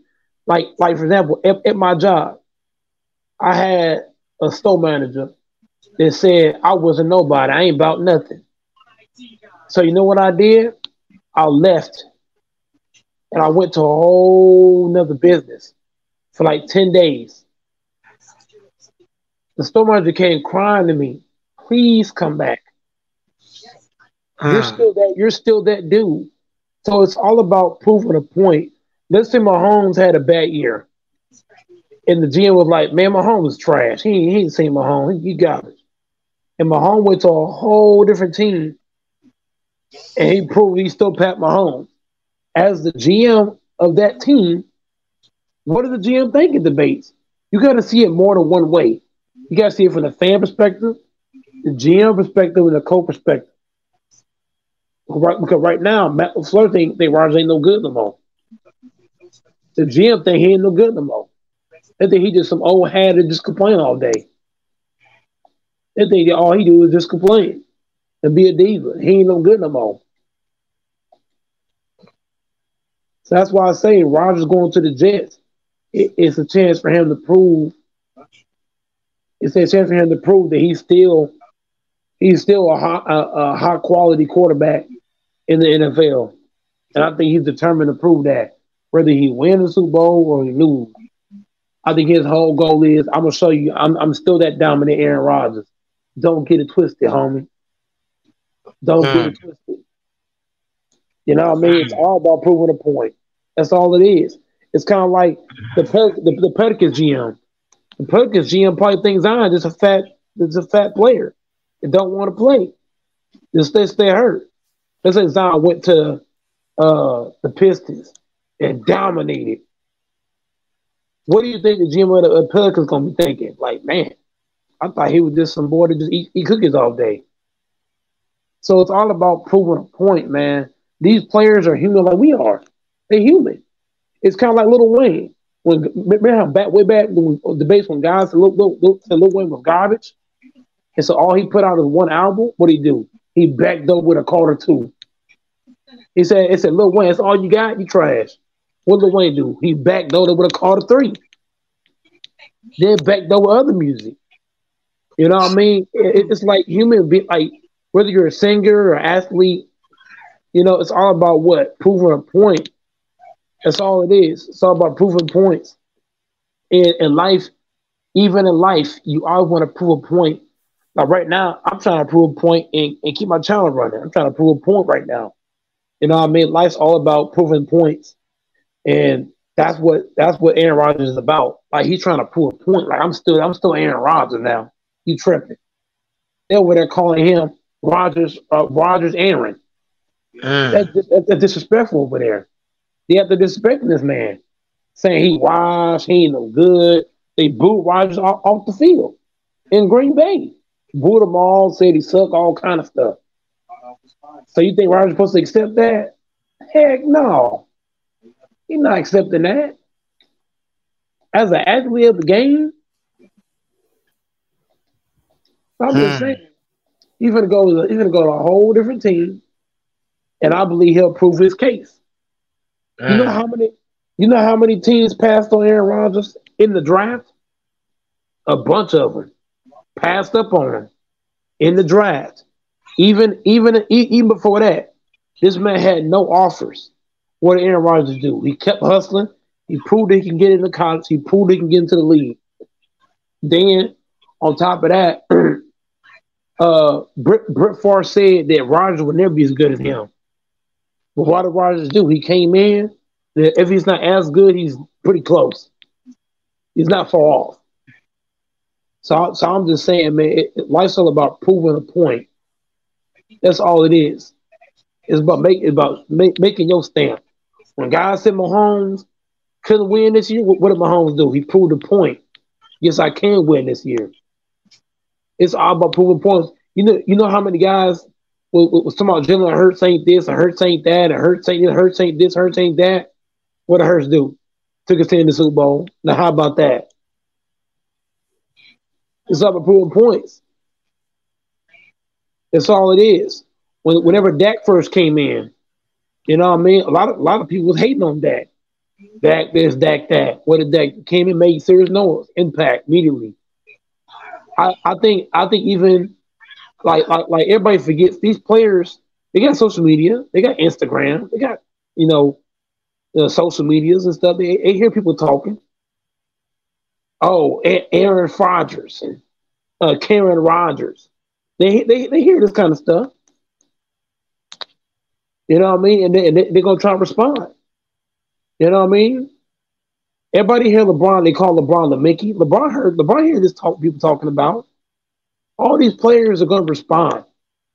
They hear things. They watch these channels. They watch stuff. They hear things and they respond to it. Like right now, a lot of people saying Odell Beckham ain't nothing. A lot of people don't believe he ain't nothing. But I believe Odell gonna come in here and show people I'm still Odell Beckham. Hush him out. So I'm just saying debates. Hey, Brandon, what do you got? What I'm saying, man? Tell me it's not facts. Or what I'm saying. It's real, bro. What I'm saying is real. Oh yeah, I got what you're saying. But let me ask this. Yeah, I got what you're saying. I definitely got what you're saying. But let me ask this. Mm-hmm. Wouldn't you say like the Jets go out, the Jets go out and get Rodgers. Say they don't win the Super Bowl. Wouldn't it be a bust for the Jets as a franchise? For the Jets as a franchise, it would definitely be a bust for the franchise. To get Aaron Rodgers and not win the Super Bowl be a bust for the franchise. Okay. Yeah. Yeah, I was just curious. Whenever you put like that, I really can't say nothing but that. Go Mike. I gotta keep it 100 when you say it like that. Hey, go Mike. You prove my narrative about Aaron Rodgers. If he don't win, he Brett Favre Jr. You know why? Because you just said that Brett Favre said that Aaron Rodgers ain't better than him. Guess what? He right, go Mike. If you go to after you can't get a second title in Green Bay, and you run out of Green Bay and you go to the same team I went to, and you don't get a title, you are not better than me. You're Brett Favre Jr. I'm serious. Either way you look at it, right? Aaron Rodgers and Brett Favre is 1A, 1B. In other words, look. If you look at all the franchises, right? How many guys can say they top two at their position in franchise history? Let's go down the list. For the Dallas Cowboys, The Cowboys are arguably one of the best franchises of all time, right? Dallas Cowboys been around for a very long time. Okay, out of all the quarterbacks to ever put on a jersey for the Cowboys, the best QBs is hands down Troy Aikman and Staubach. Hands down. Ain't no disputing that.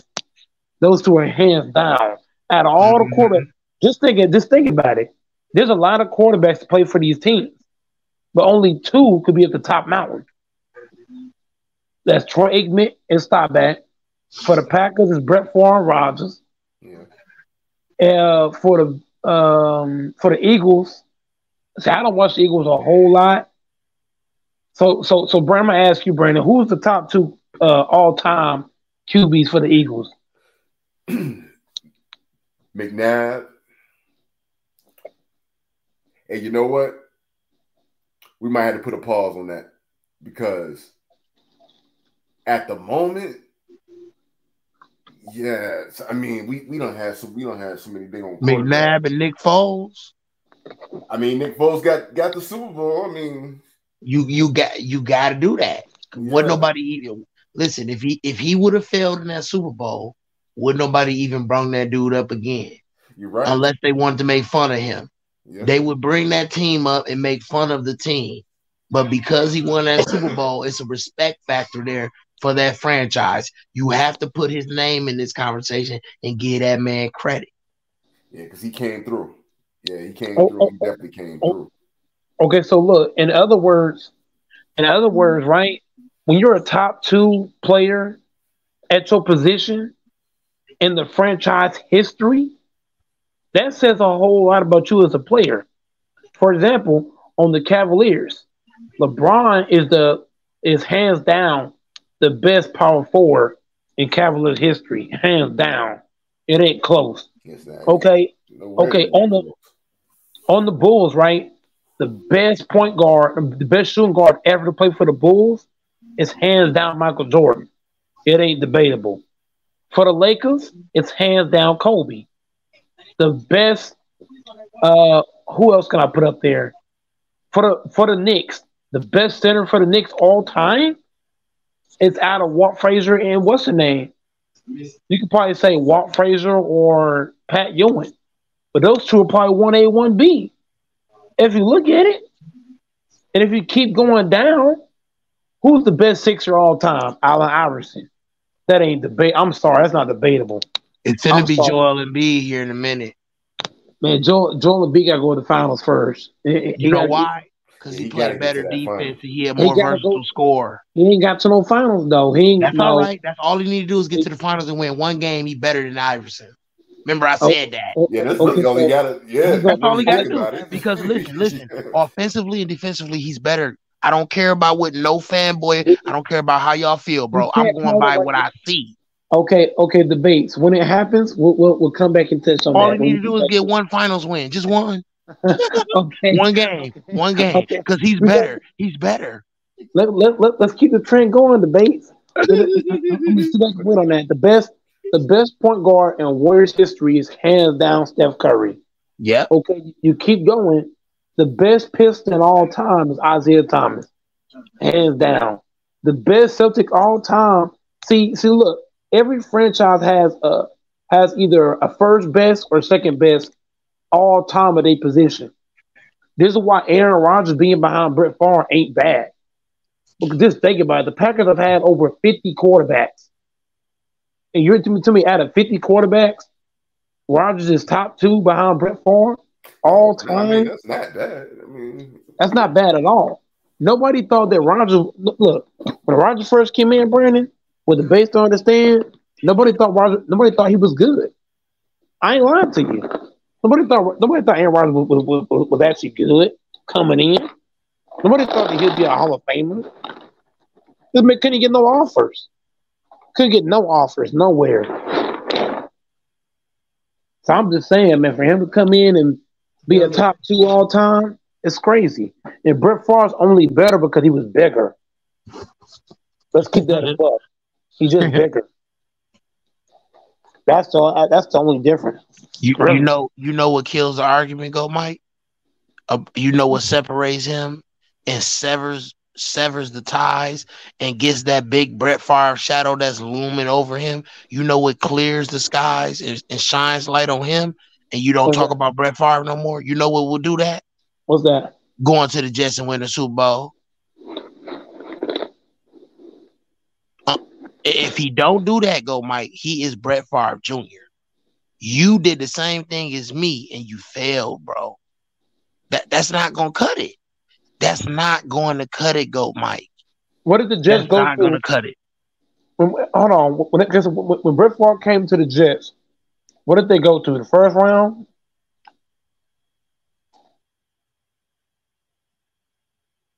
Yo, Mike. Brandon, is you hearing what I'm saying, Brandon? I'm here. He got kicked out, huh? It's not about who's the best. It's about you took the same path and you failed.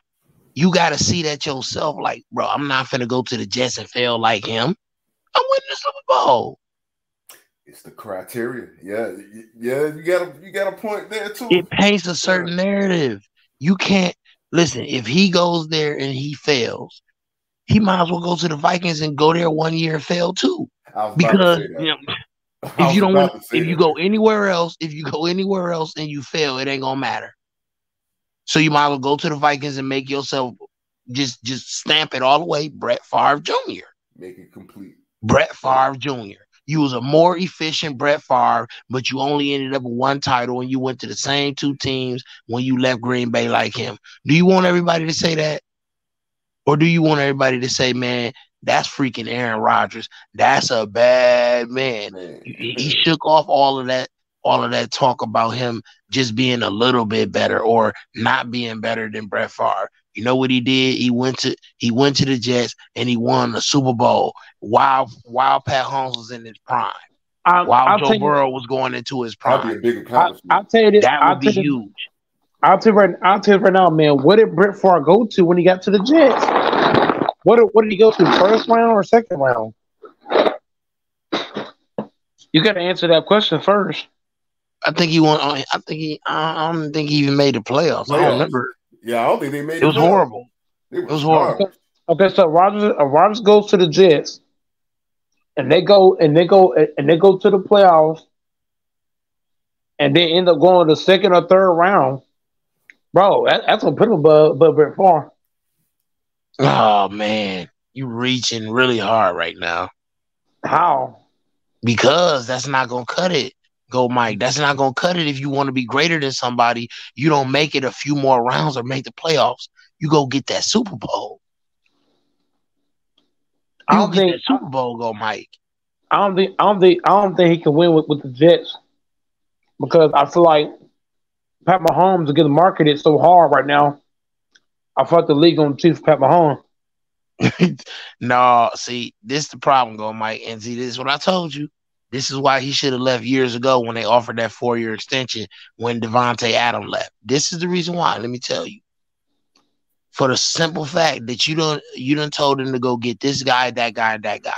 So when you go over there and you fail, there's no excuses. I'm nailing him to the cross. I'm nailing him, go, Mike. How? I'm nailing him. How? What you mean, how? How? They went and got the dudes that you wanted. And It you don't still matter. couldn't get it done. Pat Mahomes, bro. The NFL gonna choose Pat Mahomes, bro. No. They are. They are. Oh boy. You think the league gonna allow the Jets to go to the Super Bowl? Man, stop it. If they're good enough, yes, they will go to the Super Bowl. How?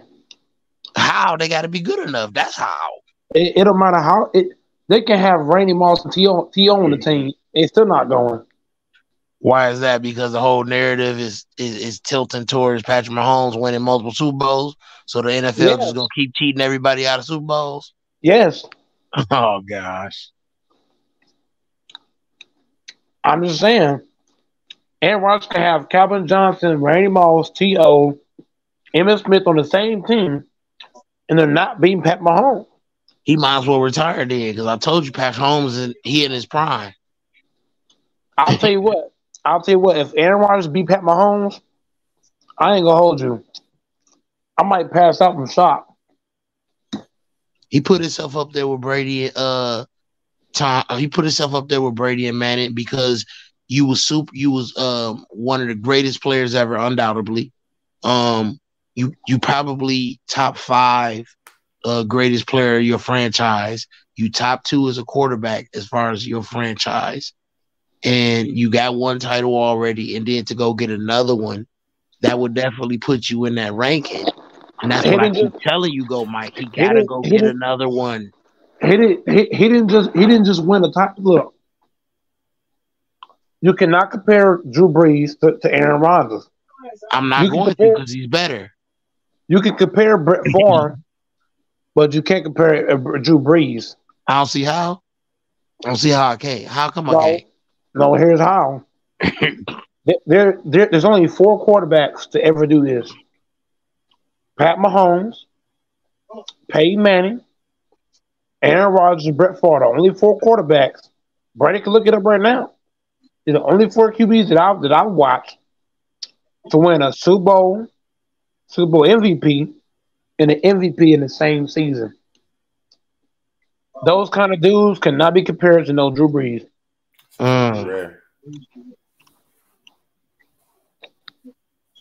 Drew Brees, all he got was a ring, nothing else. Okay, go Mike. I hear you. Whenever you win an MVP and Super Bowl in the same year, that should exclude you from a lot of people. It's kind of like Joe Montana, right? Montana got 4 rings, but he never got an MVP, a ring, in the same year while having a dominating record. Like Pat Mahomes, right? He got the MVP and the Super Bowl in the same year. His team went 14-2. When Aaron Rodgers did it, his team went 15-1. Peyton Manning, I believe they were like 15-1, like 14-2. Something like that. So all the guys that got an MVP and Super Bowl in the same year had dominating records. So I'm just saying, man, those guys are in different levels. I don't know, man. Most accurate quarterback ever, man. Drew Brees is that guy. Drew Brees is him. He is him. If Drew Brees is him, how come he couldn't get an MVP in Super Bowl the same year? Like Brett Favre, Aaron Rodgers, Peyton Manning, and Pat Mahomes. Oh, probably because all those dudes outside of Patrick Mahomes was playing at the same time as him. I mean, ask Phillip Rivers if it's easy to have a career around those guys. Phillip Rivers. He was a great quarterback, but he looked like a little bit above average because he played with all-time greats. The atmosphere was all-time greats. Peyton and Tom Brady is the reason why we do not acknowledge and we underrate Phillip Rivers. Phillip Rivers and Drew Brees ain't better than Aaron Rodgers. I'm not saying that. I'm not saying that. What I'm saying is dudes that actually were great, we don't acknowledge them and we don't look at them as great because Peyton Manning and Tom Brady took up all the shine. They really did. But guess what? Mr. Drew Brees, in the midst of that, he did sneak one in. He did let y'all know what it was. Like they got more Super Bowls. They got better stats and they got MVPs. But but guess what? I'm more accurate. His ring was whack. His ring was garbage. The best rings that I've seen, like I told you, Brett Favre, Aaron Rodgers, Peyton Manning, and Pat Mahomes. They had the most impressive rings because they not only got a ring, but they got the Super Bowl MVP and the MVP all in the same year. Nobody else did that outside of them dudes right there. So I don't know how we just put Drew Brees in the same conversation. I don't get that. They really should have gave that first Super Bowl that Peyton Manning had. They should have gave that to Dwight Sanders or either Bob Sanders or either Dwight Freeney. I ain't gonna lie, because they was like almost dead last in rushing that year in 2006, and they was getting killed by they was getting killed by Thomas Jones and who else was they had running the ball? Cedric Benson. Cedric Benson and Thomas Jones was running them over, bro.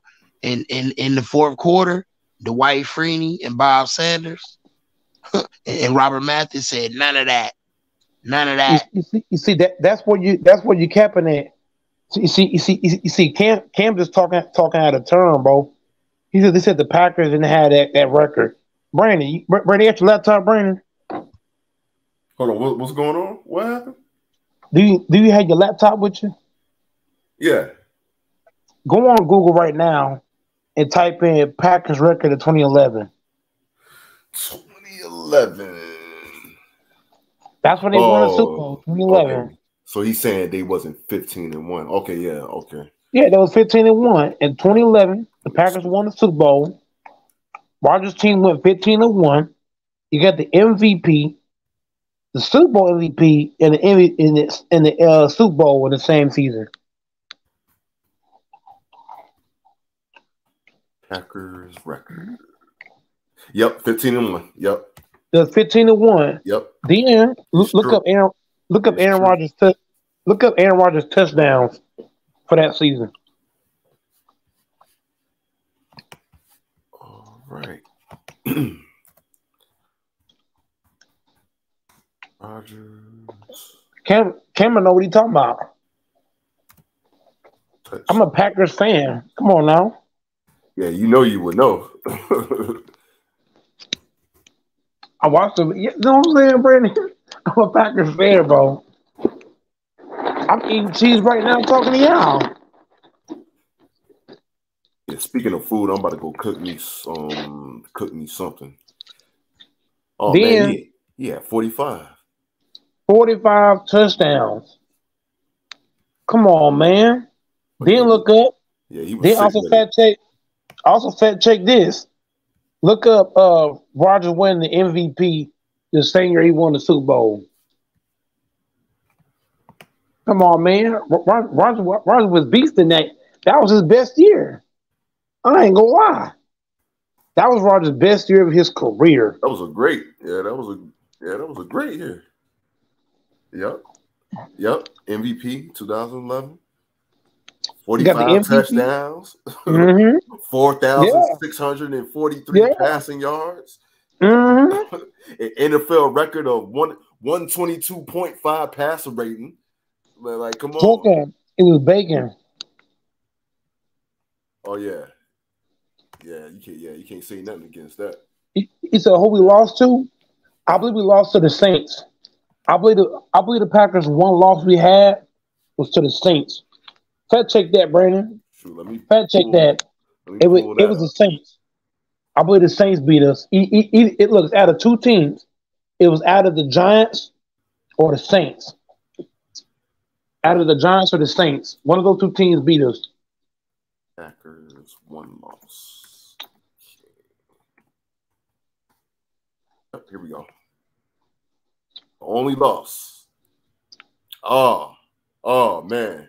Out of all the teams, it was Kansas City. Kansas City. It was Kansas City. See?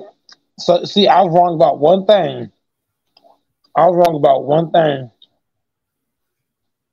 Dang, who was their quarterback doing? Yeah, who was their quarterback during that time?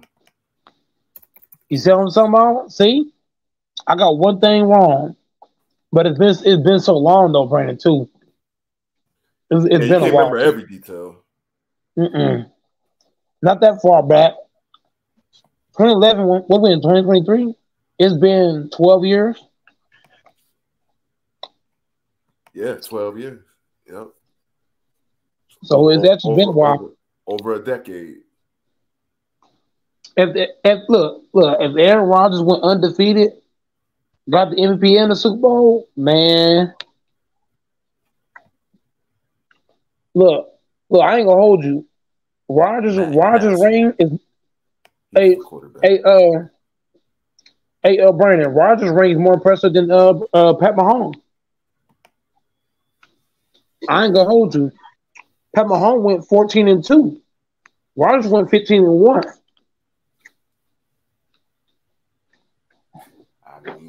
Hey, so Yeah, that's a 45 good number to say. touchdowns was the most touchdowns Aaron Rodgers threw in 1 year. No, Yeah. that's not the most he threw in 1 year. No, it's Oh no. not. Hold That's not on. the most. I no, I just asked a question. I said it was the most. I asked how many was the most.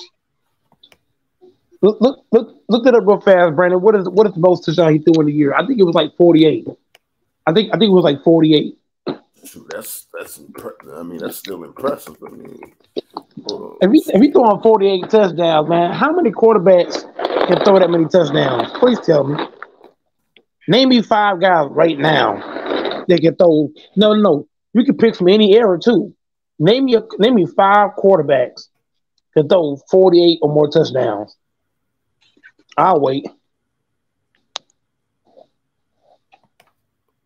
Tom Brady can't do it, so don't lie on that. He never done it. Tom Brady done threw more than 48, I believe. At one season? Yeah. I think so. So Brady, Peyton Manning, and Mahomes, Rodgers. Hey, No. You can't. Yeah, it's 48. You cannot count Rodgers. Brandon, can I name you 5 guys outside of Rodgers? Okay, so we got Peyton Manning, we got Brady, and Mahomes. Who else we got? I know Big Ben ain't do it. I know he ain't do it. Big Ben ain't do it. Nope. I think who held the record was Kurt Warner before Peyton Manning had broke it in 2016. What is Kurt Warner's record for touchdowns? I gotta go look it up right now. I don't want to hear I think debates. I want to hear what I know. I'm finna go Google it right now. Hey, hold on, Brandon. You just looked up Aaron Rodgers. The most he threw in one season was what? It was 48. Okay. Breeze threw 46 in one season. His best season throwing.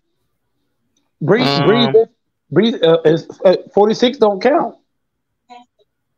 It ain't more than 48. No, you got to throw 48. You got the 48 or more. Man, that's pretty close, man. But yeah, Drew Brees is close. He's close. But you got to get 48 or more. Let me look up Dan Marino. So as of right now, it's only 3 guys: Mahomes, Manning, and who we said? Brady. That's it. That's all we can name so far. What's up, Dr. Wayne? I knew I was gonna find somebody. Who? Dan Marino. Dan Marino. Okay, Dan Marino. That's 4. 1984. I knew he had to be on there. I knew. That's why I looked him up. So that's 4 people. You see how hard, Brandon. You see how hard we have to look. It's a rare list. It's very rare. Thank you. So the base over acting like throwing 48 easy. I ain't say that.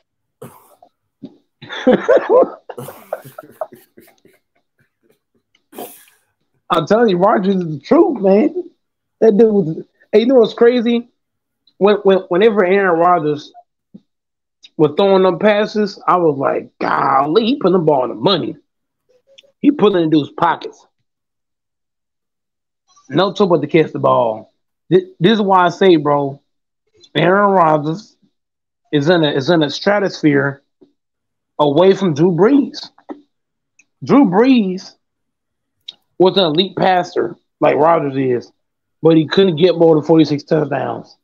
So it just shows you how really elite Rodgers was in the correct position. Also, who has the most rushing touchdowns for their careers? Is Aaron Rodgers? Is Aaron Rodgers in the top 5 for a quarterback? For quarterback touchdowns? He gotta be. He might be top 3. I ain't gonna hold you because he had like 36. Rodgers got 36 of them things, so he might be in the top 3. Yeah, very mobile. Yeah, let's look that up. Hold on, let's see. That's the thing. If the Jets, Brandon, got the mobile Aaron Rodgers, man, Man, that was bad man, Roger. We can leave that pocket and make that throw on the run. Oh yeah, he made That, things very difficult for the very difficult. opposing team. He made things very difficult. You cannot play him one way. Cam Newton play has him. the most. He has the Okay, most. so it's gonna be Cam Newton at 1. So who's okay? So if we did a top 10, what is the top 10 looking like? It'd be Cam Newton 1. I know that for a fact. Cam Newton love running. Yeah, so it'd be him 1. 58. I don't know, man. I'm sitting here looking at Bree's resume, man. This is very, very impressive, bro. Oh, he would have been the last Breeze. No. Listen, I'm making the case because he never get brung up amongst QBs being elite. I always do that. Just like I always bring up Tony Parker. Nobody ever bring him up when you talk about great players or great point guards. You never bring him up, but he do got multiple titles, don't he? He did give LBJ trouble in the finals, didn't he? Yeah. So I'm just saying. I try to not always have the conversation be the same thing. Try to come from a whole different angle. You know what I mean? Drew Brees is great, man. Drew Brees is definitely great, no doubt about it. I'm never going to doubt that. He's definitely a great, no doubt about it. When Drew Brees first came in, it was about how he was too small and this and that. But he definitely proved himself. You know, that's what it's about. You know, proving the haters wrong. Drew Brees is definitely an all-time great. He should have had more than one ring. Hey, and who start their career after 5 years, not 3 years ago, Mike? 5 years, and you was injured. Hold on, and you was injured. They said you was going to be trash. You was a bust. There you go, debates. You're making my case. You're making my case. No, after 5 years. After 5, not 3. Go, Mike. 5. No. The case you're making is what I was just talking about earlier about players having to prove GMs wrong. You're making my case with that, right? I'm just saying the GM of the Chargers. I mean, whatever the team was called, they didn't believe in Drew Brees. He left the team, went to another different team, the Saints, and made his case. That's what it's about, man. Making your point. So I got to give Drew Brees credit, man. He was seen as a very little guy. The team didn't believe in him. He left the team, went to another team. He did his thing. Got to give him mad props on that. He beat Peyton Manning. You know what I mean? Me personally, I love Peyton Manning. So to see Drew Brees beat him, that was an epic Super Bowl. I ain't gonna lie. Like, I didn't go to the bathroom. I didn't get no snacks. Like, that one I sat down and actually watched. I didn't do nothing. Those kind of Super Bowl, that was legitimate. That one right there. There was another one. It was I forgot. There's another one. The Seahawks and the Steelers. That's a classic for me. Sean Alexander versus Jerome Bettis. Beautiful Super Bowl. Beautiful Super Bowl. Okay, so right now, if we did top 5 best Super Bowls all time, starting in order 1 through 5. Where you at, Cam? You quiet. Man, Cam don't want this smoke, man. I think he a casual. You say you don't want it. So as of right now, the base. You and Brandon, give me y'all's 5. Give me y'all's 5 best Super Bowls all time. Well, I'm gonna tell you right now, the one I got at number 1, because you know I'm an Eagles fan, so you know I'm gonna say it. You know I'm gonna say it. That 2017. That gotta be top 5, bro. Because a backup quarterback beat a guy y'all said was a GOAT. Come on, bro. Stop. That gotta be top 5, bro. Come on. It's true. It's gotta be. What am I hearing right now? You laughing, but it's true. It's true. A majority of the public would agree with that. Top 3. Even tell you the truth, that's top 3. Man, I've never laughed so hard in my life. Like, this is actually funny. Like these dudes can't be serious. I'm serious because not only he was a backup quarterback, but he performed better than Tom Brady. So yeah, he outperformed him. Yeah, I mean, come on now. I mean, who had the fumble at the end? Tom Brady. It wasn't Foles. I said when you can't cheat and you don't know the other team game plan, and they switch up everything.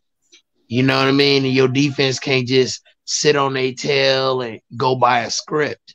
Then things get different. Then they got exposed. And then another thing is, it don't matter how much you cheat. When we got an all-time great defensive line and you can't throw the ball, we can keep the game close and win.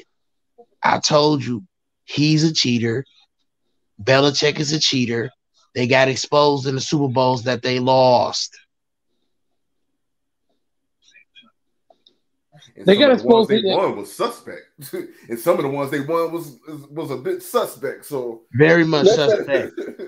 Let's go down the list. Let's go down all the list of all the Super Bowls that should have been not taken by the Tom Brady. You got the Seattle one. You got the Falcons one. The Rams one. You got the early 2000s, the tuck and roll thing. You got the Buccaneers one. There's quite the Giants one. There's quite a bit of them.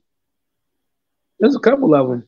Now Tom Brady deserved that Seahawks one because Pete Carroll gave it to him. I ain't gonna sit there and say Tom Brady don't deserve that. Pete Carroll made the wrong call. The defense did what they supposed to do. The debates. I don't believe Pete Carroll wanted to make that call. I believe the league told him to make that call because just think about it, y'all. Who's the one that right? The thing I'm saying though, Brandon, who's the one that drugged them from the 50-yard line to the red zone? Marshawn Lynch. So what tells you to not get a ball to Marshawn? Oh, remember how Marshawn was trashing the media and talking all crazy? They didn't like that. So that's why they say, you know what, we're gonna not give him the ball because they didn't want him to get no praise. That's really what it was. So I'm just saying, man. Yeah, just think about that. Yeah. Whenever you trash the media, they're gonna try to sabotage you any way they can. Yeah, yep. Me and my brother, we were just talking about that too. Yep.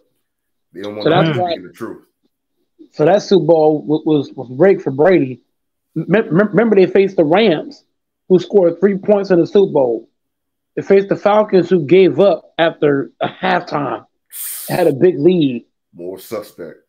You got the other Rams, the other Oakland playoff game, where the ball got poked out and they waved it off. Then you got the Chiefs Super Bowl, where the safety for the Chiefs. Remember Breland?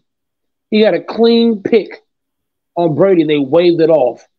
Then remember against the Packers, we got a pick on Brady. No, it wasn't a pick. We got a clean knockdown on one of Brady's slant throws, and the ref called a holding penalty. So it's like Brady has always had the refs on his side, along with the other stuff that go along. Great quarterback, but man, it's like I said, a lot of suspect things when it comes to his career. Tom Brady has the MJ effect when it comes to officiating. I ain't gonna lie, he is that Tom Brady and MJ, those two correlate because they both get suspect calls at the suspect time. You know what I'm saying? Both of them. Some people swear MJ never got no calls, but that's another story. MJ and Brady stayed getting calls. Both of them. MJ yelled at the ref one time. They said, "Okay, foul." You know what I'm saying? He scared the boys to a foul.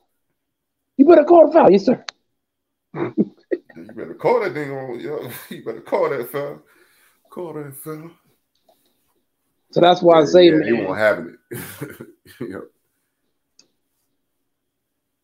If you don't call foul for MJ, man, you gonna get it.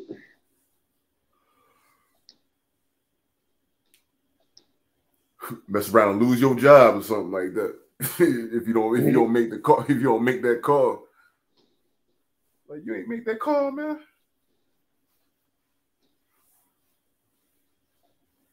But you saw tonight. I mean, so I wonder who gonna draft who in this draft. But I'm hoping teams build up to beat Pat Mahomes, man. Mm. I really hope the Jets can beat him with Aaron Rodgers. I hope so. It's a tough task.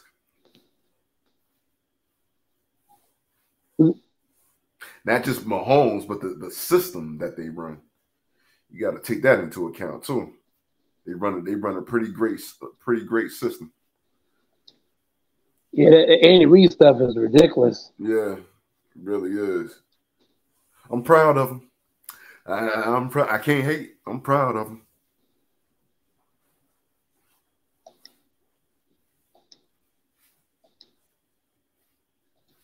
As long as the Eagles get back in the playoffs, I'm good. Just get back in the playoffs. I'm good, and I'm good.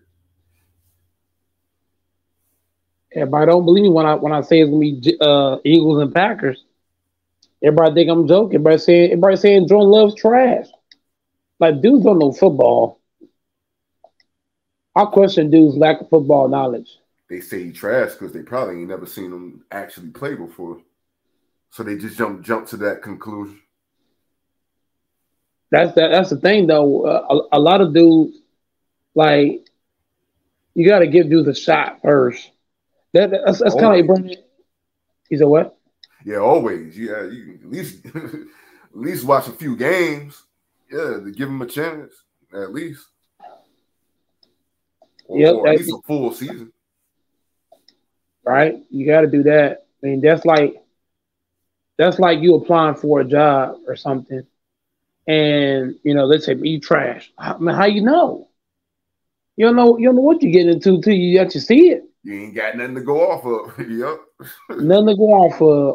All you going off of is, he played in college and he looked like this and that in college. That's college. He said, she said. Yep. Jordan looks like a pretty hungry player. Like I told, it's gonna be Eagles and Packers all day long. Like all the other teams they talking about, watch the Redskins and all the other teams like the Saints. The Saints gonna be garbage. I'm telling you, bro. Like dudes think I'm lying or I'm just trolling. Bro, the Saints are not a good team, bro. Even with Derek Carr. Derek Carr is, man. Guys trying to act like signing him is like signing Tom Brady or Pat Mahomes or Aaron Rodgers. No, it's not. He ain't like, he's like average. He's like average. It's like, yeah, like when Texas was on here, we were talking about like average quarterbacks. He's in the average category when it comes to Derek Carr. He ain't garbage, but he ain't great. He ain't great either. He's not great either. Not for what he had in Oakland. Should have did way more. It's kind of like Pat Mahomes. Pat Mahomes is definitely average. I knew that. I knew.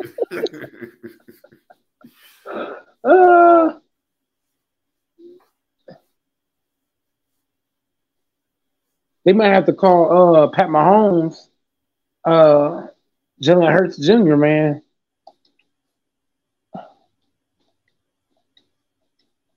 But the Eagles gonna be all right, man. Who's y'all's? They let Devontae Smith go, so who's taking his spot? They let go. You said Devontae Smith. I mean, who's the guy? Who's y'all's running back that left? Sanders. Yeah, Sanders. Who y'all got replacing him? So we picked up from the Seahawks. We picked up what's his name? Rashad Penny. Is he nice or average? He all right, but he injury prone, a little injury prone. But when he plays, he's effective. When he plays.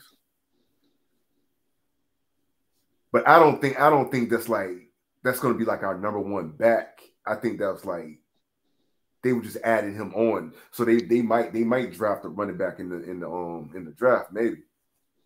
So I'm gonna have to look into that. We never just use one running back anyways. We always use a committee, like a committee type of running back type of system. So yeah, they'll be all right. They'll be all right. Yeah, Sanders. He went to where did he go? He went to the Panthers, I think. Yeah, look out for the Panthers because they made a couple of moves too. Don't sleep on them.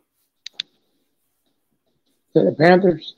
Yeah, the Panthers. I've seen they made a few moves. They got what's his name, that wide receiver from Jacksonville.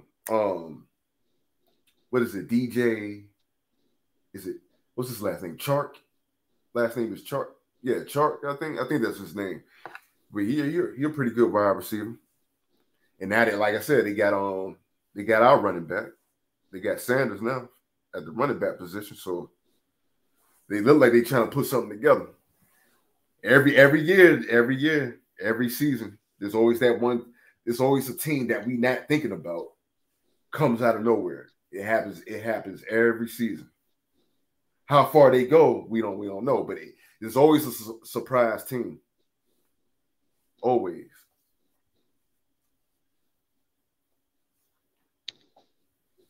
Mm-mm-mm. That's why I say it's going to be an interesting season.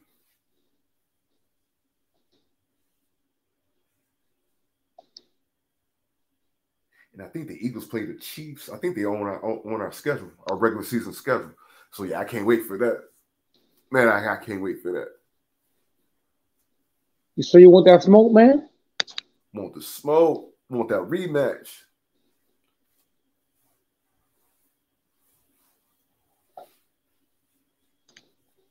Man, so what's going man? We want to play the Chiefs, huh?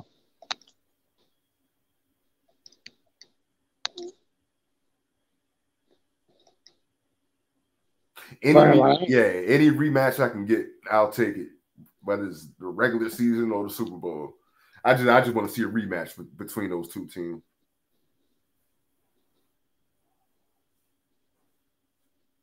You ain't ducking no smoke, man. That Super Bowl, it deserves a part two. It deserves it. From the way that it ended, it deserves a part two. Is that part two? Part two. Like a movie. That joint deserves a part two. Like Rocky 1 and Rocky 2. It deserves a part two. And I hope we get it. I really want them in the Super Bowl. I want a rematch. I want a Super Bowl rematch. But like I said, I'll take the regular season. I'll take a regular season game too.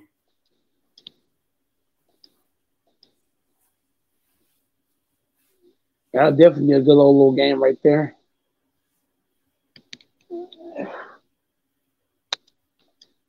All these games gonna be interesting, low key, man. Even the Jaguars are surprised too, man. That's what I'm saying. Yeah. Jaguars coming up big.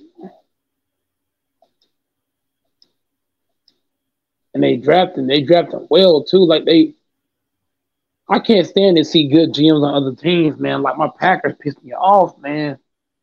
Brian don't step up, man. He got to get up out of here, man. Quick. We ain't won in too long. We're trying to get back to Super Bowl, man. Yeah, that reminds me of back when the Eagles picked up that coach from college, Chip Kelly. Yeah, he came in and just messed up everything. I'm surprised we even made the playoffs that one year.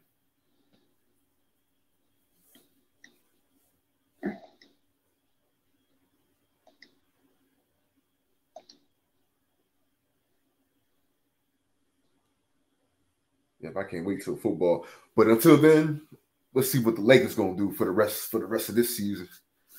Right now we're tied for the 7th seed right now. Yeah, things are clicking. Let's see how it's gonna go. Got the Bulls on Sunday. So we beat the Bulls twice. We'll probably be in the 7th seed, or even we're a game and a half. If the Warriors lose 2 games or lose at least a game, we can sneak in the 6th seed.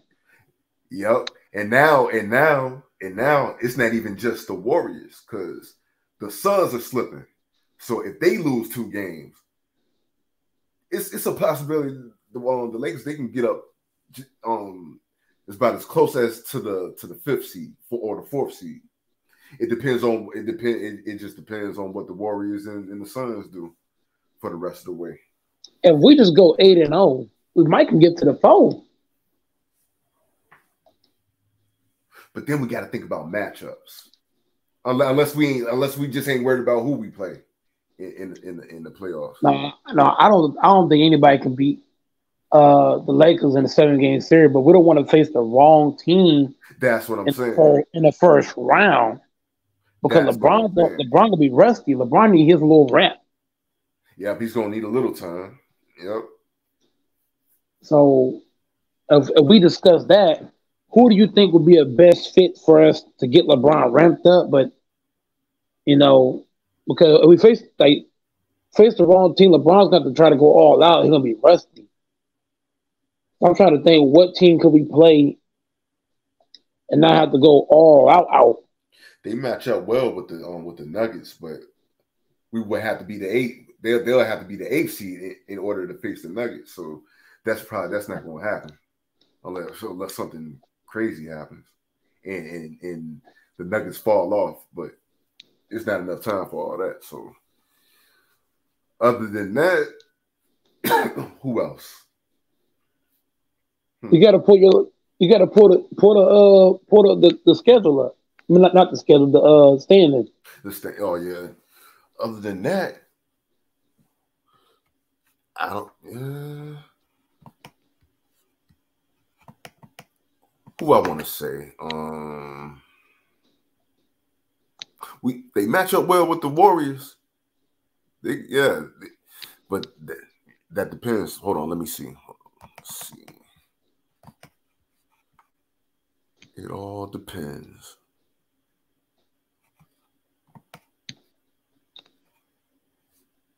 Okay. So right now, we're tied for 7. Okay, so right now, so the Nuggets are the number 1 seed, of course. Memphis number 2 is the 2nd seed. The Sacramento Kings are number 3. The Clippers are 4. Suns are 5th. Suns?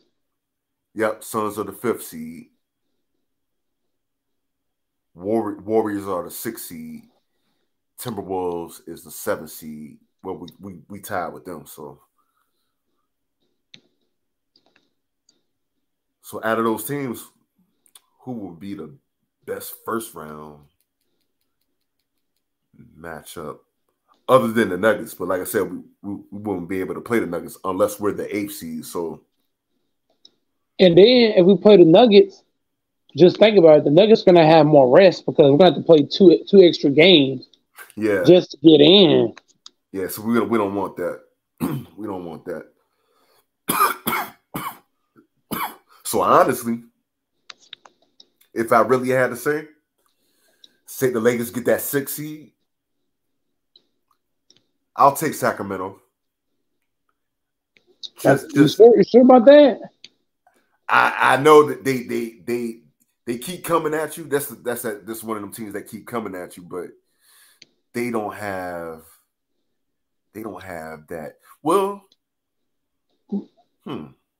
they got a lot of weapons on that team. Yeah, and they keep coming at you too. So, or the Lakers can get the or the Lakers can get the 5th seed while the Clippers have that 4th seed, and it could be the Clippers and Lakers in the first round. Oh, that'd be an easy matchup. No Paul George. That might be better because we don't know when he's coming back or if he's coming back. He's gonna be rusty. He's gonna be rusty by the time you get back. He's gonna be rusty. Yeah, he's gonna be out of rhythm. Whenever you don't play, that's what I'm worried about when it comes to LeBron. He's gonna be rusty because he ain't been playing. Yeah, he's gonna need a few games to get back in rhythm. Get back playing something. They're probably better off putting Austin Reeves at point guard just until LeBron get his legs back underneath him. Get Austin Reeves at that point. let him dictate and control everything until LeBron get right. You know. Yeah, that would make sense. Or if not the Clippers, then the Phoenix Suns, because Durant's gonna be rusty too. Yep, he is. He's gonna be rusty. He's gonna be very, very rusty. He ain't been playing. That's true. And then I think our bench is better than theirs. And I was just about to say they don't have much of a bench to be honest. So the only thing we would really have to worry about is Durant if we were to play the Suns and Booker. That's it. And that's it. Clamp them up. Clamp them up. Just clamp them up. I think AD can outdo Booker.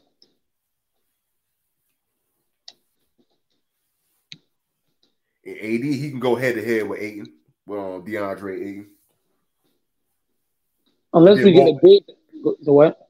And Mo Bamba might be back by then, so we got reinforcements. Yeah, once Mo Bamba and because I don't think the Lakers gonna pick up another center. So once Mo Bamba and LeBron comes back, we'll have everything set. Okay, so who do you got guarding who for Phoenix? 80 guard Ayton.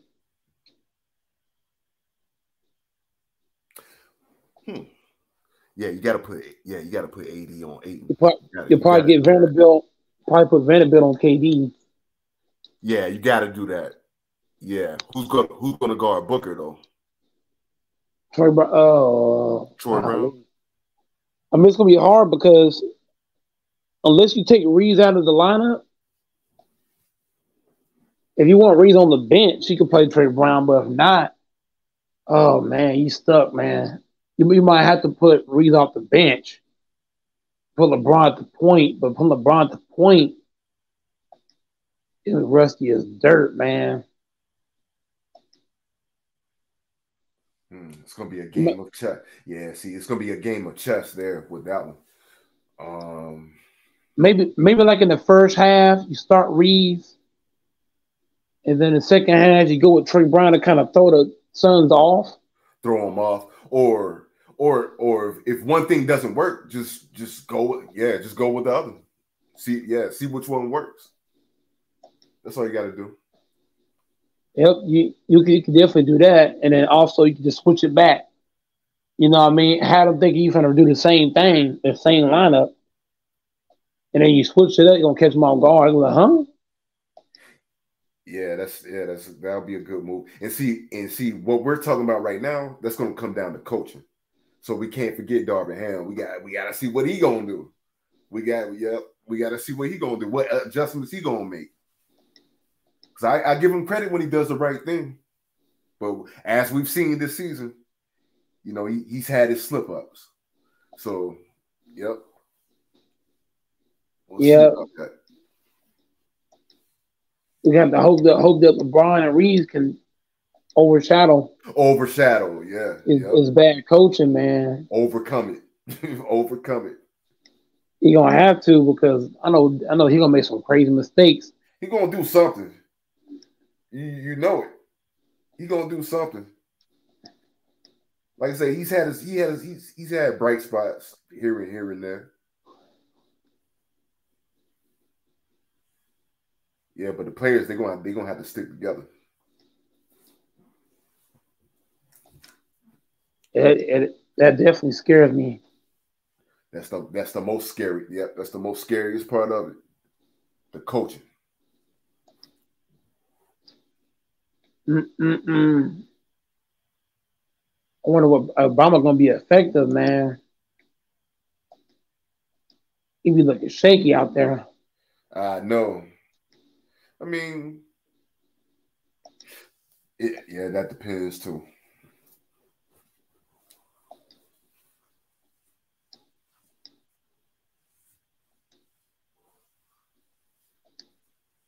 And that's why the Lakers they should have got even with Mo Bamba, that's why they still should have gotten like another center. I don't know why they didn't do it. They probably should stay with. They probably should have stayed with Thomas Bryant, low key. Bamba ain't it, man. He look lost. Yeah, he does. Yeah. Looking lost like coleslaw. Looking lost like Ty Lawson. He had a few decent games, but yeah, he's had some moments of just like you said, lost, just completely lost. So hopefully, I mean, they're gonna need another big body, like say if the Lakers run into Memphis or something like that. They're gonna need another big body.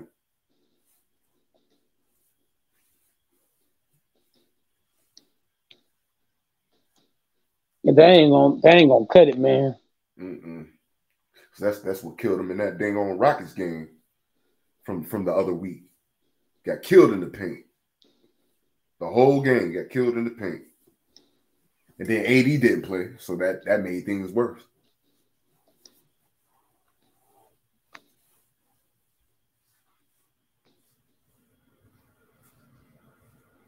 But we'll see. I'm just glad the Lakers are back at 500. They got some things clicking.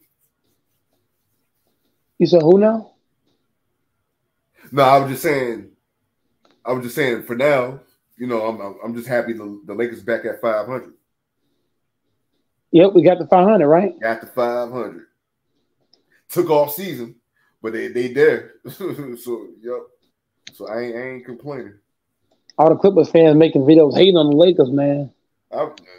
They can't stand it. Hey, that makes it even better. It's my Austin Reeves. It's what the league team for the Lakers giving us all these free throws. Yeah, I seen all that crazy stuff. All the conspiracy theories. What they gonna say today? Austin Reeves got almost no free throws, and Lakers still won. What's the excuse now? They cheated for AD, or they cheated for Dennis Schroeder now? Yeah. Dennis Schroeder got defense that intentionally didn't guard Schroeder. Or they let Lonnie Walker go off. It's always something. Oh, I got one for you.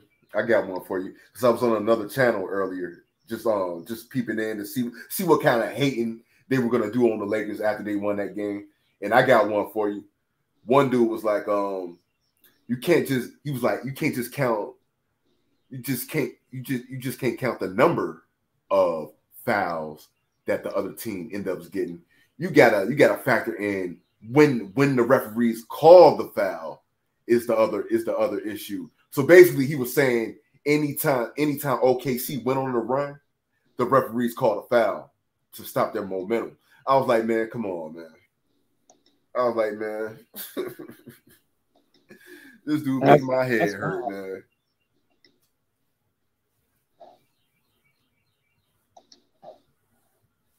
That's what they do. They move the goalpost.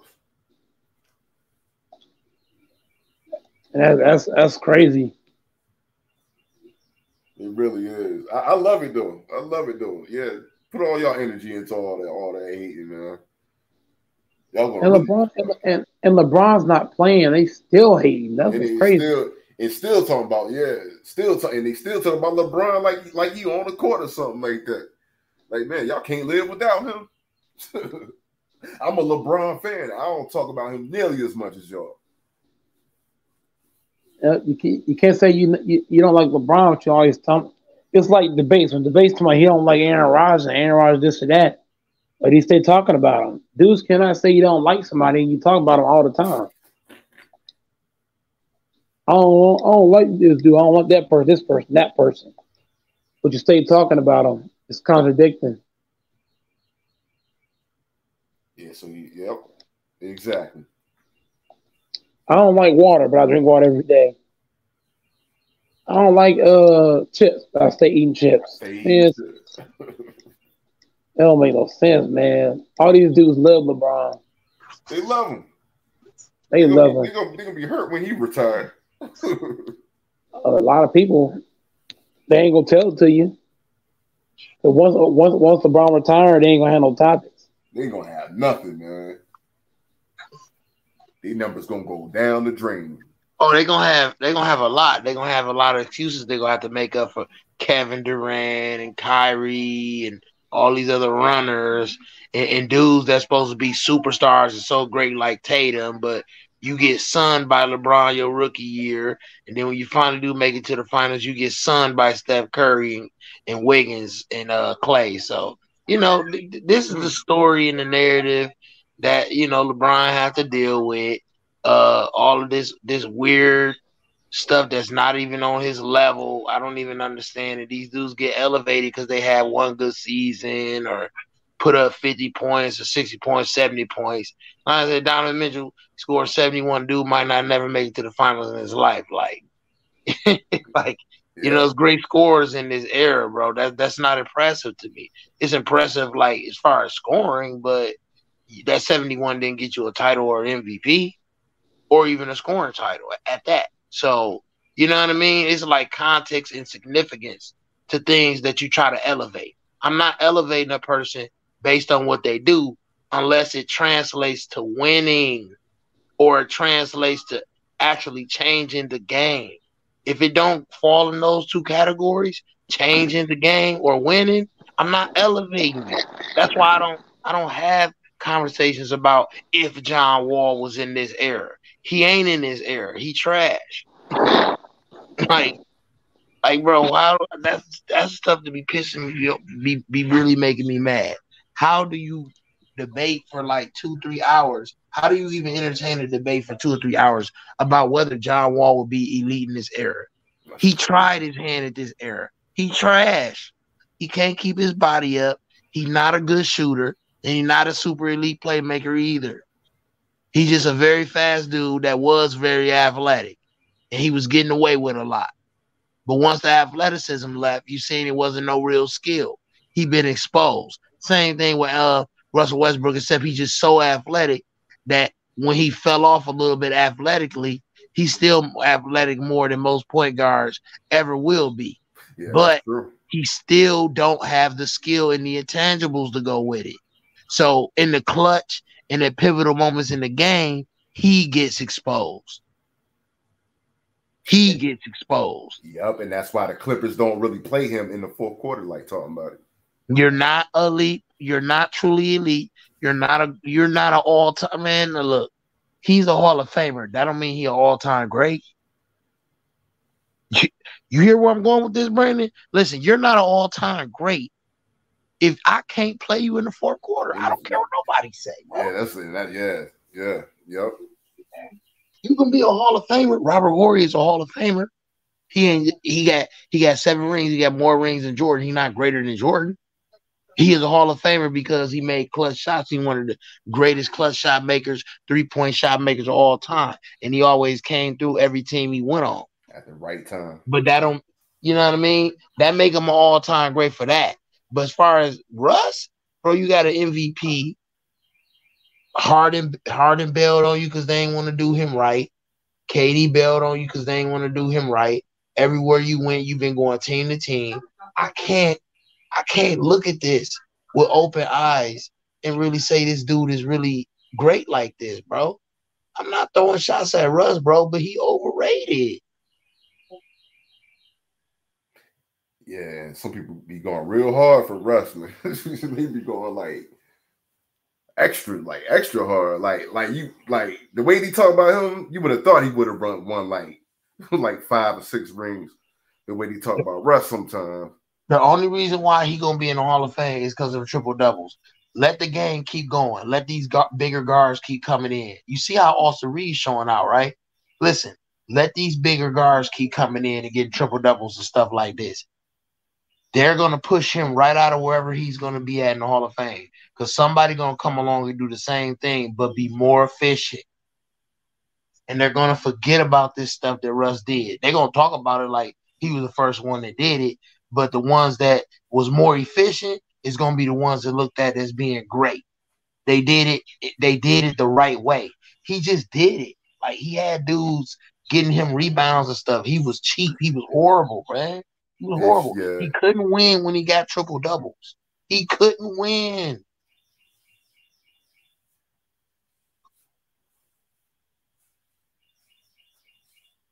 Yeah, they want to talk about stat pattern. That's what that was. That's what that was for the most part. that was stat pattern. It is because you ain't It getting no really wins out was. of it. You can't Yeah. justify it unless you get wins. Those kind of stats, it don't make sense to consistently put up those kind of stats every game for a whole season, and then you go to the playoffs and fizzle out after 2 rounds. Brandon, am I lying? No lies told. It don't make sense to me. It don't make no sense, though, Mike. You fizzle out after 2 rounds and you averaging a triple-double? You overrated, and that triple-double is very much overrated. Don't matter. Robert Horry hit the shots that they didn't hit, bruh. Them threes, man, he hit a bunch of threes. He hit threes on every team, bro.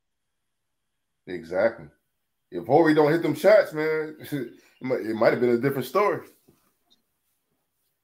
Might have been a different story. Yep. That's facts, debates.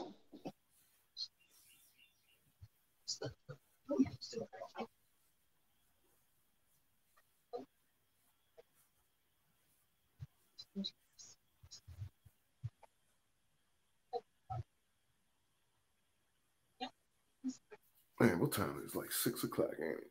Yep.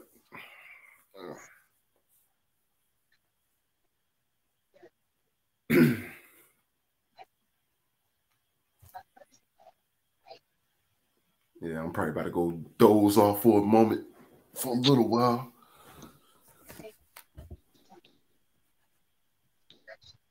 Man, we be on there having great talks, man.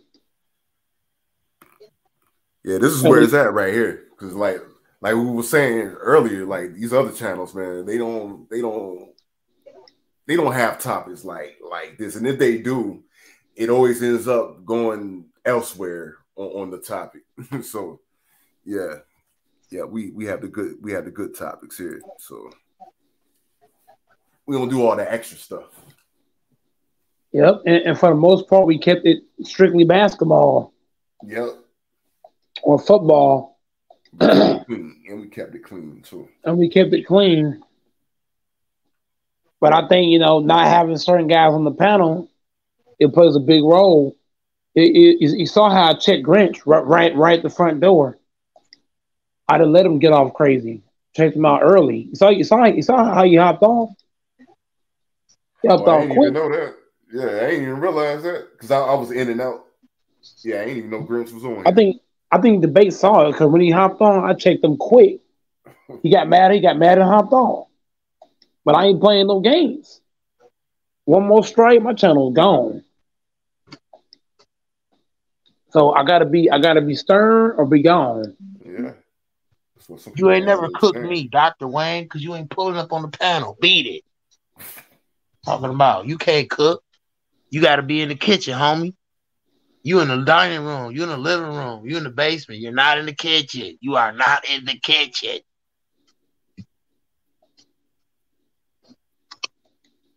I really be having to fry these dudes, man. So how you gonna fry me? You ain't even in the kitchen. Why would you even put on an apron or entertain cooking anything and you don't enter the kitchen? This is the kitchen. I'm talking to you from the kitchen. Can you please see you in the house, but you're not in the kitchen? Can you please, whatever room you in, can you please report to the kitchen, Dr. Wang? Calling Dr. Wang to the kitchen. You don't want that smoke, homie. Stay in the living room, because when that smoke fill up the house, I'm going to be in the kitchen. The fireman got to drag my body out. I stay in that smoke. I ain't scared of it.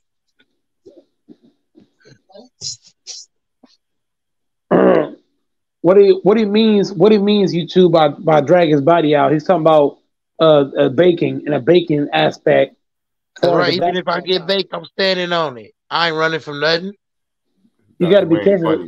You got to be careful saying that though, because YouTube might take that crazy. Man, this dude crazy talking about Robert Horry ain't that significant. That's practically what you're saying. You trying to downplay Robert Horry, bro. You don't know ball. That's what I'm talking about, Brandon. Dudes don't know ball. They trolls. Like, Robert come on, Horry bro. got Robert Horry got 7 championships for a reason. And he was a big It ain't part of about all the of them. numbers. Not with Horry. Great perimeter defense and great clutch shooting, bro. And it was on a higher level than most other role players at his position. That's why he's where he's at in the Hall of Fame. That's why he's significant as he is, bro. Yeah. It ain't about who he played with. It's about what he did when they couldn't do nothing. When they needed that somebody to put up that 3-point shot and they needed it bad, he never, ever, ever failed. He always delivered. And he delivered 7 times, brother. 7. And it's not easy being that clutch. It ain't. Clutch. You don't be that clutch 7 times. You don't be that clutch 7 times, bro. You know, like, come on, bro. Stop. Just stop. He may have been a role player, but he was great at that role. One of the greatest role players ever.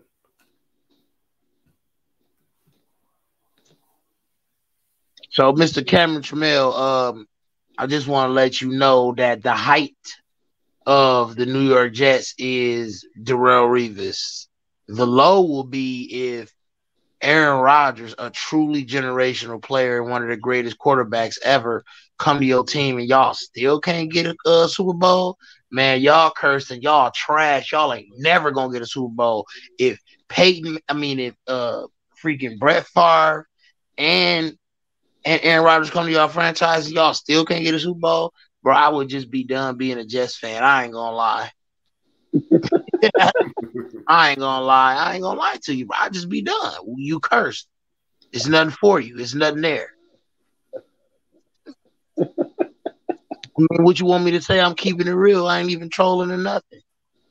That's horrible. Them 2 quarterbacks come to your team, you still can't even get to the Super Bowl or win a Super Bowl. That's horrible. No excuses. You just trash. You're cursed. Yeah, that's tough. Right. And one of the greatest players you ever had, Darrelle Revis, he left and got a Super Bowl. Oh, yeah, I forgot all about him. Man. Came back to get a bag when he was old and dusty. Yeah, everybody forgot about that. He went to Tampa Bay for 1 year and sat, went to New England, had a ball, played some real ball, winning ball, came back when he was old and dusty, like, give me a bag. If you want me back, if you want the name, give me a bag. They was like, we'll give you a bag. We ain't doing nothing anyway. We dusty. We cursed. Only thing you can do is hand money out when you ain't getting no trophies handed to you. You know what I mean? Everybody in this league can hand money out, hand out some dollars, but can you put together a roster that'll have somebody handing you a trophy at the end of the year? See, that's what it's all about. See, these owners gonna do what they do so they can have the bottom line and make their money back. That's why they make sure they retain their stars, so the fans can pack the seats and buy stuff and this and that. But at the end of the day, what separates truly great GMs is consistently being in the playoffs, consistently keeping star quarterbacks at an elite level, and consistently putting yourself in the Super Bowl picture. And that's why Patrick Mahomes and Andy Reid is at the cream of the crop right about now. Yeah, there's no denying that. Consistently putting themselves in the playoffs. Consistently AFC champion. Consistently going to the Super Bowl, consistently winning the Super Bowl. That builds the narrative for your greatness. Consistency. This is why I say LeBron James is the GOAT. Consistency over a 20-year span, bro. Not 10 years, not 15 years, 20 years. And when he got late in his 30s and went to a different team, he wasn't trash like MJ. Dude putting up over 30, man. Stop. Once again, that's not 33. easy. He was averaging 33 before he got injured, man. Come on. 33. That boy was averaging Scottie Pippen before he got injured. Stop playing with LBJ.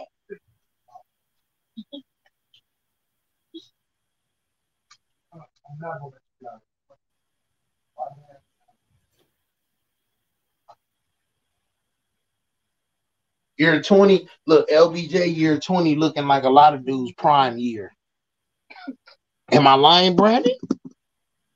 He really, yeah.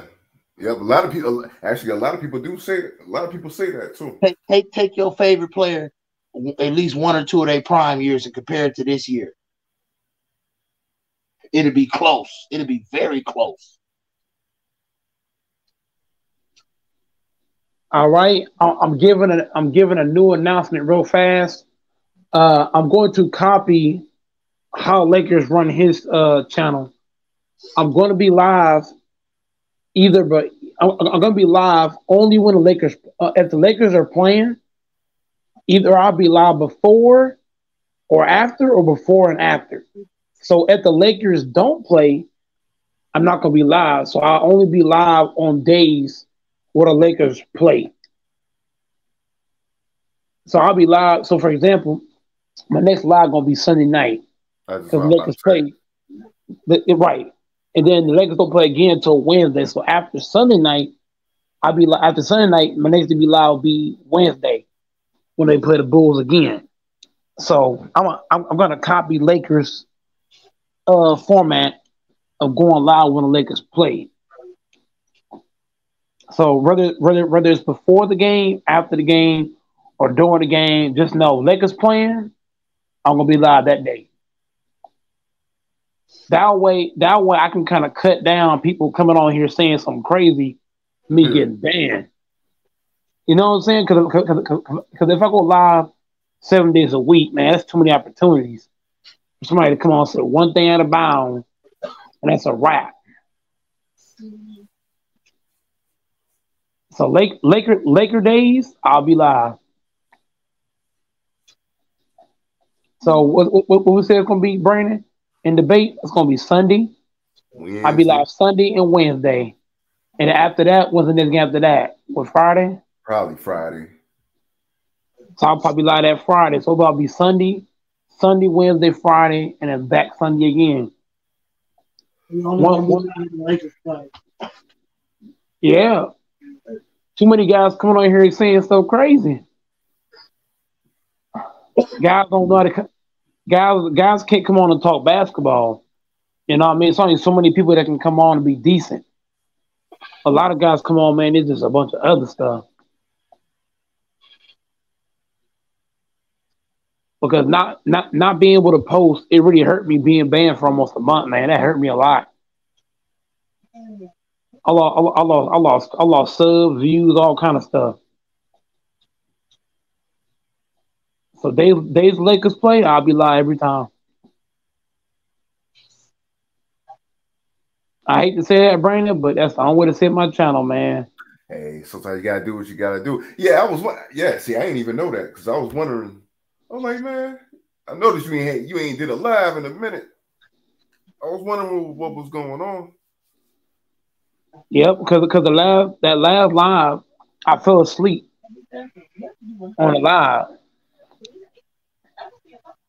And so whenever I fell asleep, a lot of things happened and transpired. You know what I mean? So I said, if I go live just Laker days, I can kind of limit some stuff. Oh, yeah.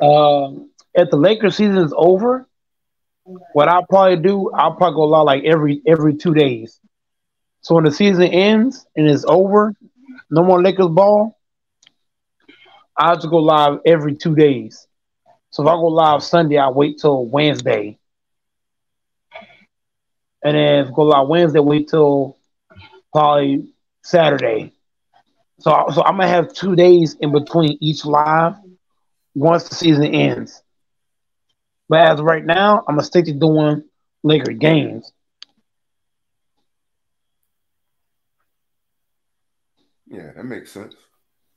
That is fact what you're saying, Dr. Wayne. But, you know, YouTube's very strict about a lot of things. And guys don't know how to keep it ball. You know what I mean? Like other channels don't got no haters. We have haters who don't like your channel, they're gonna try to get rid of you altogether. So I'm not gonna have the same leeway as other platforms. So I can't control anybody else. I was gonna make sure that when I come on, you know what I mean. I gotta make sure I'm not coming on too much. Like I used to come on live 4 or 5 times a day, but with all this stuff going on, I'll probably come on live once a day. So if I come on live before the game, that's gonna be a wrap. Or what I might no. What I'll do, I'll come on live. I'll probably do a short pregame. Or if I come alive before the game, I'll probably do a pregame during the game in that live. Come back on for a short post game. But outside of that, I ain't gonna be on here like that. You know what I'm saying? It's too many opportunities to get banned. Exactly. Too many opportunities. Because if you don't come on, Brandon, or the base don't come on, and other guys pop up with all these mess they popping up with, it's a wrap. You know what I mean? Right now, it's do or die. Like a game 7. Yeah, Dr. Wayne, he a rookie. He ain't been around long, and he have a lot of troll. He's a troll with casual takes. Let me put you up on something, just Dr. Wayne. Go Mike been around for a long time, and man, it's some wild stuff went down on this dude platform. He done got away with a lot. I mean, he got away with more than most. And the thing about it is he don't went live and put a lot of work in more than everybody and been cheated out of a lot of subs. So you got to understand, when you got haters, you've been cheated out of a lot of subs and you done a lot of wild stuff. You can't afford to take no more chances at this point.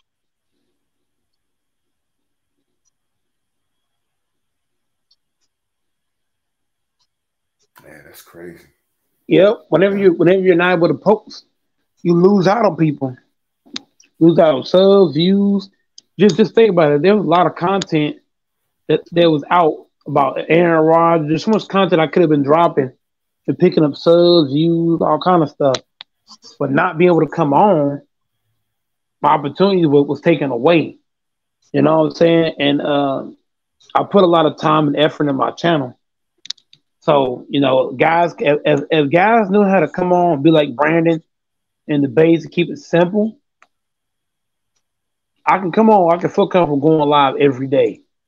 But I don't feel comfortable going live every day because I'm afraid of somebody coming on and saying something crazy. Or I could be having a bad day, and as the host, we get mad sometimes too. You know what I'm saying? And running a channel is stressful. You know what I'm saying, Brandon? Brandon, the baits is very stressful, man. It's not easy. So having days off, is crucial. You know what I mean? 4 minutes. Because what that does, it gives you time to relax. You know what I'm saying? Regroup yourself, come back together. Going live every day ain't good because you don't give yourself a break. You know what I mean? You don't want to come on here and yell every day. Exactly. You got to keep a balance. Got to have a balance to it. Yeah, and you got to count. You got to count, Brandon. If I was in high school, it'd be no issue. But I'm going to work full time. So you combine that with this, I need to balance the two. Balance the streaming and the work. You know what I mean? So that's why I say, I'm gonna come on for Laker days. But Lakers don't play, I ain't gonna be on. Yeah. Yep. Aaron Rodgers holding up everything because he don't want to make his mind up. Call that Negro phone, go Mike. Aaron Rodgers already said he want to be a Jet. Yeah, but he ain't took off on the runway yet. Jets fly away. He ain't no Jet. He's still a Packer. He still got a cheese head.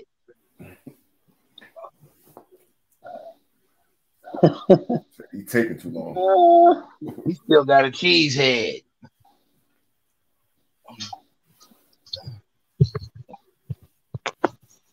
I can't believe they did me like this, and I can't believe they don't want me.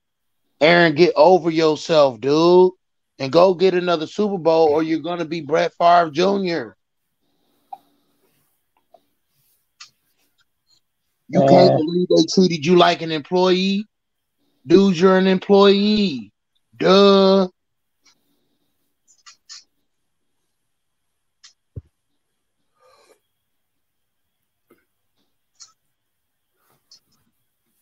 Get tired of Brett Favre, they get tired of you too. You only got one title like him. You thought they was gonna treat you more special? No, they not. If you would have got 2 titles, they might have put up with a little bit more, but you didn't. So the only thing you can do to redeem yourself to be that man, to be a bad man, and be Aaron Rodgers again, you got to win the Super Bowl. Can't get no divisional title. You can't be very accurate. You can't go throw 48 touchdowns. You got to get a Super Bowl. You got to get a Super Bowl. No ifs, ands, or but. Nothing short of it. I think you're being harsh, man. No, I'm not being harsh. He's great. What you mean? I think you're being kind of harsh, man. It'd be harsh if I said this is the expectations for Jalen Hurts or Joe Burrow, but he's great. So I'm giving him the expectations that he should be able to do. Man, he's so mean to Aaron Rodgers, man. It's crazy. If you say he on Patrick Mahomes level, so it's not being mean to him.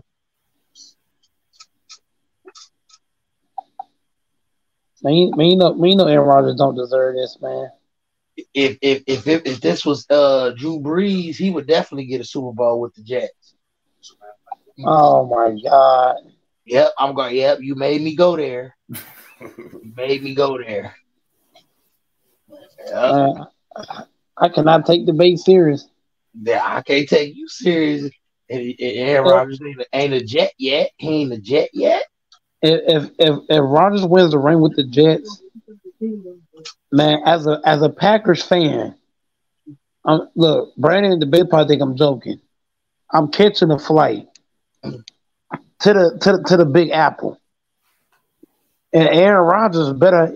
Aaron Rodgers, look, when I come to see you, bro, I want a full interview breakdown of your career. You know what I mean? I don't care what the security guards say. Let me see Aaron Rodgers. Already got it set up, go Mike. If he go to the Jets and he fail, I'm finna have a whole 2 days, and it's gonna be like a docu-series. It's gonna be called it's gonna be called The Career of Brett Favre Jr. I'm telling you, and it's gonna get big time views. Watch. I got it all set up if he fail. That's wild.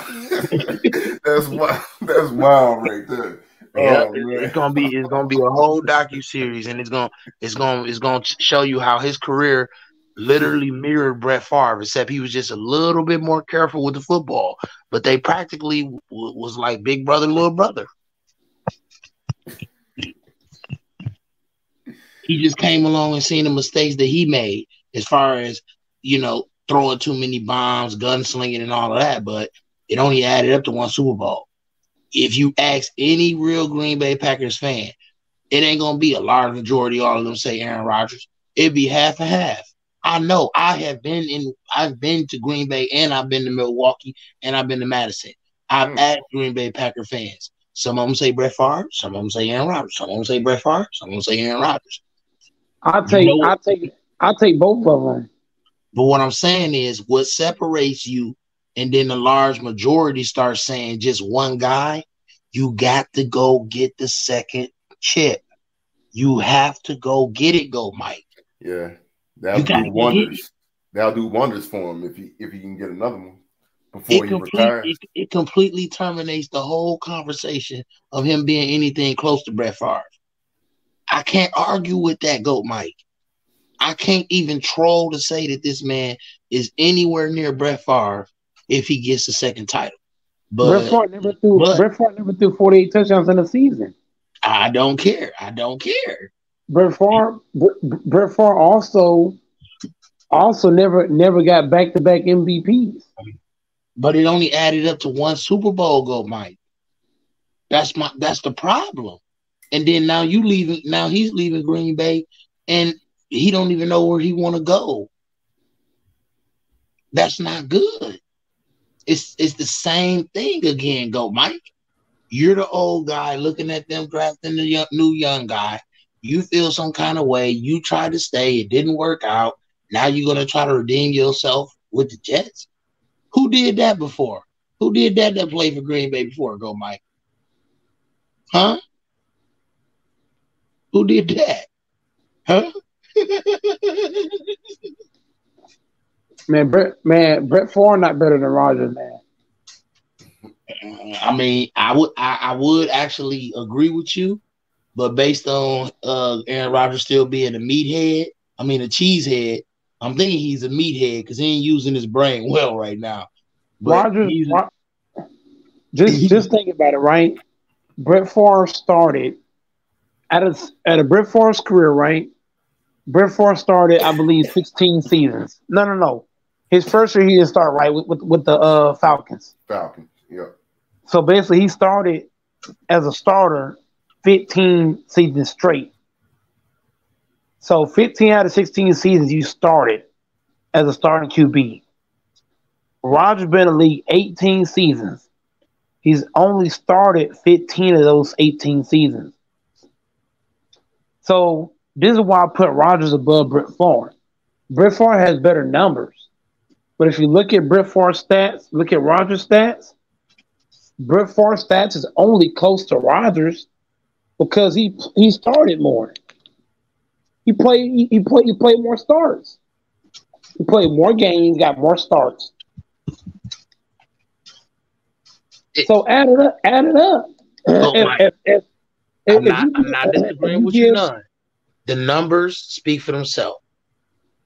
If you project what Aaron Rodgers is doing now, clearly he's going to have more touchdowns and more yards with less interceptions. He's going to look way better, more efficient. The problem is Brett Favre is such a big figure. He has so much nostalgia. He got so much pull. Listen, he got so much pull with that organization that the shadow that's cast over Aaron Rodgers, the only way you can get that shadow off of you is to get a Super Bowl. Okay, so how you know Rodgers could have had 2 rings if he got to start faster. I believe if Rodgers started right away, he might have had a shot to win 2 Super Bowls. Just think about it. The NFC was weak. When Aaron Rodgers got drafted to Green Bay, the NFC wasn't that strong back in 2005.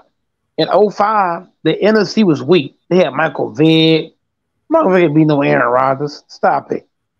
They had those teams were not built to be Aaron Rodgers back in 2005. Now Brandon might say I'm capping.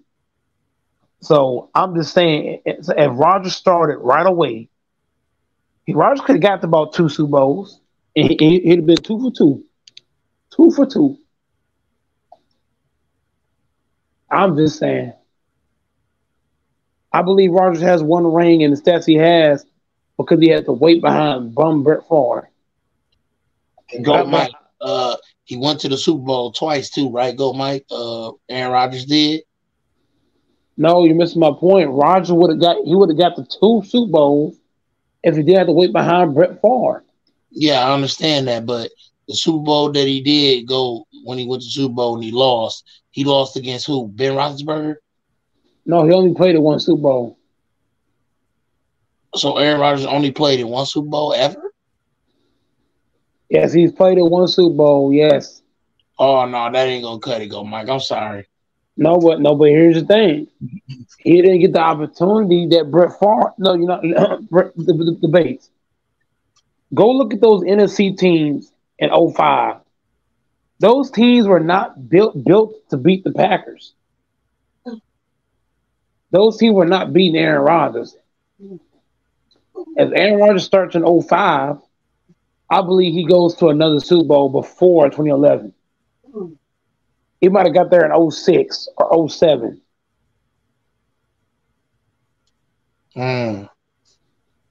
Or he might have got there, or he might have got there in 2005. He might have got there the first year 1. Yo, Mike, you know that man talented enough. You can put him in a lot of situations.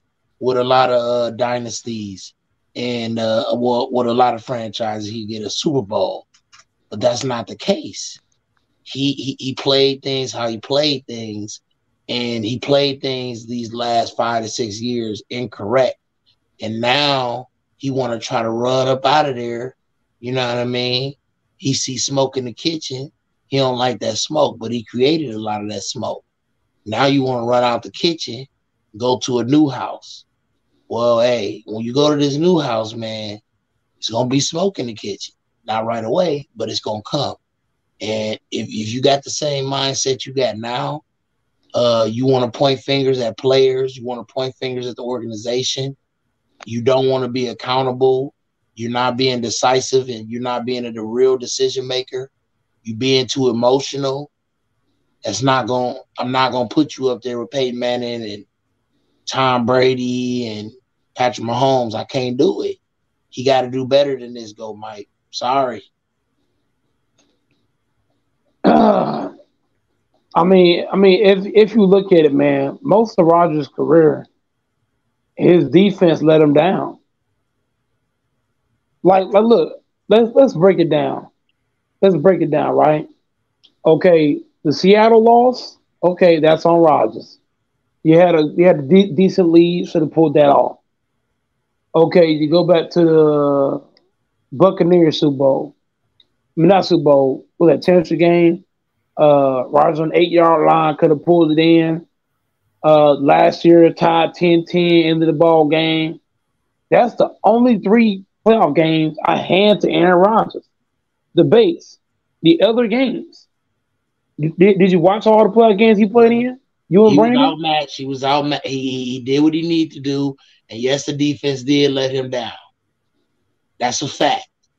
That's a fact, Mike. But he's about to go to the Jets, and this defense is not going to let him down. No, but here's the thing. No, but here's what I'm saying, the beats.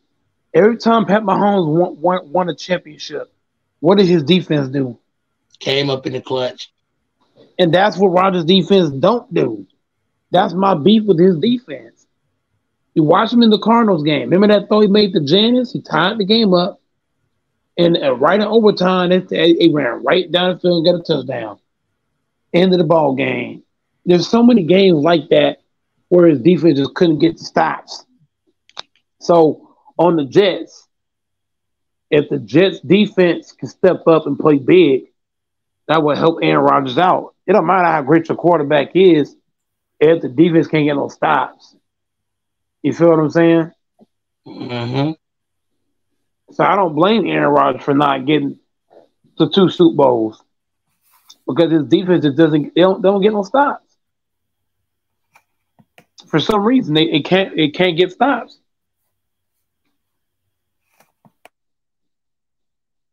The only 3 games I had to handle was what? The Seattle game, last year's Niner game, and the Bucks game. Outside of that, all the other games, like against the Giants, that wasn't on Aaron Rodgers. Did y'all watch that Giants defense? They ran over the Packers O-line all game long. He couldn't get open at all. He couldn't. You know that if he play this year and the defense do their job and he don't put up great numbers, they're gonna be saying he's washed. They didn't do their job this year. The defense didn't do their job against the Lions. You know that? I mean, see, a lot of them games go, Mike, because all of the pressure was so much pressure on the defense. You thought the defense didn't perform well. But the defense just worn down because they sick and tired of having to have all the responsibility of winning the game every single game. That's a lot for the defense to deal with. The offense, their job is to score every single game. The defense job is not to act like they Hall of Fame defense every game. Their job is to try to get stops when they need to get stops, not to stop you every possession because the offense can't score. Okay, so right now, if the Jets defense do their job, like you say, the Jets won the Super Bowl. I'm hoping that's the case, Mike. I'm hoping that he can redeem himself.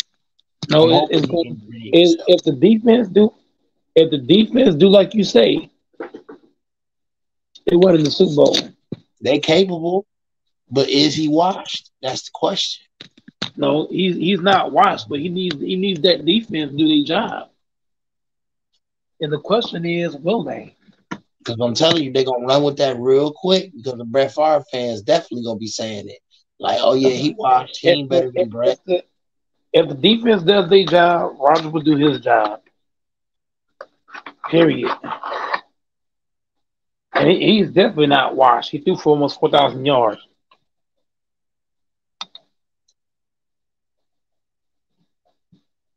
So do you think he get full credit for the Super Bowl goal, Mike, if the running game and the defense carry him, but he still have decent numbers, but not overwhelming numbers to be MVP of the Super Bowl? He'll get all the credit, no matter what. Like if they win, like you say, he should get all the credit. Just think about the debates. The Jets ain't won in almost 60 years. They haven't had a quarterback in a long time. They haven't won anything in a long time. So if Rodgers goes over there and the Jets win the Super Bowl for him, they're gonna give the credit to Aaron Rodgers just for the fact of they ain't won in 60 years. He gets there now they win all of a sudden.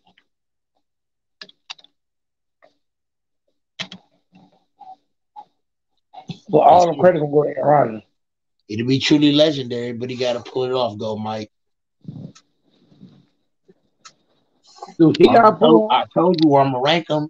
I'm not gonna be capping at all. If he go get a Super Bowl with the Jets, me and you already know where he gonna be ranked at. Okay, so who's pulling off, him or the team? You said what? Is it he pulling it off or is the team pulling it off? I think Aaron Rodgers need to pull it off. I think he definitely need to be making big throws, all the way from the first game he played all the way to the Super Bowl. He need to be putting his fingerprint on every game.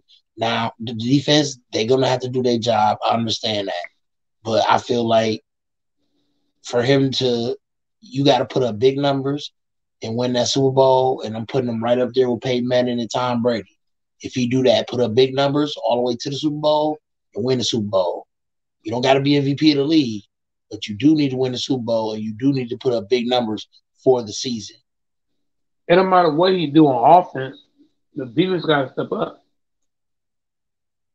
I think they will go, Mike. They're gonna hold. They're gonna hold things down.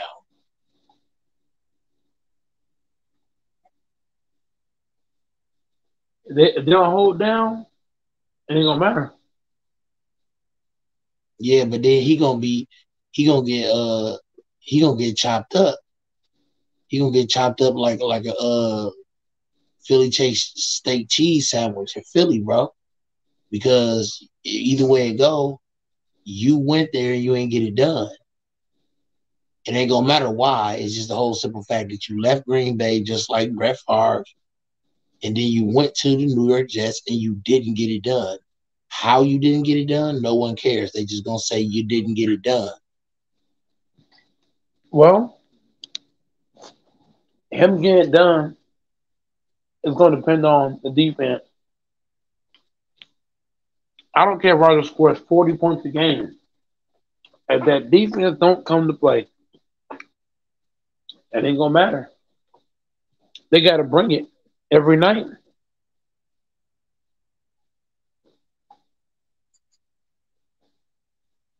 No doubt. Wicked AFC, man, it's tough. I know for a fact the Jets gonna put up points. When Aaron Rodgers is their quarterback, they're gonna score points. I ain't worried about the scoring points. The question is, can the defense play big enough to allow him to get to a Super Bowl? See, That's the thing. the defense should be able to make enough stops and make the game come down to him having to score 30 or less points. He shouldn't have to score over 30 unless he's going against Patrick Mahomes. You know why? Because he's getting too old to be doing that, go, Mike. He great, but he needed to conserve himself a little bit. Even if he scores 30, is the defense gonna do enough for him to get past the next round? These are all question marks. Big I'm question mark. looking, I'm looking at straight up the defense. Rogers gonna put up points, but is the defense gonna get the stops?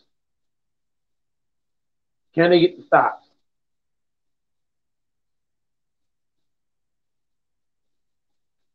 You know what I'm saying? These are the question marks. Can they get stops? You know what I mean? And if they can't do that, we in trouble. Mm. You know what I mean? So I want to say the Jets can get stops. Aaron Rodgers is going to be Aaron Rodgers today. Don't get it twisted. He's going to be Aaron Rodgers. You can count on that. He's gonna be Aaron Rodgers. He's I'm gonna. hoping I'm hoping to go there, go Mike, so Pat Holmes can have some real competition because right now it's barbecue chicken. Yeah, Rodgers go over there. He gonna average about 30 points a game. I think the Jets can average around 30 points. I ain't gonna lie. If they get OBJ and pair that with Aaron Rodgers, they can average 30 points a game. But the question gonna be is, do the defense do enough? But that's true. Mahomes and Rodgers gonna be the two best teams over there. I think the Bengals gonna fall out of the equation. I ain't gonna lie. I think the Jets defense can lock up the Bengals. My problem is when it comes to the Chiefs, do the Jets have enough defense for the Chiefs? Because Rodgers gonna compete with Mahomes. You know what I'm saying? He gonna fight offensively, but does the defense do enough? That's the only way we get to a Super Bowl is beat Pat Mahomes. Yep, that's right. And can the defense do that? Can they hold Mahomes down enough? I ain't saying they're gonna sit him down, but can they hold him down enough for the Jets to squeak by, get to their first Super Bowl in 60 years?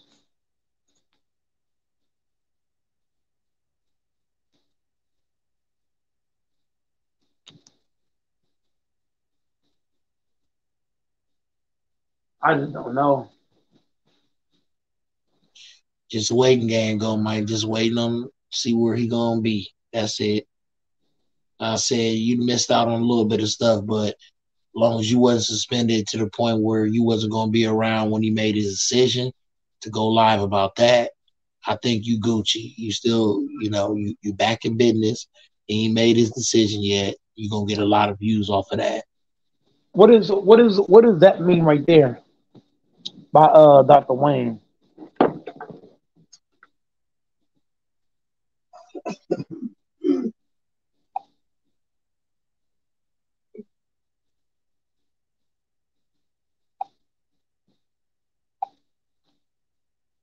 You see it, debates?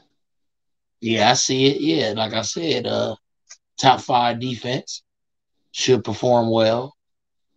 Is the piece is going to be able to handle the pressure of playing with Aaron Rodgers on the offensive end, offensive linemen, tight ends, running backs, and wide receivers. Are they going to be consistent enough to not piss him off and have him pointing fingers if they lose? Because he will do that. He have a history of doing that.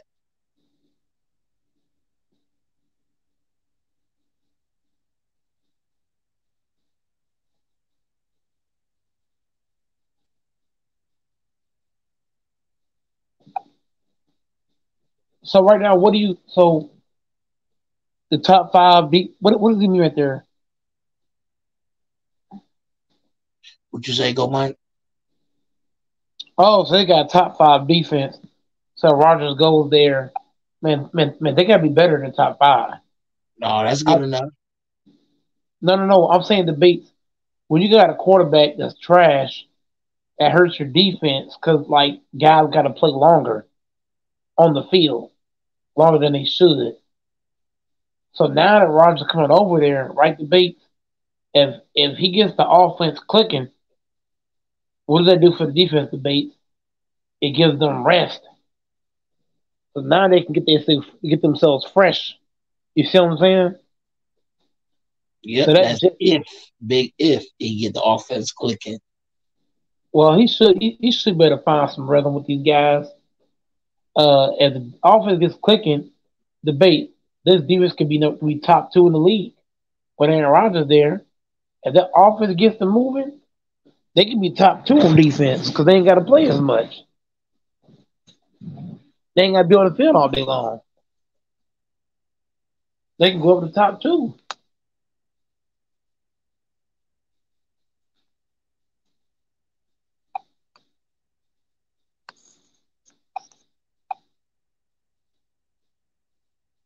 You see my harmony some competition. You said. You said what? You see my harmony some competition, huh? Yep, he don't have none right now.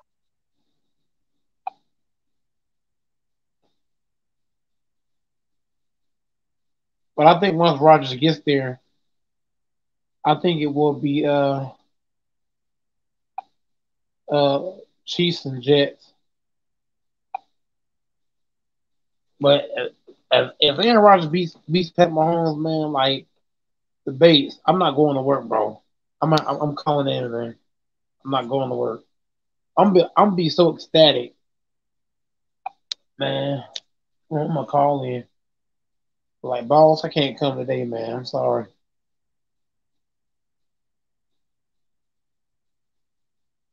I'm gonna be too hyped debates.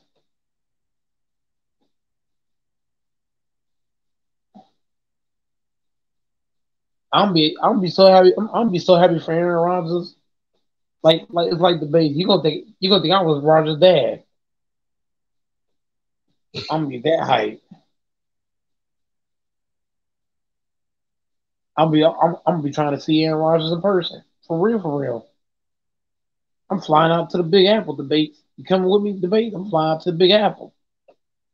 I don't know, man. I don't want to waste my time trying to go talk to Aaron Rodgers. He acting weird right now. Man, stop hating. He is because he ain't made his decision yet. He been made his decision. The Packers is holding up the deal. What are you talking about? Yeah, because they don't want to give up that money. Go, Mike. You got to understand that. So in life debates, you can't hide your cake and your ice cream too. Do you want the cake or do you want the ice cream?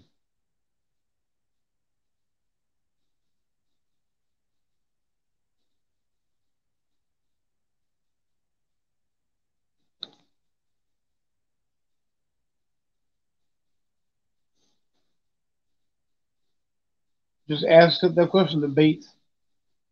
You can't have the cake and your ice cream, man. You gotta pick one. Mm-hmm. So the Packers need to go ahead and make this trade, man.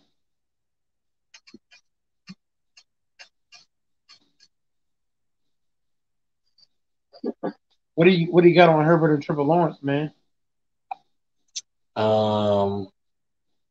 Those is two young up and comers, Trevor Lawrence. I think I'm gonna get if he do what he did last year, this year, he probably gonna go past Herbert just a hair. Herbert is just behind Burrow and Josh Allen and Patrick Mahomes. He right there with him, especially when it comes to arm talent.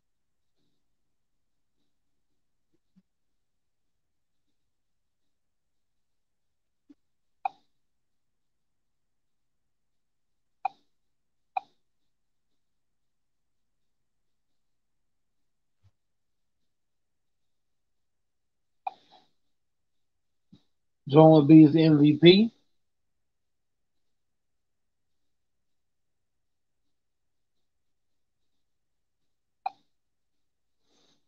I wonder if Russell Wilson will. Wilson career is done. Look like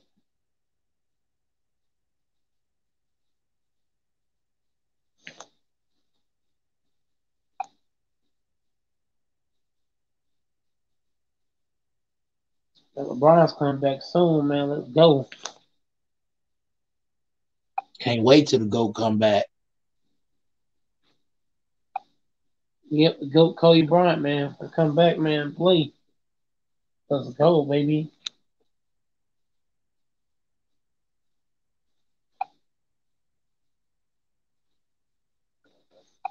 We all know that Tom Brady's the GOAT.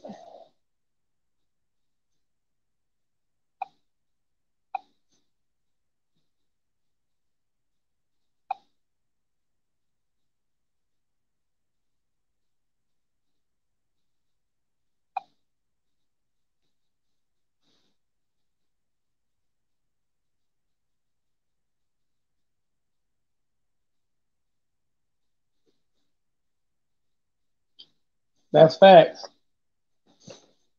That's facts, Dr. Wayne.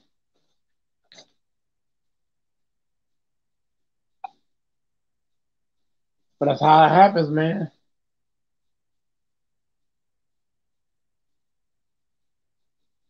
That's why it's good to focus on your career, what you're doing. But I don't want to. I don't want to get crazy with it because it's YouTube. But in life, when you get distracted, you lose out. You know, it's kind of like debates. When debates start talking about LeBron, you get distracted. You know what I mean? It's what it is.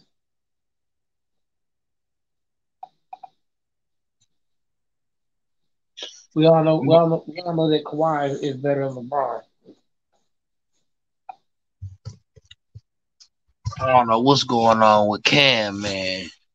I think he the doors is closing in on him a little bit, and he's starting to realize what I said is you jump the gun. Your takes is a little casual looking. You got to slow down and wait until a QB comes there, saves this franchise that has been cursed and doomed for a very, very long time.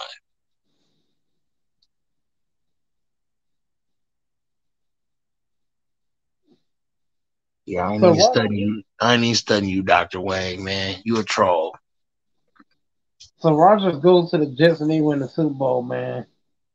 Bates, you coming to the Super Bowl with me, bro? I'm taking you with me, bro. Oh, I wouldn't mind going to the Super Bowl at all. Whoever's at the Super Bowl winning it, I mean, it's a legendary thing. Who wouldn't want to go to a Super Bowl? In the Bates, we getting first row seats too. Man, First I row. need sideline seats with a big styrofoam finger on my hand, man, and a lap full of Cheetos and Doritos and hot dogs. Right. And I'm gonna have and look, I'm gonna be yelling so loud the Bates. You gonna be like, golly, go Mike, calm down. I'm gonna be so excited. Let's go, Roger. Let's go. Like, I'm gonna be cheering so loud. It's gonna be crazy. I'm gonna be having fun like a mug.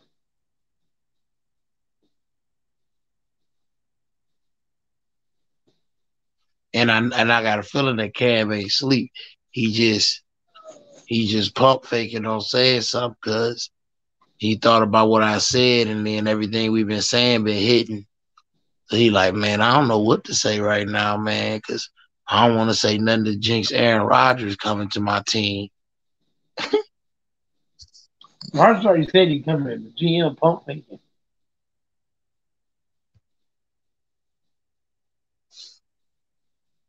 Salute to Dr. Wang and everybody that came on the show tonight and in the chat, man. Dr. Wang, you spamming, dude. You got a problem, bro.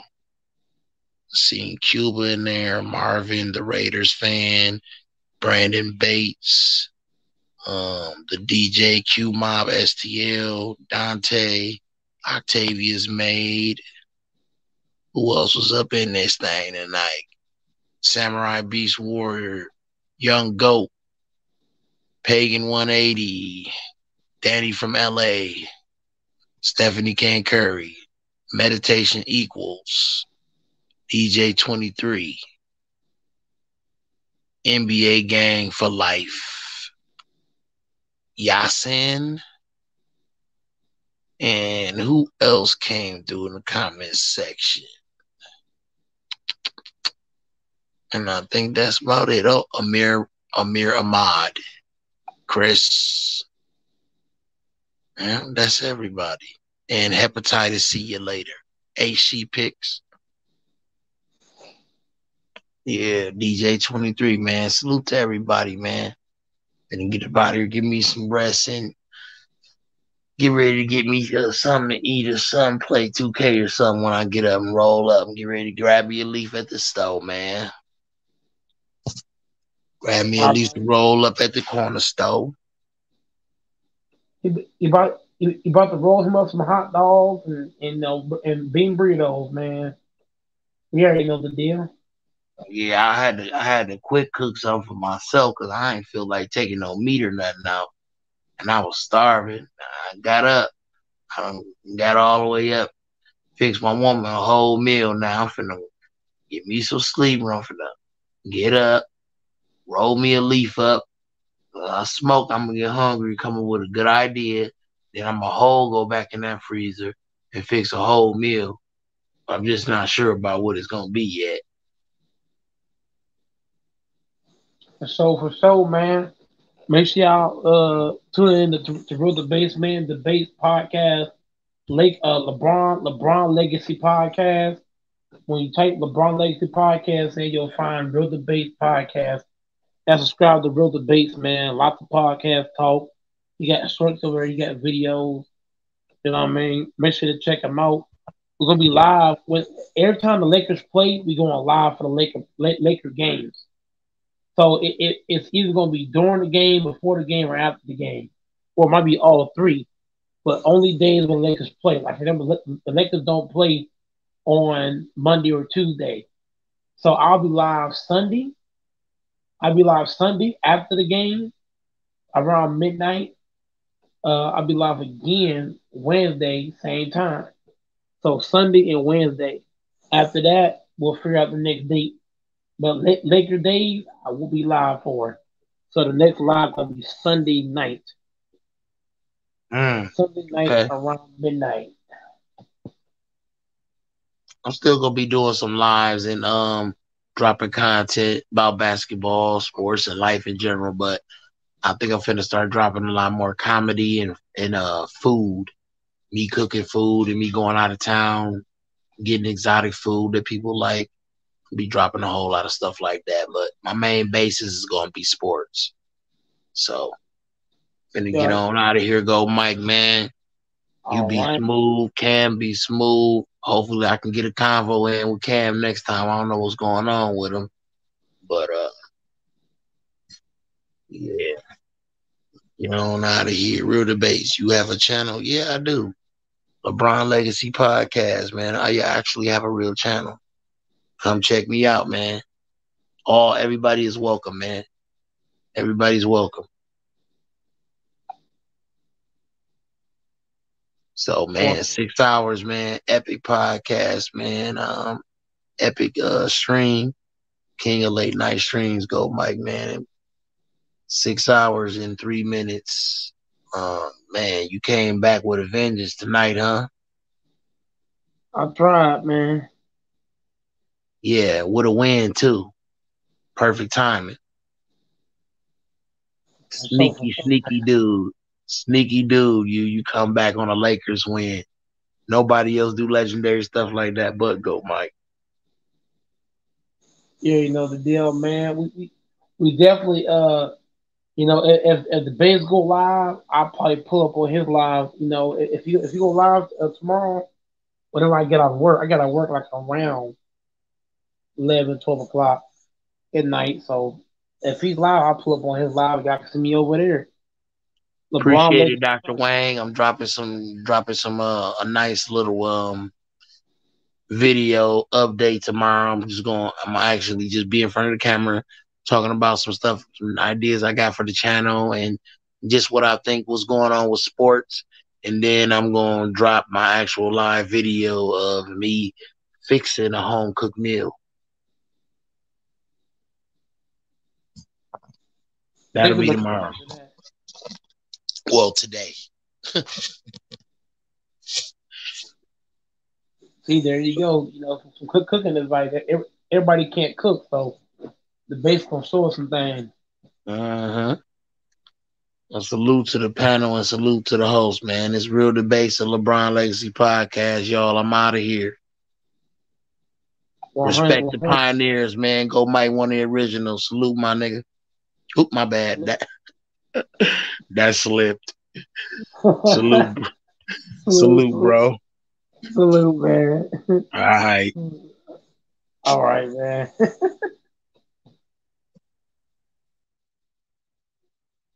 Hey, man. Next live gonna be Sunday night, man. Midnight, Sunday night. Sunday, then Wednesday. So see y'all on Sunday, man. Stay tuned.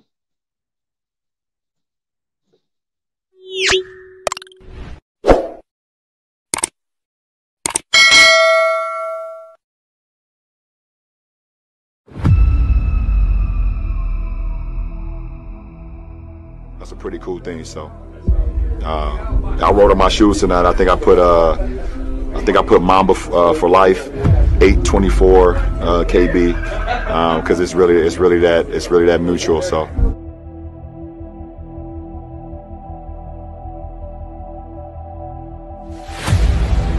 I want one answer only. Who was the guy that brought chills up and down your spine when he came onto the floor? The greatest player you ever saw. That would have to be the GOAT.